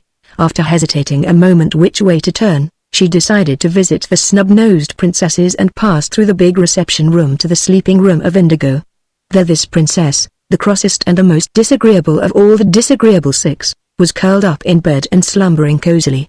The little blue dog came trotting out of Indigo's boudoir and crowed like a rooster, for although he could not see Trot, his keen little nose scented her presence. Thinking it time the princess awoke, Trot leaned over and gave her snub nose a good tweak, and at once Indigo sprang out of her bed and rushed into the chamber of Cobalt, which adjoined her own. Thinking it was this sister who had slyly attacked her, Indigo rushed to the sleeping Cobalt and slapped her face. At once there was war. The other four princesses, hearing the screams and cries of rage, came running into Cobalt's room, and as fast as they appeared, Trot threw pillows at them, so that presently all six were indulging in a free-for-all battle and snarling like tigers. The blue lamb came trotting into the room, and Trot leaned over and patted the pretty little animal, but as she did so, she became visible for an instant, each pat destroying the charm of the ring while the girl was in contact with a living creature. These flashes permitted some of the princesses to see her, and at once they rushed toward her with furious cries. But the girl realized what had happened, and leaving the lamb, she stepped back into a corner and her frenzied enemies failed to find her. It was a little dangerous, though, remaining in a room where six girls were feeling all around for her, so she went away and left them to their vain search while she renewed her hunt for Cap'n Bill. The sailorwoman did not seem to be in any of the rooms she entered, so she decided to visit the Boolaroo's own apartments. In the room where Rosalie's vision had shown them the magic umbrella lying under a cabinet, Trot attempted to find it, for she considered that next to rescuing Cap'n Bill this was the most important task to accomplish, but the umbrella had been taken away and was no longer beneath the cabinet. This was a severe disappointment to the child, but she reflected that the umbrella was surely someplace in the Blue City, so there was no need to despair. Finally, she entered the king's own sleeping chamber and found the Boolaroo in bed and asleep, with a funny nightcap tied over his egg-shaped head. As Trot looked at him, she was surprised to see that he had one foot out of bed and that to his big toe was tied a cord that led out of the bedchamber into a small dressing room beyond. Trot slowly followed this cord and in the dressing room came upon Cap'n Bill, who was lying asleep upon a lounge and snoring with great vigor. His arms were tied to his body, and his body was tied fast to the lounge. The wooden legs stuck out into the room at an angle, and the shoe on his one foot had been removed so that the end of the cord could be fastened to the sailor's big toe. This arrangement had been a clever thought of the Boolaroo. Fearing his important prisoner might escape before he was patched as Gip Gizizzle had done, the cruel king of the Blues had kept Cap'n Bill in his private apartments and had tied his own big toe to the prisoner's big toe, so that if the sailor made any attempt to get away, he would pull on the cord, and that would arouse the Boolaroo. Trot saw through this cunning scheme at once, so the first thing she did was to untie the cord from Cap'n Bill's big toe and retie it to the leg of the lounge. Then she unfastened her friend's hands and leaned over to give his leathery face a smacking kiss. Cap'n Bill sat up and rubbed his eyes. He looked around the room and rubbed his eyes again, seeing no one who could have kissed him. Then he discovered that his bonds had been removed, and he rubbed his eyes once more to make sure he was not dreaming. The little girl laughed softly. "Trot!"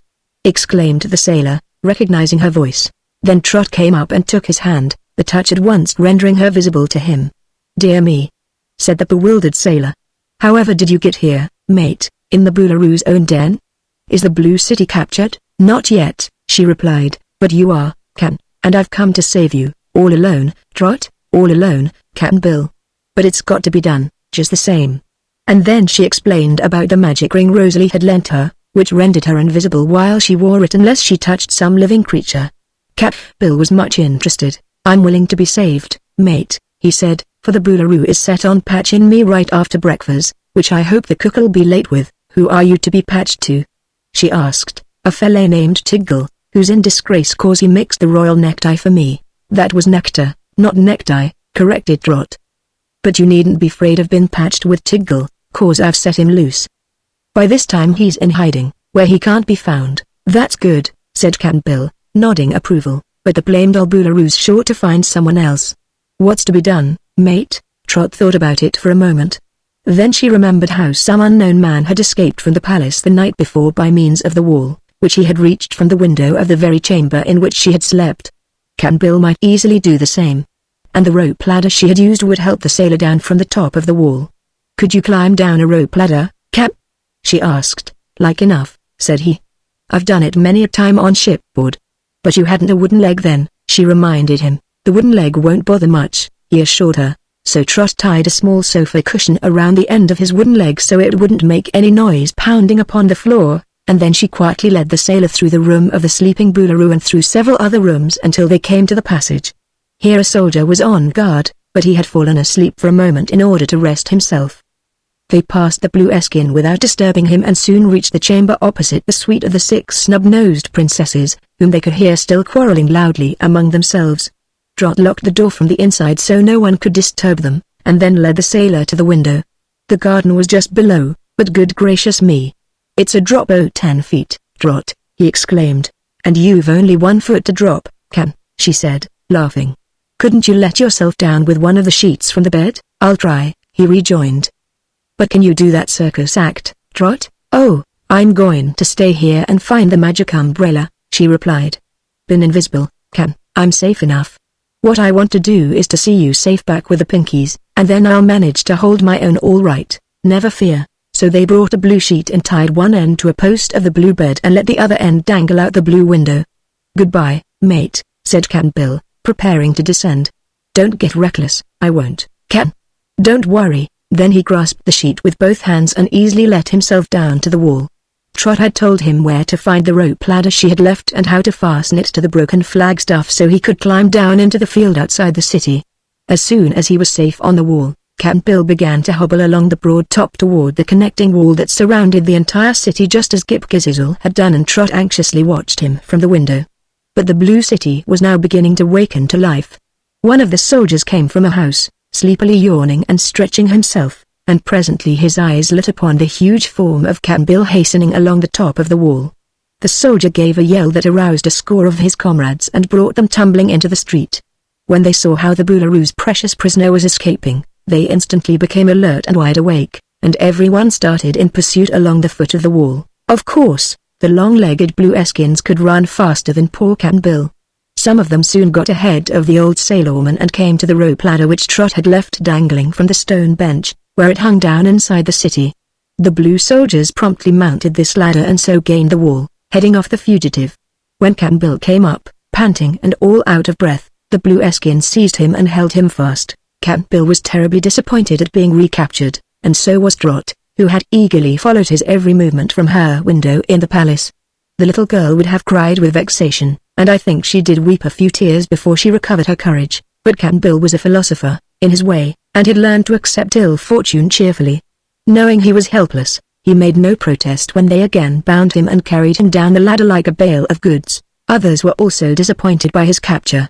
Button Bright had heard the parrot squawking, "Oh, there's Cap'n Bill. There's Cap'n Bill. I see him still, up on that hill. It's Cap'n Bill." So the boy ran out of his tent to find the sailor scurrying along the top of the wall as fast as he could go. At once Button Bright aroused Coralie, who got her pinkies together and quickly marched them toward the wall to assist in the escape of her commander-in-chief. But they were too late. Before they could reach the wall, the Blueskins had captured Trot's old friend and lugged him down into the city, so Coralie and Button Bright were forced to return to their camp discomfited. The Gipgizizzle and Rosalie were awaiting them, and they all went into the witch's tent and held a council of war. "Tell me," said Gipgizizzle, "did you not take the royal record book from the treasure chamber of the Boolaroo?" "I did," replied the boy. "I remember that you wanted it, and so I have kept it with me ever since that night. Here it is." And he presented the little blue book to the Majordomo, the only friend the adventurers had found among all the Blueskins. Gipgizizzle took the book eagerly and at once began turning over its leaves. "Ah!" he exclaimed presently. "It is just as I suspected. The wicked Boolaroo had already reigned over the Blue Country 300 years last Thursday, so that now he has no right to rule at all. I myself have been the rightful ruler of the Blues since Thursday, and yet this cruel and deceitful man has not only deprived me of my right to succeed him, but he has tried to have me patched so that I could never become the Boolaroo." "Does the book tell how old he is?" asked Button Bright. "Yes. He is not 500 years old, and has yet another 100 years to live. He planned to rule the Blue Country until the last, but I now know the deception he has practiced and have the royal record book to prove it. With this I shall be able to force him to resign that I may take his place, for all the people will support me and abide by the law. The tyrant will perhaps fight me and my cause desperately, but I am sure to win in the end." "If we can help you," said Button Bright, "the whole Pink Army will fight for you. Only, if you win, you must promise to give me back my magic umbrella and let us fly away to our own homes again." "I will do that most willingly," agreed Gipgizizzle. "And now let us consult together how best to take the Blue City and capture the Boolaroo. As I know my own country much better than you or the Pinkies do, I think I can find a way to accomplish our purpose." Chapter 24 The Amazing Conquest of the Blues. The shouting and excitement in the city following upon the recapture of Cap'n Bill aroused the sleeping Boolaroo. He found the cord still tied to his big toe and at first imagined his prisoner safe in the dressing room. While he put on his clothes, the king occasionally gave the cord a sudden pull, hoping to hurt Cap'n Bill's big toe and make him yell, but as no response came to this mean action, the Boolaroo finally looked into the room only to find he had been pulling on a leg of the couch and that his prisoner had escaped. Then he flew into a mighty rage, and running out into the hall he aimed a blow at the unfaithful guard, knocking the fellow off his feet.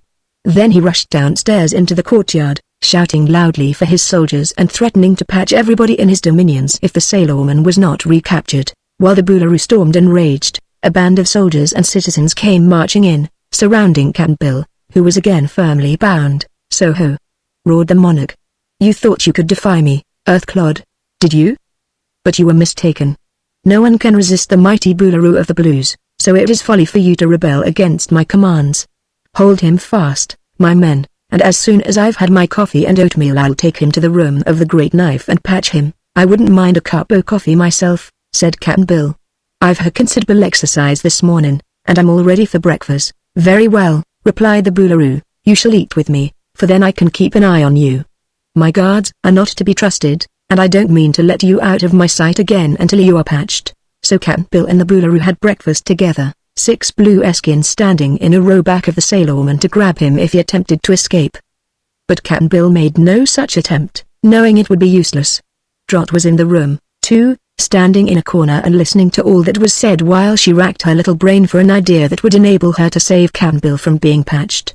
No one could see her, so no one, not even Cap'n Bill, knew she was there. After breakfast was over, a procession was formed, headed by the Boolaroo, and they marched the prisoner through the palace until they came to the room of the Great Knife. Invisible Trot followed soberly after them, still wondering what she could do to save her friend. As soon as they entered the room of the Great Knife, the Boolaroo gave a yell of disappointment. "What's become of Tigil?" he shouted. "Where's Tigil? Who has released Tigil? Go at once, you dummies, and find him, or it will go hard with you." The frightened soldiers hurried away to find Tigil, and Trot was well pleased because she knew Tigil was by this time safely hidden. The Boolaroo stamped up and down the room, muttering threats and declaring Cap'n Bill should be punished whether Tigil was found or not, and while they waited, Trot took time to make an inspection of the place, which she now saw for the first time in broad daylight. The room of the Great Knife was high and big, and around it ran rows of benches for the spectators to sit upon. In one place at the head of the room was a raised platform for the royal family, with elegant throne chairs for the king and queen and 6 smaller but richly upholstered chairs for the snub-nosed princesses. The poor queen, by the way, was seldom seen, as she passed all her time playing solitaire with a deck that was 1 card short, hoping that before she had lived her entire 600 years she would win the game. Therefore, Her Majesty paid no attention to anyone and no one paid any attention to her. In the center of the room stood the terrible knife that gave the place its name, a name dreaded by every inhabitant of the Blue City. The knife was built into a huge framework like a derrick, that reached to the ceiling, and it was so arranged that when the Boolaroo pulled the cord the great blade would drop down in its frame and neatly cut into the person who stood under it. And in order that the slicing would be accurate, there was another frame to which the prisoner was tied so that he couldn't wiggle either way. This frame was on rollers so that it could be placed directly underneath the knife. While Trot was observing this dreadful machine, the door opened and in walked the 6 snub-nosed princesses, all in a row and with their chins up as if they disdained everyone but themselves. They were magnificently dressed, and their blue hair was carefully arranged in huge towers upon their heads, with blue plumes stuck into the tops. These plumes waved gracefully in the air with every mincing step the princesses took. Rich jewels of blue stones glittered upon their persons, and the royal ladies were fully as gorgeous as they were haughty and overbearing. They marched to their chairs and seated themselves to enjoy the cruel scene their father was about to enact, and Cap'n Bill bowed to them politely and said, "Mornin', girls. Hope ye feel as well as ye look." "Papa," exclaimed Turquoise angrily, "can you not prevent this vile earth being from addressing us? It is an insult to be spoken to by one about to be patched." "Control yourselves, my dears," replied the Boolaroo. "The worst punishment I know how to inflict on anyone this prisoner is about to suffer. You'll see a very pretty patching, my royal daughters." "When?" inquired Cobalt. "When?" "As soon as the soldiers return with Tiggle," said he. But just then in came the soldiers to say that Tiggle could not be found anywhere in the city. He had disappeared as mysteriously as had Gip Gizzle. Immediately, the Boolaroo flew into another towering rage. "Villains!" he shouted. "Go out and arrest the first living thing you meet, and whoever it proves to be will be instantly patched to Cap'n Bill." The captain of the guards hesitated to obey this order. "Suppose it's a friend?" he suggested. "Friend?" roared the Boolaroo. "I haven't a friend in the country. Tell me, sir, do you know of anyone who is my friend?" The captain shook his head. "I can't think of anyone just now, your spry and flighty High and Mighty Majesty," he answered. "Of course not," said the Boolaroo. "Everyone hates me, and I don't object to that because I hate everybody. But I'm the ruler here, and I'll do as I please. Go and capture the first living creature you see and bring him here to be patched to Cap'n Bill." So the captain took a file of soldiers and went away very sorrowful, for he did not know who would be the victim, and if the Boolaroo had no friends, the captain had plenty and did not wish to see them patched. Meanwhile, Trot, being invisible to all, was roaming around the room, and behind a bench she found a small end of rope, which she picked up. Then she seated herself in an out-of-the-way place and quietly waited. Suddenly there was a noise in the corridor and evidence of scuffling and struggling. Then the door flew open and in came the soldiers dragging a great blue billy goat, which was desperately striving to get free. "Villains!" howled the Boolaroo. "What does this mean?" "Why, you said to fetch the first living creature we met, and that was this billy goat," replied the captain, panting hard as he held fast to one of the goat's horns. The Boolaroo stared a moment, and then he fell back to his throne, laughing boisterously. The idea of patching Cap'n Bill to a goat was vastly amusing to him, and the more he thought of it the more he roared with laughter. Some of the soldiers laughed, too, being tickled with the absurd notion, and the 6 snub-nosed princesses all sat up straight and permitted themselves to smile contemptuously. This would indeed be a severe punishment, therefore the princesses were pleased at the thought of Cap'n Bill's becoming half a billy goat, and the billy goats being half Cap'n Bill. "They look something alike, you know," suggested the captain of the guards, looking from one to the other doubtfully, "and they're nearly the same size if you stand the goat on his hind legs. They've both got the same style of whiskers, and they're both of them obstinate and dangerous, so they ought to make a good patch." "Splendid. Fine. Glorious," cried the Boolaroo, wiping the tears of merriment from his eyes. "We will proceed with the ceremony of patching at once." Cap'n Bill regarded the billy goat with distinct disfavor, and the billy goat glared evilly upon Cap'n Bill.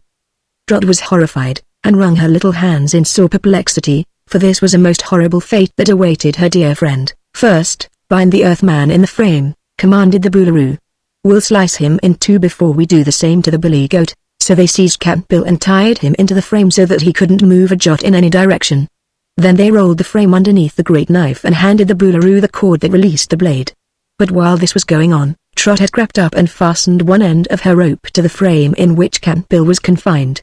Then she stood back and watched the Boolaroo, and just as he pulled the cord, she pulled on her rope and dragged the frame on its rollers away, so that the great knife fell with a crash and sliced nothing but the air. "Huh!" exclaimed the Boolaroo. "That's queer.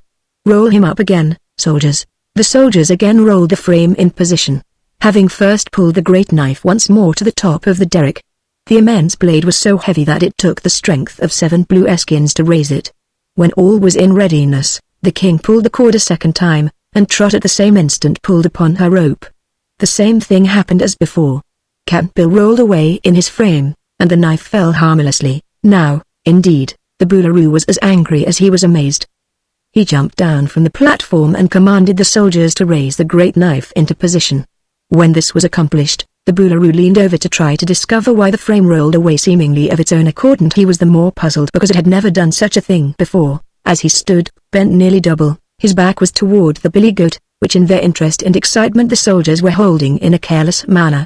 Before any could stop him, he butted His Majesty so furiously that the king soared far into the air and tumbled in a heap among the benches, where he lay moaning and groaning. The goat's warlike spirit was roused by this successful attack. Finding himself free, he turned and assaulted the soldiers, butting them so fiercely that they tumbled down in bunches, and as soon as they could rise again ran frantically from the room and along the corridors as if a fiend was after them. By this time the goat was so animated by the spirit of conquest that he rushed at the 6 snub-nosed princesses, who had all climbed upon their chairs and were screaming in a panic of fear. 6 times the goat butted, and each time he tipped over a chair and sent a haughty princess groveling upon the floor, where the ladies got mixed up in their long, blue trains and flounces and laces and struggled wildly until they recovered their footing. Then they sped in great haste for the door, and the goat gave a final butt that sent the row of royal ladies all diving into the corridor in another tangle, whereupon they shrieked in a manner that terrified everyone within sound of their voices. As the room of the great knife was now cleared of all but Captain Bill, who was tied in his frame, and of Trot and the moaning Boolaroo, who lay hidden behind the benches, the goat gave a victorious bleat and stood in the doorway to face any enemy that might appear. Trot had been as surprised as anyone at this sudden change of conditions, but she was quick to take advantage of the opportunities it afforded. First she ran with her rope to the goat, and as the animal could not see her, she easily succeeded in tying the rope around its horns and fastening the loose end to a pillar of the doorway. Next she hurried to Captain Bill and began to unbind him, and as she touched the sailor she became visible. He nodded cheerfully, then, and said, "I had a notion it was you, mate, as saved me from the knife. But it were a pretty close call, and I hope it won't happen again. I couldn't shiver much, been bound so tight, but when I'm loose I mean to have just one good shiver to relieve my feelings." "Shiver all you want to, Can," she said as she removed the last bonds. "But first you've got to help me save us both." "As how?" he asked, stepping from the frame. "Come and get the Boolaroo," she said, going toward the benches. The sailor followed and pulled out the Boolaroo, who, when he saw the terrible goat was captured and tied fast, quickly recovered his courage. "Hi, there!" he cried. "Where are my soldiers? What do you mean, prisoner, by daring to lay hands upon me? Let me go this minute or I'll have you patched twice." "Don't mind him, Can," said Trot, "but fetch him along to the frame." The Boolaroo looked around to see where the voice came from, and Captain Bill grinned joyfully and caught up the king in both his strong arms, dragging the struggling monarch of the Blues to the frame. "Stop it! How dare you!" roared the frightened Boolaroo. "I'll have revenge." You'll take it easy, 'cause you can't help yourself," said Captain Bill. "What next, Queen Trot?" "Hold him steady in the frame, and I'll tie him up," she replied.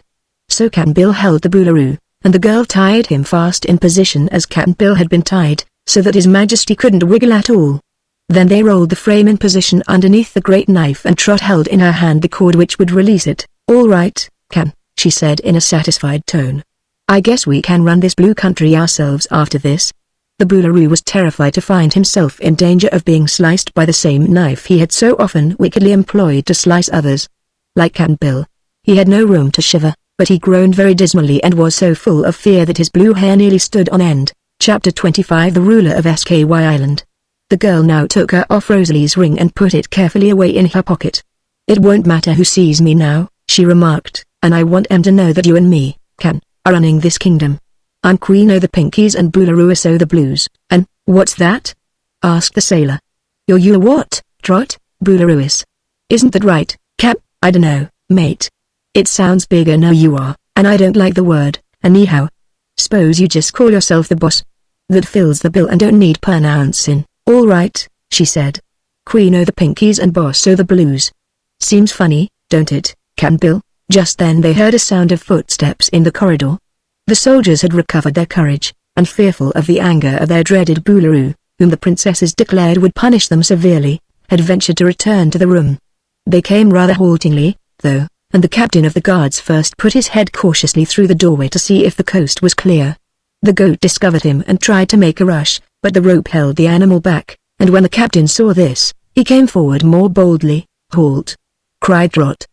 The captain halted, his soldiers peering curiously over his shoulders and the 6 snub-nosed princesses looking on from behind, where they considered themselves safe.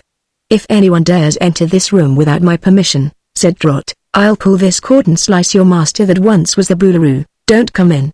Don't come in, yelled the Boolaroo in a terrified voice. Then they saw that the sailor was free and the Boolaroo bound in his place.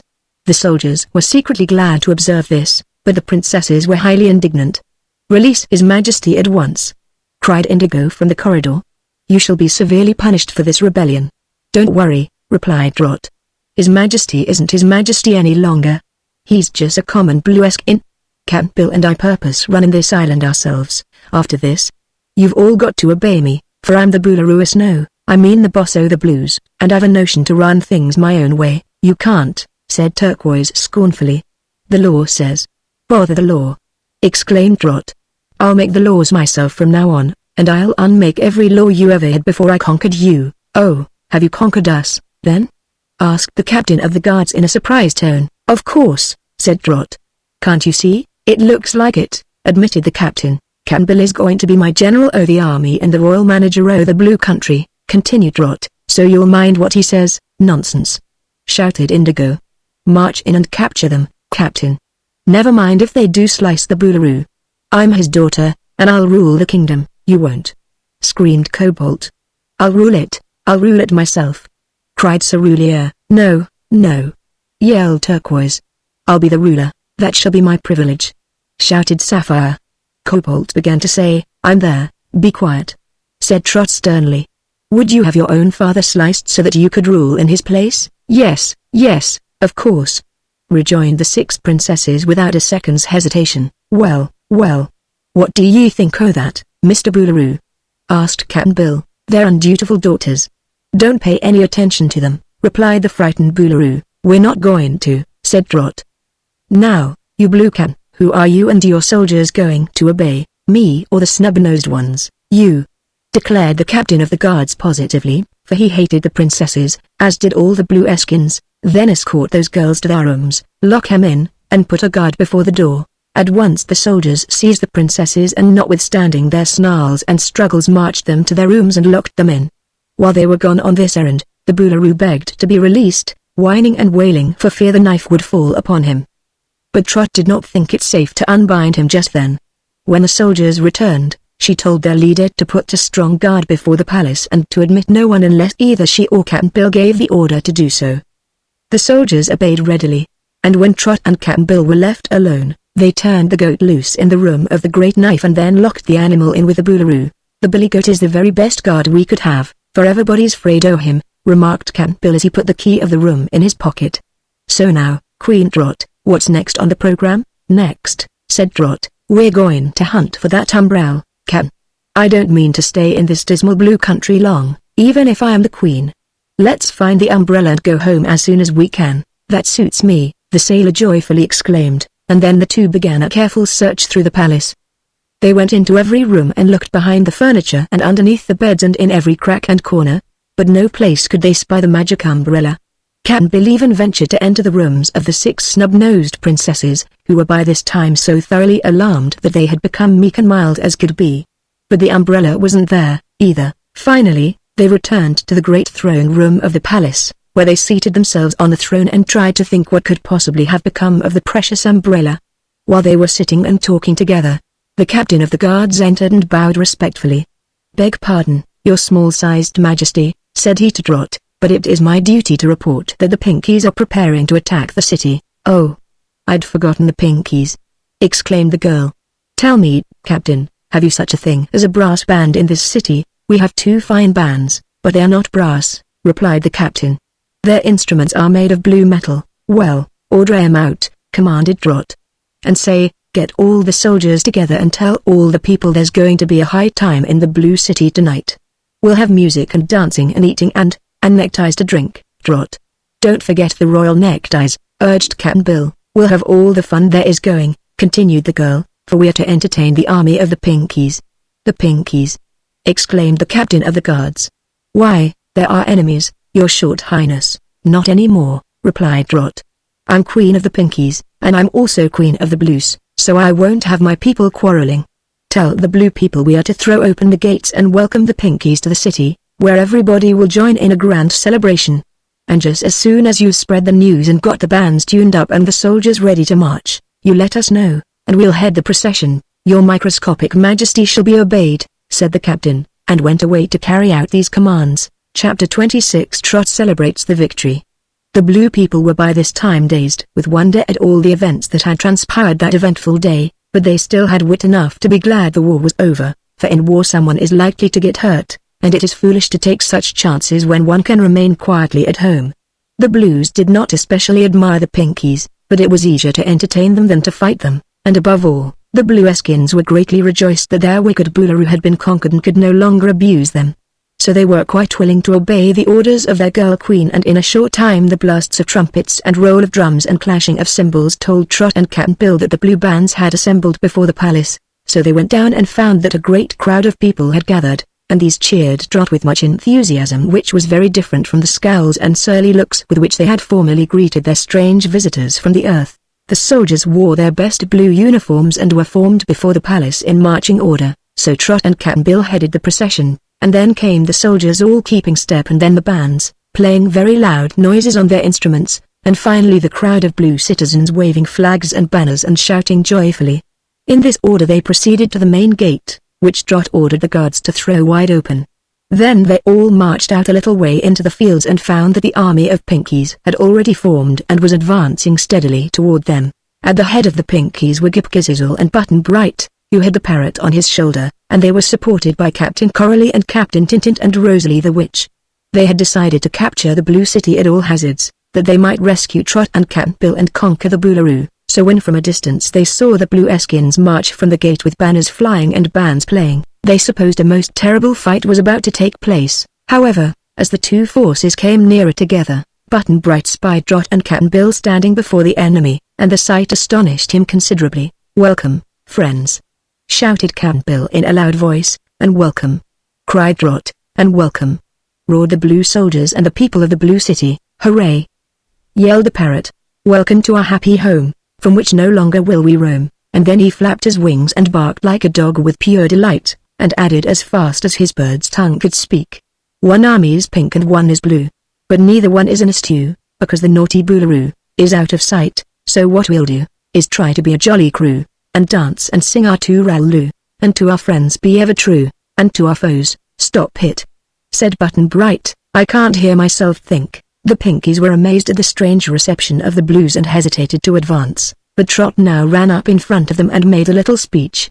"Pinkies," said she, "your queen has conquered the Boolaroo and is now the queen of the Blues. All of Sky Island except the Fog Bank is now my kingdom, so I welcome my faithful Pinkies to my Blue City, where you are to be royally entertained and have a good time.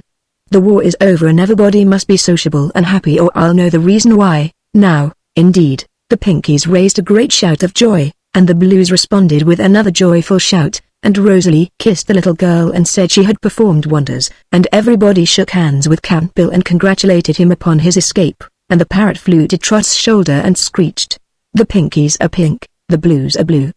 But Trot's the queen, so too-ral-loo." When the Blueskins saw Ghip Ghisizzle, they raised another great shout, for he was the favorite of the soldiers and very popular with all the people.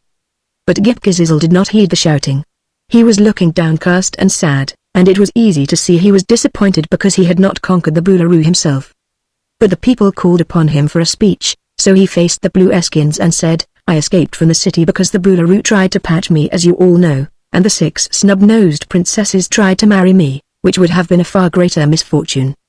But I have recovered the Book of Royal Records, which has long been hidden in the treasure chamber, and by reading it I find that the Boolaroo is not your lawful Boolaroo at all, having reigned more than his 300 years. Since last Thursday, I, Gip Gizzle, have been the lawful Boolaroo of the Blue Country, but now that you are conquered by Queen Trot, I suppose I am conquered, too, and you have no Boolaroo at all. Hooray! Cried the parrot. Here's a pretty howdy-do. You haven't any Boolaroo. Trot had listened carefully to the Majordomo's speech. When he finished, she said cheerfully, Don't worry, Sizzle dear, it'll all come right pretty soon. Now then, let's enter the city and enjoy the grand feast that's being cooked. I'm nearly starved, myself, for this conquering kingdoms is hard work. So the Pinkies and the Blues marched side by side into the city, and there was great rejoicing and music and dancing and feasting and games and merrymaking that lasted for 3 full days. Trot carried Rosalie and Captain Coralie and Gip Gizzle to the palace, and of course Button Bright and Cap'n Bill were with her. They had the royal chef serve dinner at once, and they ate in great state, seated in the royal banquet hall, where they were waited on by 100 servants. The parrot perched upon the back of Queen Trot's chair, and the girl fed it herself, being glad to have the jolly bird with her again. After they had eaten all they could and the servants had been sent away, Trot related her adventures, telling how with the assistance of the billy goat she had turned the tables on the wicked Boolaroo. Then she gave Rosalie back her magic ring, thanking the kind witch for all she had done for them. And now, said she, I want to say to Gip Sizzle that just as soon as we can find Button Bright's umbrella we're going to fly home again. I'll always be Queen of Sky Island, but the Pink and Blue countries must each have a ruler.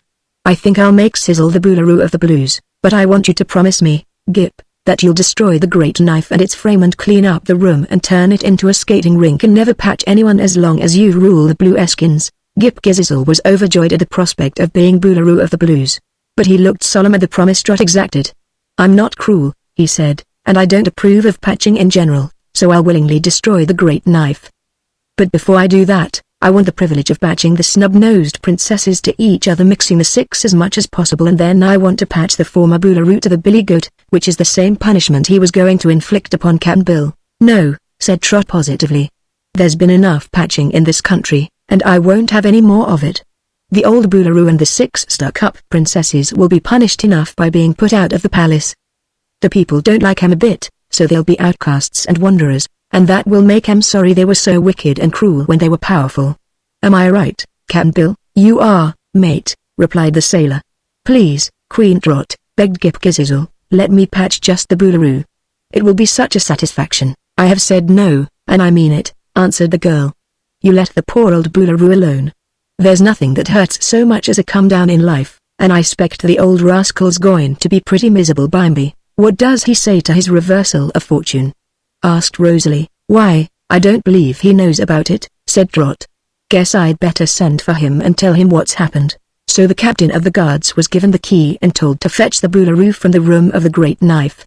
The guards had a terrible struggle with the goat, which was loose in the room and still wanted to fight, but finally they subdued the animal, and then they took the Boolaroo out of the frame he was tied in and brought both him and the goat before Queen Trot, who awaited them in the throne room of the palace. When the courtiers and the people assembled saw the goat, they gave a great cheer, for the beast had helped to dethrone their wicked ruler. What's going to happen to this tough old warrior, Trot? Asked Cap'n Bill. It's my ideas he's braver than the whole Blue Army put together. You're right, Cap'n, she returned. I'll have Sizzle make a fine yard for the goat, where he'll have plenty of blue grass to eat. And I'll have a pretty fence put around it and make all the people honor and respect him just as long as he lives. I'll gladly do that, promised the new Boolaroo, and I'll feed the honorable goat all the shavings and leather and tin cans he can eat, besides the grass. He'll be the happiest goat in Sky Island, I assure you. As they led the now famous animal from the room, the Boolaroo shuddered and said, How dare you people give orders in my palace? I'm the Boolaroo. Excuse me, said Trot. I neglected to tell you that you're not the Boolaroo anymore. We've got the royal record book, and it proves you've already ruled this country longer than you had any right to. Besides all that, I'm the Queen o' Sky Island, which means Queen o' the Pinkies and Queen o' the Blues, both of 'em.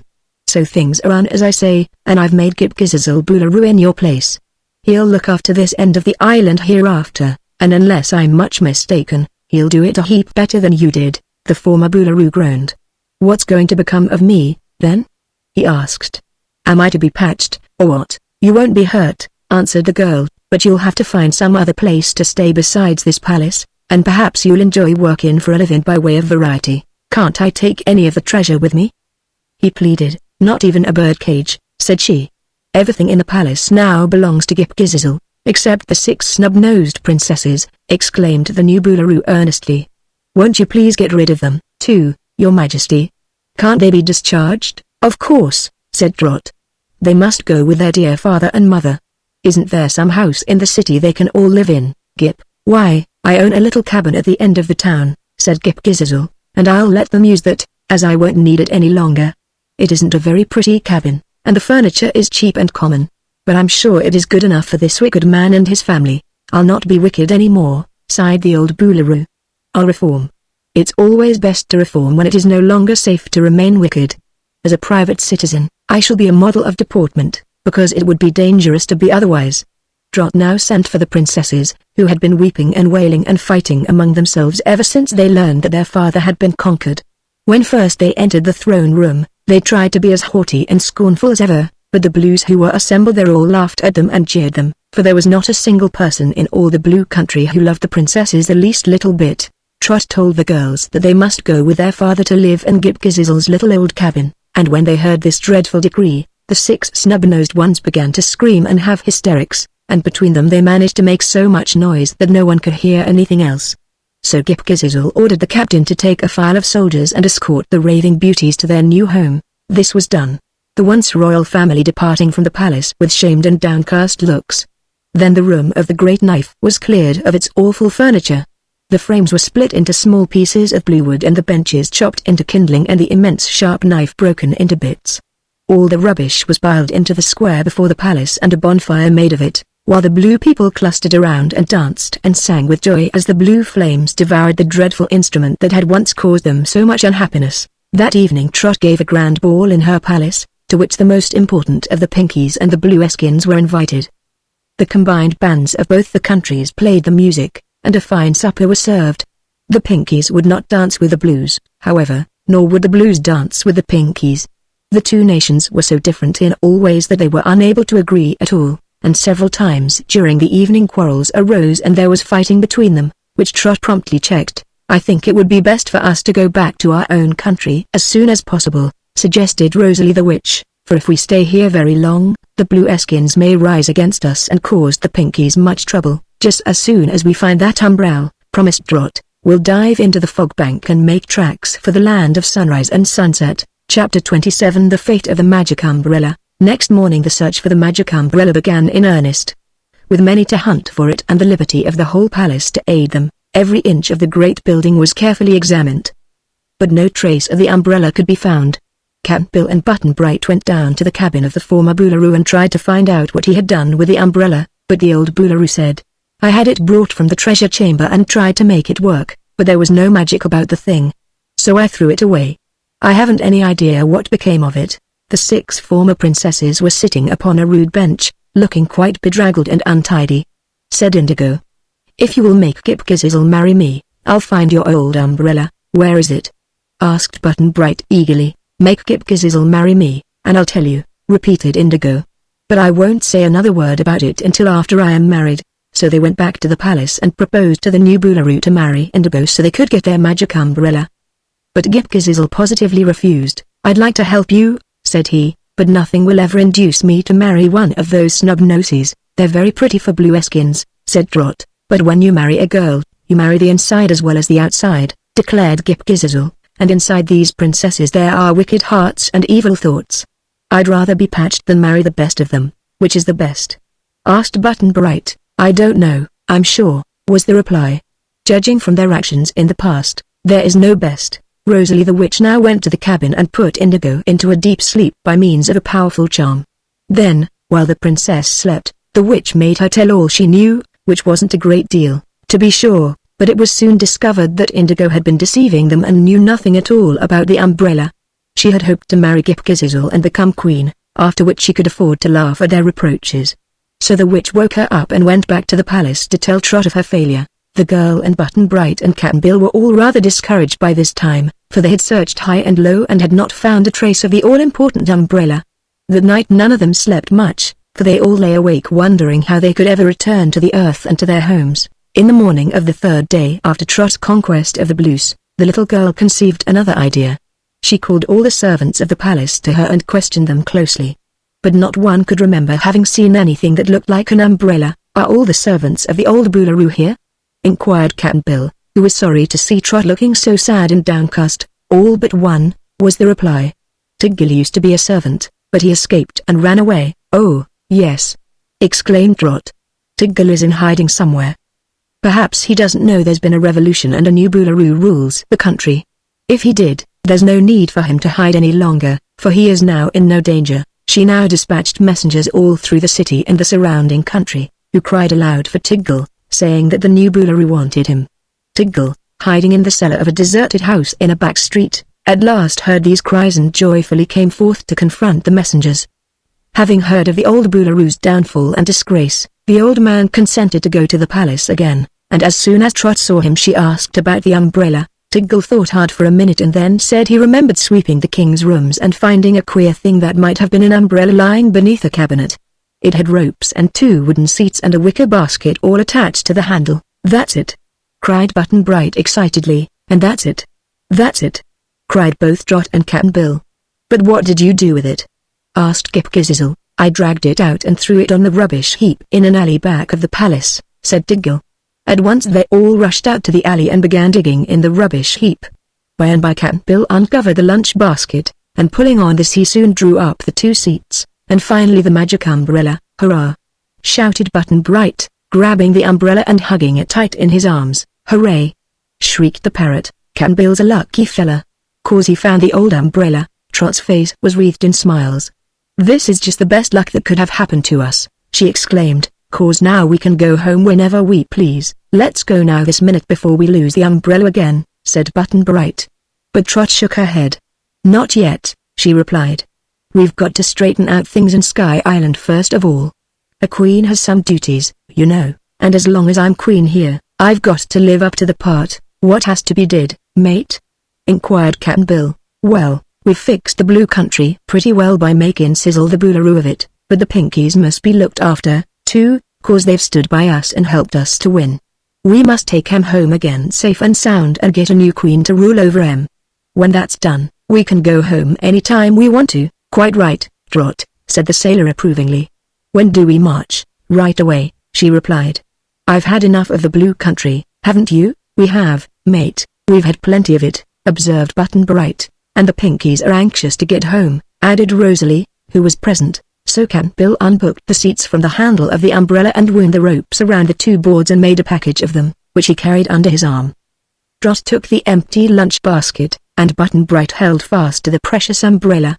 Then they returned to the palace to bid goodbye to Ghip Ghisizzle and the Blues. The new Boolaroo seemed rather sorry to lose his friends, but the people were secretly glad to get rid of the strangers, especially of the Pinkies. They maintained a sullen silence while Coralie and Captain Tintint formed their ranks in marching order, and they did not even cheer when Trot said to them in a final speech, "I'm the Queen of Sky Island, you know, and the new Boolaroo has to carry out my orders and treat you all that nicely while I'm away. I don't know when I'll come back, but you'd better watch out and not make any trouble, or I'll find a way to make you sorry for it. So now, goodbye, and good riddance," screamed the 6 snub-nosed girls who had once been princesses and who were now in the crowd that watched the departure. But Trot paid no attention to them. She made a signal to the Pinky Band, which struck up a fine pink march, and then the army stepped out with the left foot first, and away went the conquerors down the streets of the Blue City, out of the blue-barred gateway and across the country toward the Fog Bank. Chapter 28 The Elephant's Head Comes to Life. When they reached the edge of the Fog Bank, the Pinkies all halted to put on their raincoats, and Button Bright put up his umbrella and held it over himself and Trot. Then, when everybody was ready, they entered the fog and Rosalie the Witch made a signal to call the Frog King and his subjects to aid them as they had done before. Pretty soon the great frogs appeared, a long line of them facing Trot and her pink army and sitting upon their haunches close together. "Turn around so we can get upon your backs," said Rosalie. "Not yet," answered the Frog King in a gruff, deep voice. "You must first take that insulting umbrella out of my dominions." "Why, what is there about my umbrella that seems insulting?" asked Button-Bright in surprise. "It is an intimation that you don't like our glorious climate and object to our delightful fog and are trying to ward off its soulful, clinging kisses," replied the Frog King in an agitated voice. "There has never been an umbrella in my kingdom before, and I'll not allow one in it now. Take it away at once." "But we can't," explained Trot. "We've got to take the umbrella with us to the Pink Country. We'll put it down if you like, and cross the bank in this drizzle which may be clinging and soulful, but is too wet to be comfortable. But the umbrella's got to go with us. It can't go another inch," cried the obstinate frog with an angry croak, "nor shall any of your people advance another step while that insulting umbrella is with you." Trot turned to Rosalie. "What shall we do?" she asked. "I really do not know," replied the witch, greatly perplexed. "Can't you make the frogs let us through?" inquired the boy. "No, I have no power over the frogs," Rosalie answered. "They carried us before as a favor, but if the king now insists that we cannot pass with the umbrella, we must go back to the Blue Country or leave your umbrella behind us." "We won't do that," said Button-Bright indignantly. "Can't we fight the frogs?" "Fight?" cried Trot. "Why, see how big they are. They could eat up our whole army if they wanted to." But just then, while they stood dismayed at this unfortunate position, a queer thing happened. The umbrella in Button-Bright's hand began to tremble and shake. He looked down at the handle and saw that the red eyes of the carved elephant's head were rolling fiercely and sending out red sparks of anger in all directions. The trunk swayed from side to side, and the entire head began to swell and grow larger. In his fright, the boy sprang backward a step and dropped the umbrella to the ground, and as he did so, it took the form of a complete elephant, growing rapidly to a monstrous size. Then, flapping its ears and wagging its tail which was merely the covered frame of the umbrella, the huge elephant lifted its trunk and charged the line of astonished frogs. In a twinkling the frogs all turned and made the longest leaps their powerful legs enabled them to. The king jumped first of all, and in a panic of fear the others followed his example. They were out of sight in an instant, and then the elephant turned its head and looked at Button-Bright and at once trotted into the depths of the fog. "He wants us to follow," said the boy, gasping in amazement at this wonderful transformation. So immediately they began marching through the fog behind the elephant, and as the great beast advanced the frogs scrambled out of his way and hid themselves in the moist banks until he had passed them by. Cap'n Bill had to mind his wooden leg carefully, and the old sailor was so excited that he mumbled queer sentences about Arabian nights and ding-donged magic and the foolishness of fussin' with witches and sich, until Trot wondered whether her old friend had gone crazy or was only badly scared. It was a long journey, and all the Pinkies were dripping water from their raincoats, and their fat little legs were tired and aching when the pink glow showing through the fog at last announced that they were nearing the Pink Country. At the very edge of the fog bank the elephant halted, winked at Button-Bright, lowered its head and began to shrink in size and dwindle away. By the time the boy came up to it, closely followed by Trot and Cap'n Bill, the thing was only the well-known magic umbrella, with the carved elephant's head for a handle, and it lay motionless upon the ground.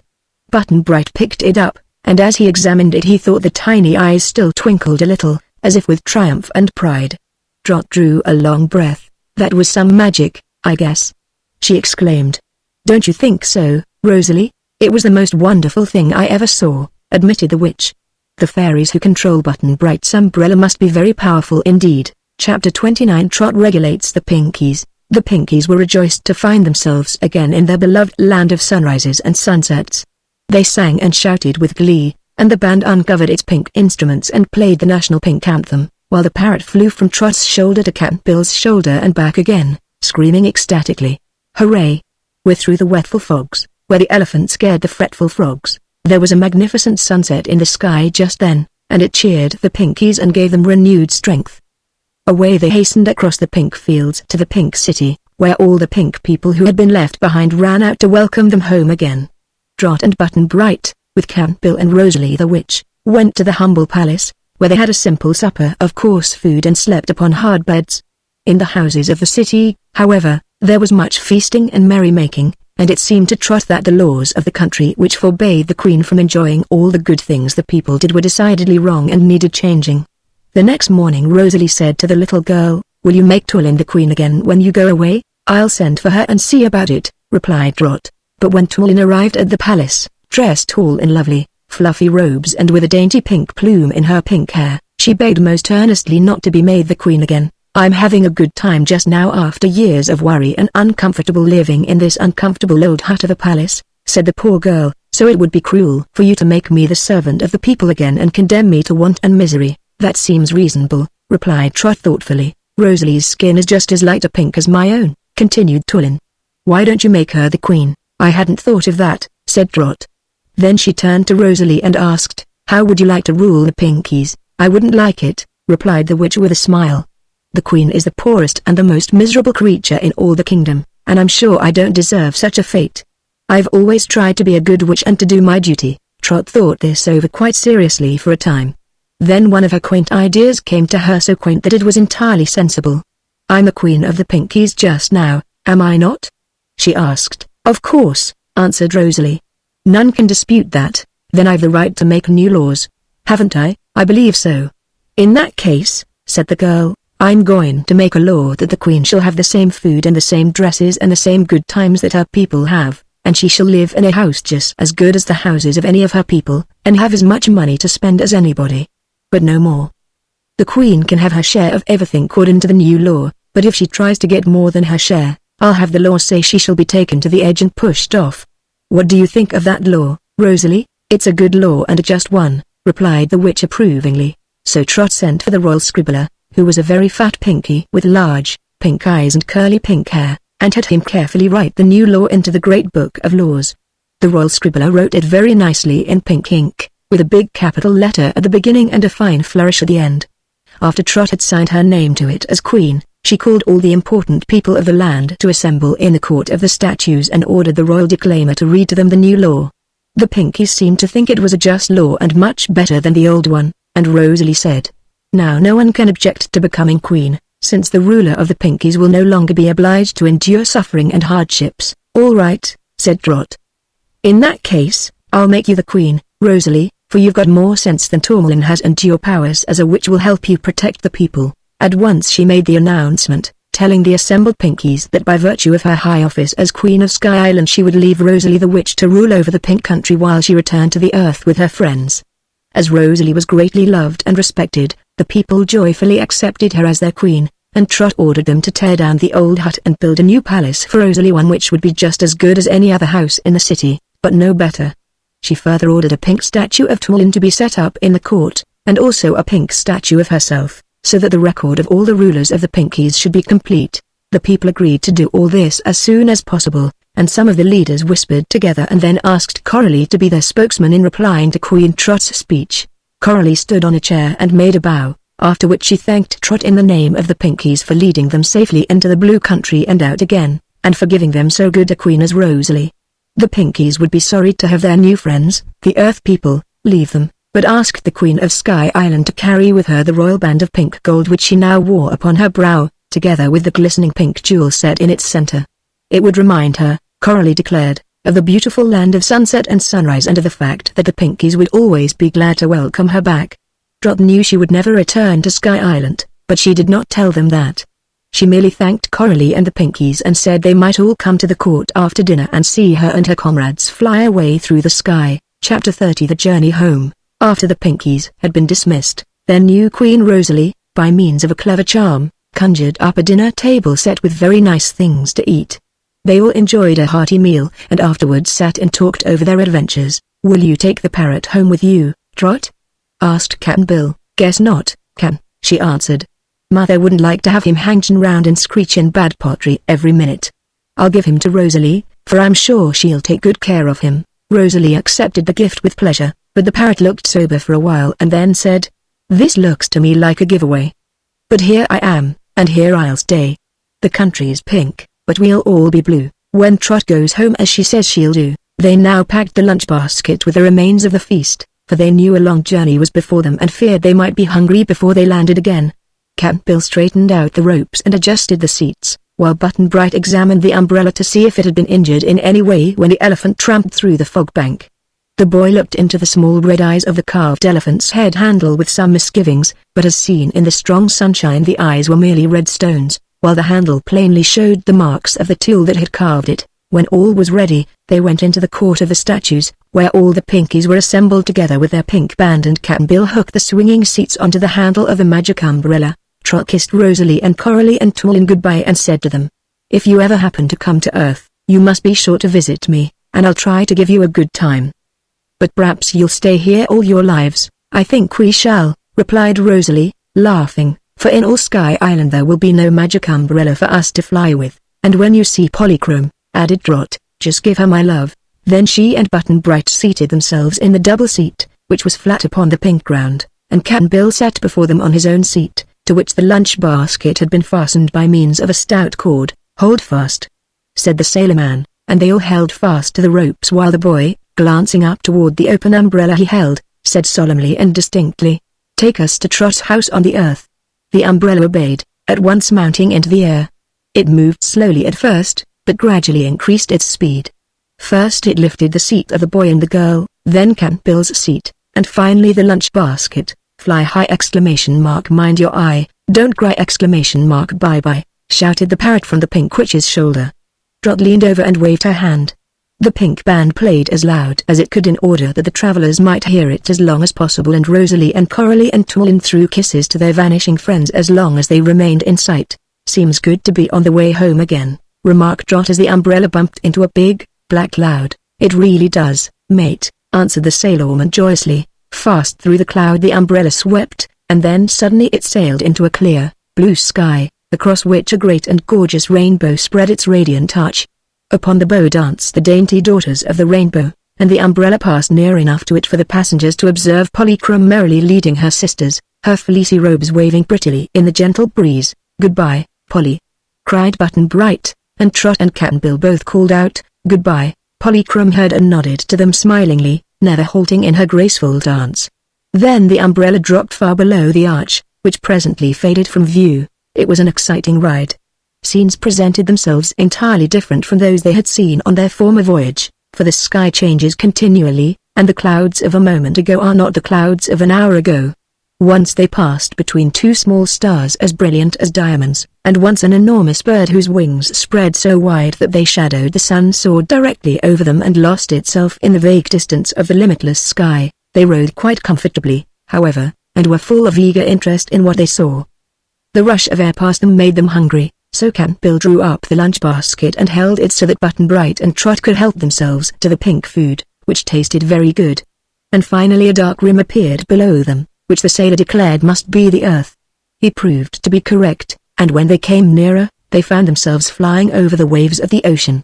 Pretty soon a small island appeared, and Trot exclaimed, "That's the Sky Island we thought we were going to, only we didn't." "Yes, and there's the mainland, mate," cried Cap'n Bill excitedly, pointing toward a distant coast. On swept the magic umbrella.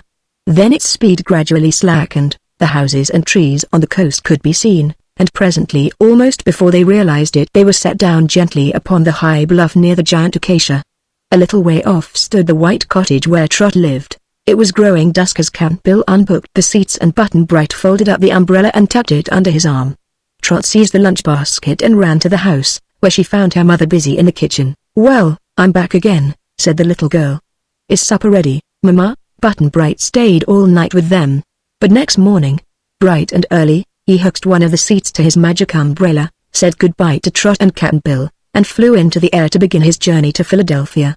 Just before he started, Trot said, "Let me know if you get home safe, Button Bright, and come and see me again as quick as you can." "I'll try to come again," said the boy. "We've had a good time, haven't we, Trot?" "The best time I ever had," she replied enthusiastically. Then she asked, "Didn't you like it, too, Cap'n Bill?" "Parts o' it, mate," the sailor answered as he thoughtfully made marks in the sand with the end of his wooden leg, "but seems to me the best part of all was getting home again." After several days Trot received a postal card from Button Bright. It was awkwardly scrawled, for the boy was not much of a writer, but Trot managed to make out the words. It read as follows: "Got home safe, Trot, and the folks were so worried they forgot to scold me. Father has taken the magic umbrella and locked it up in the big, strong chest in the attic. He put the key in his own pocket, so I don't know as I'll ever be able to see you again. But I'll never forget the Queen of Sky Island, and I send my love to you and Cap'n Bill, your friend, Button Bright." The end.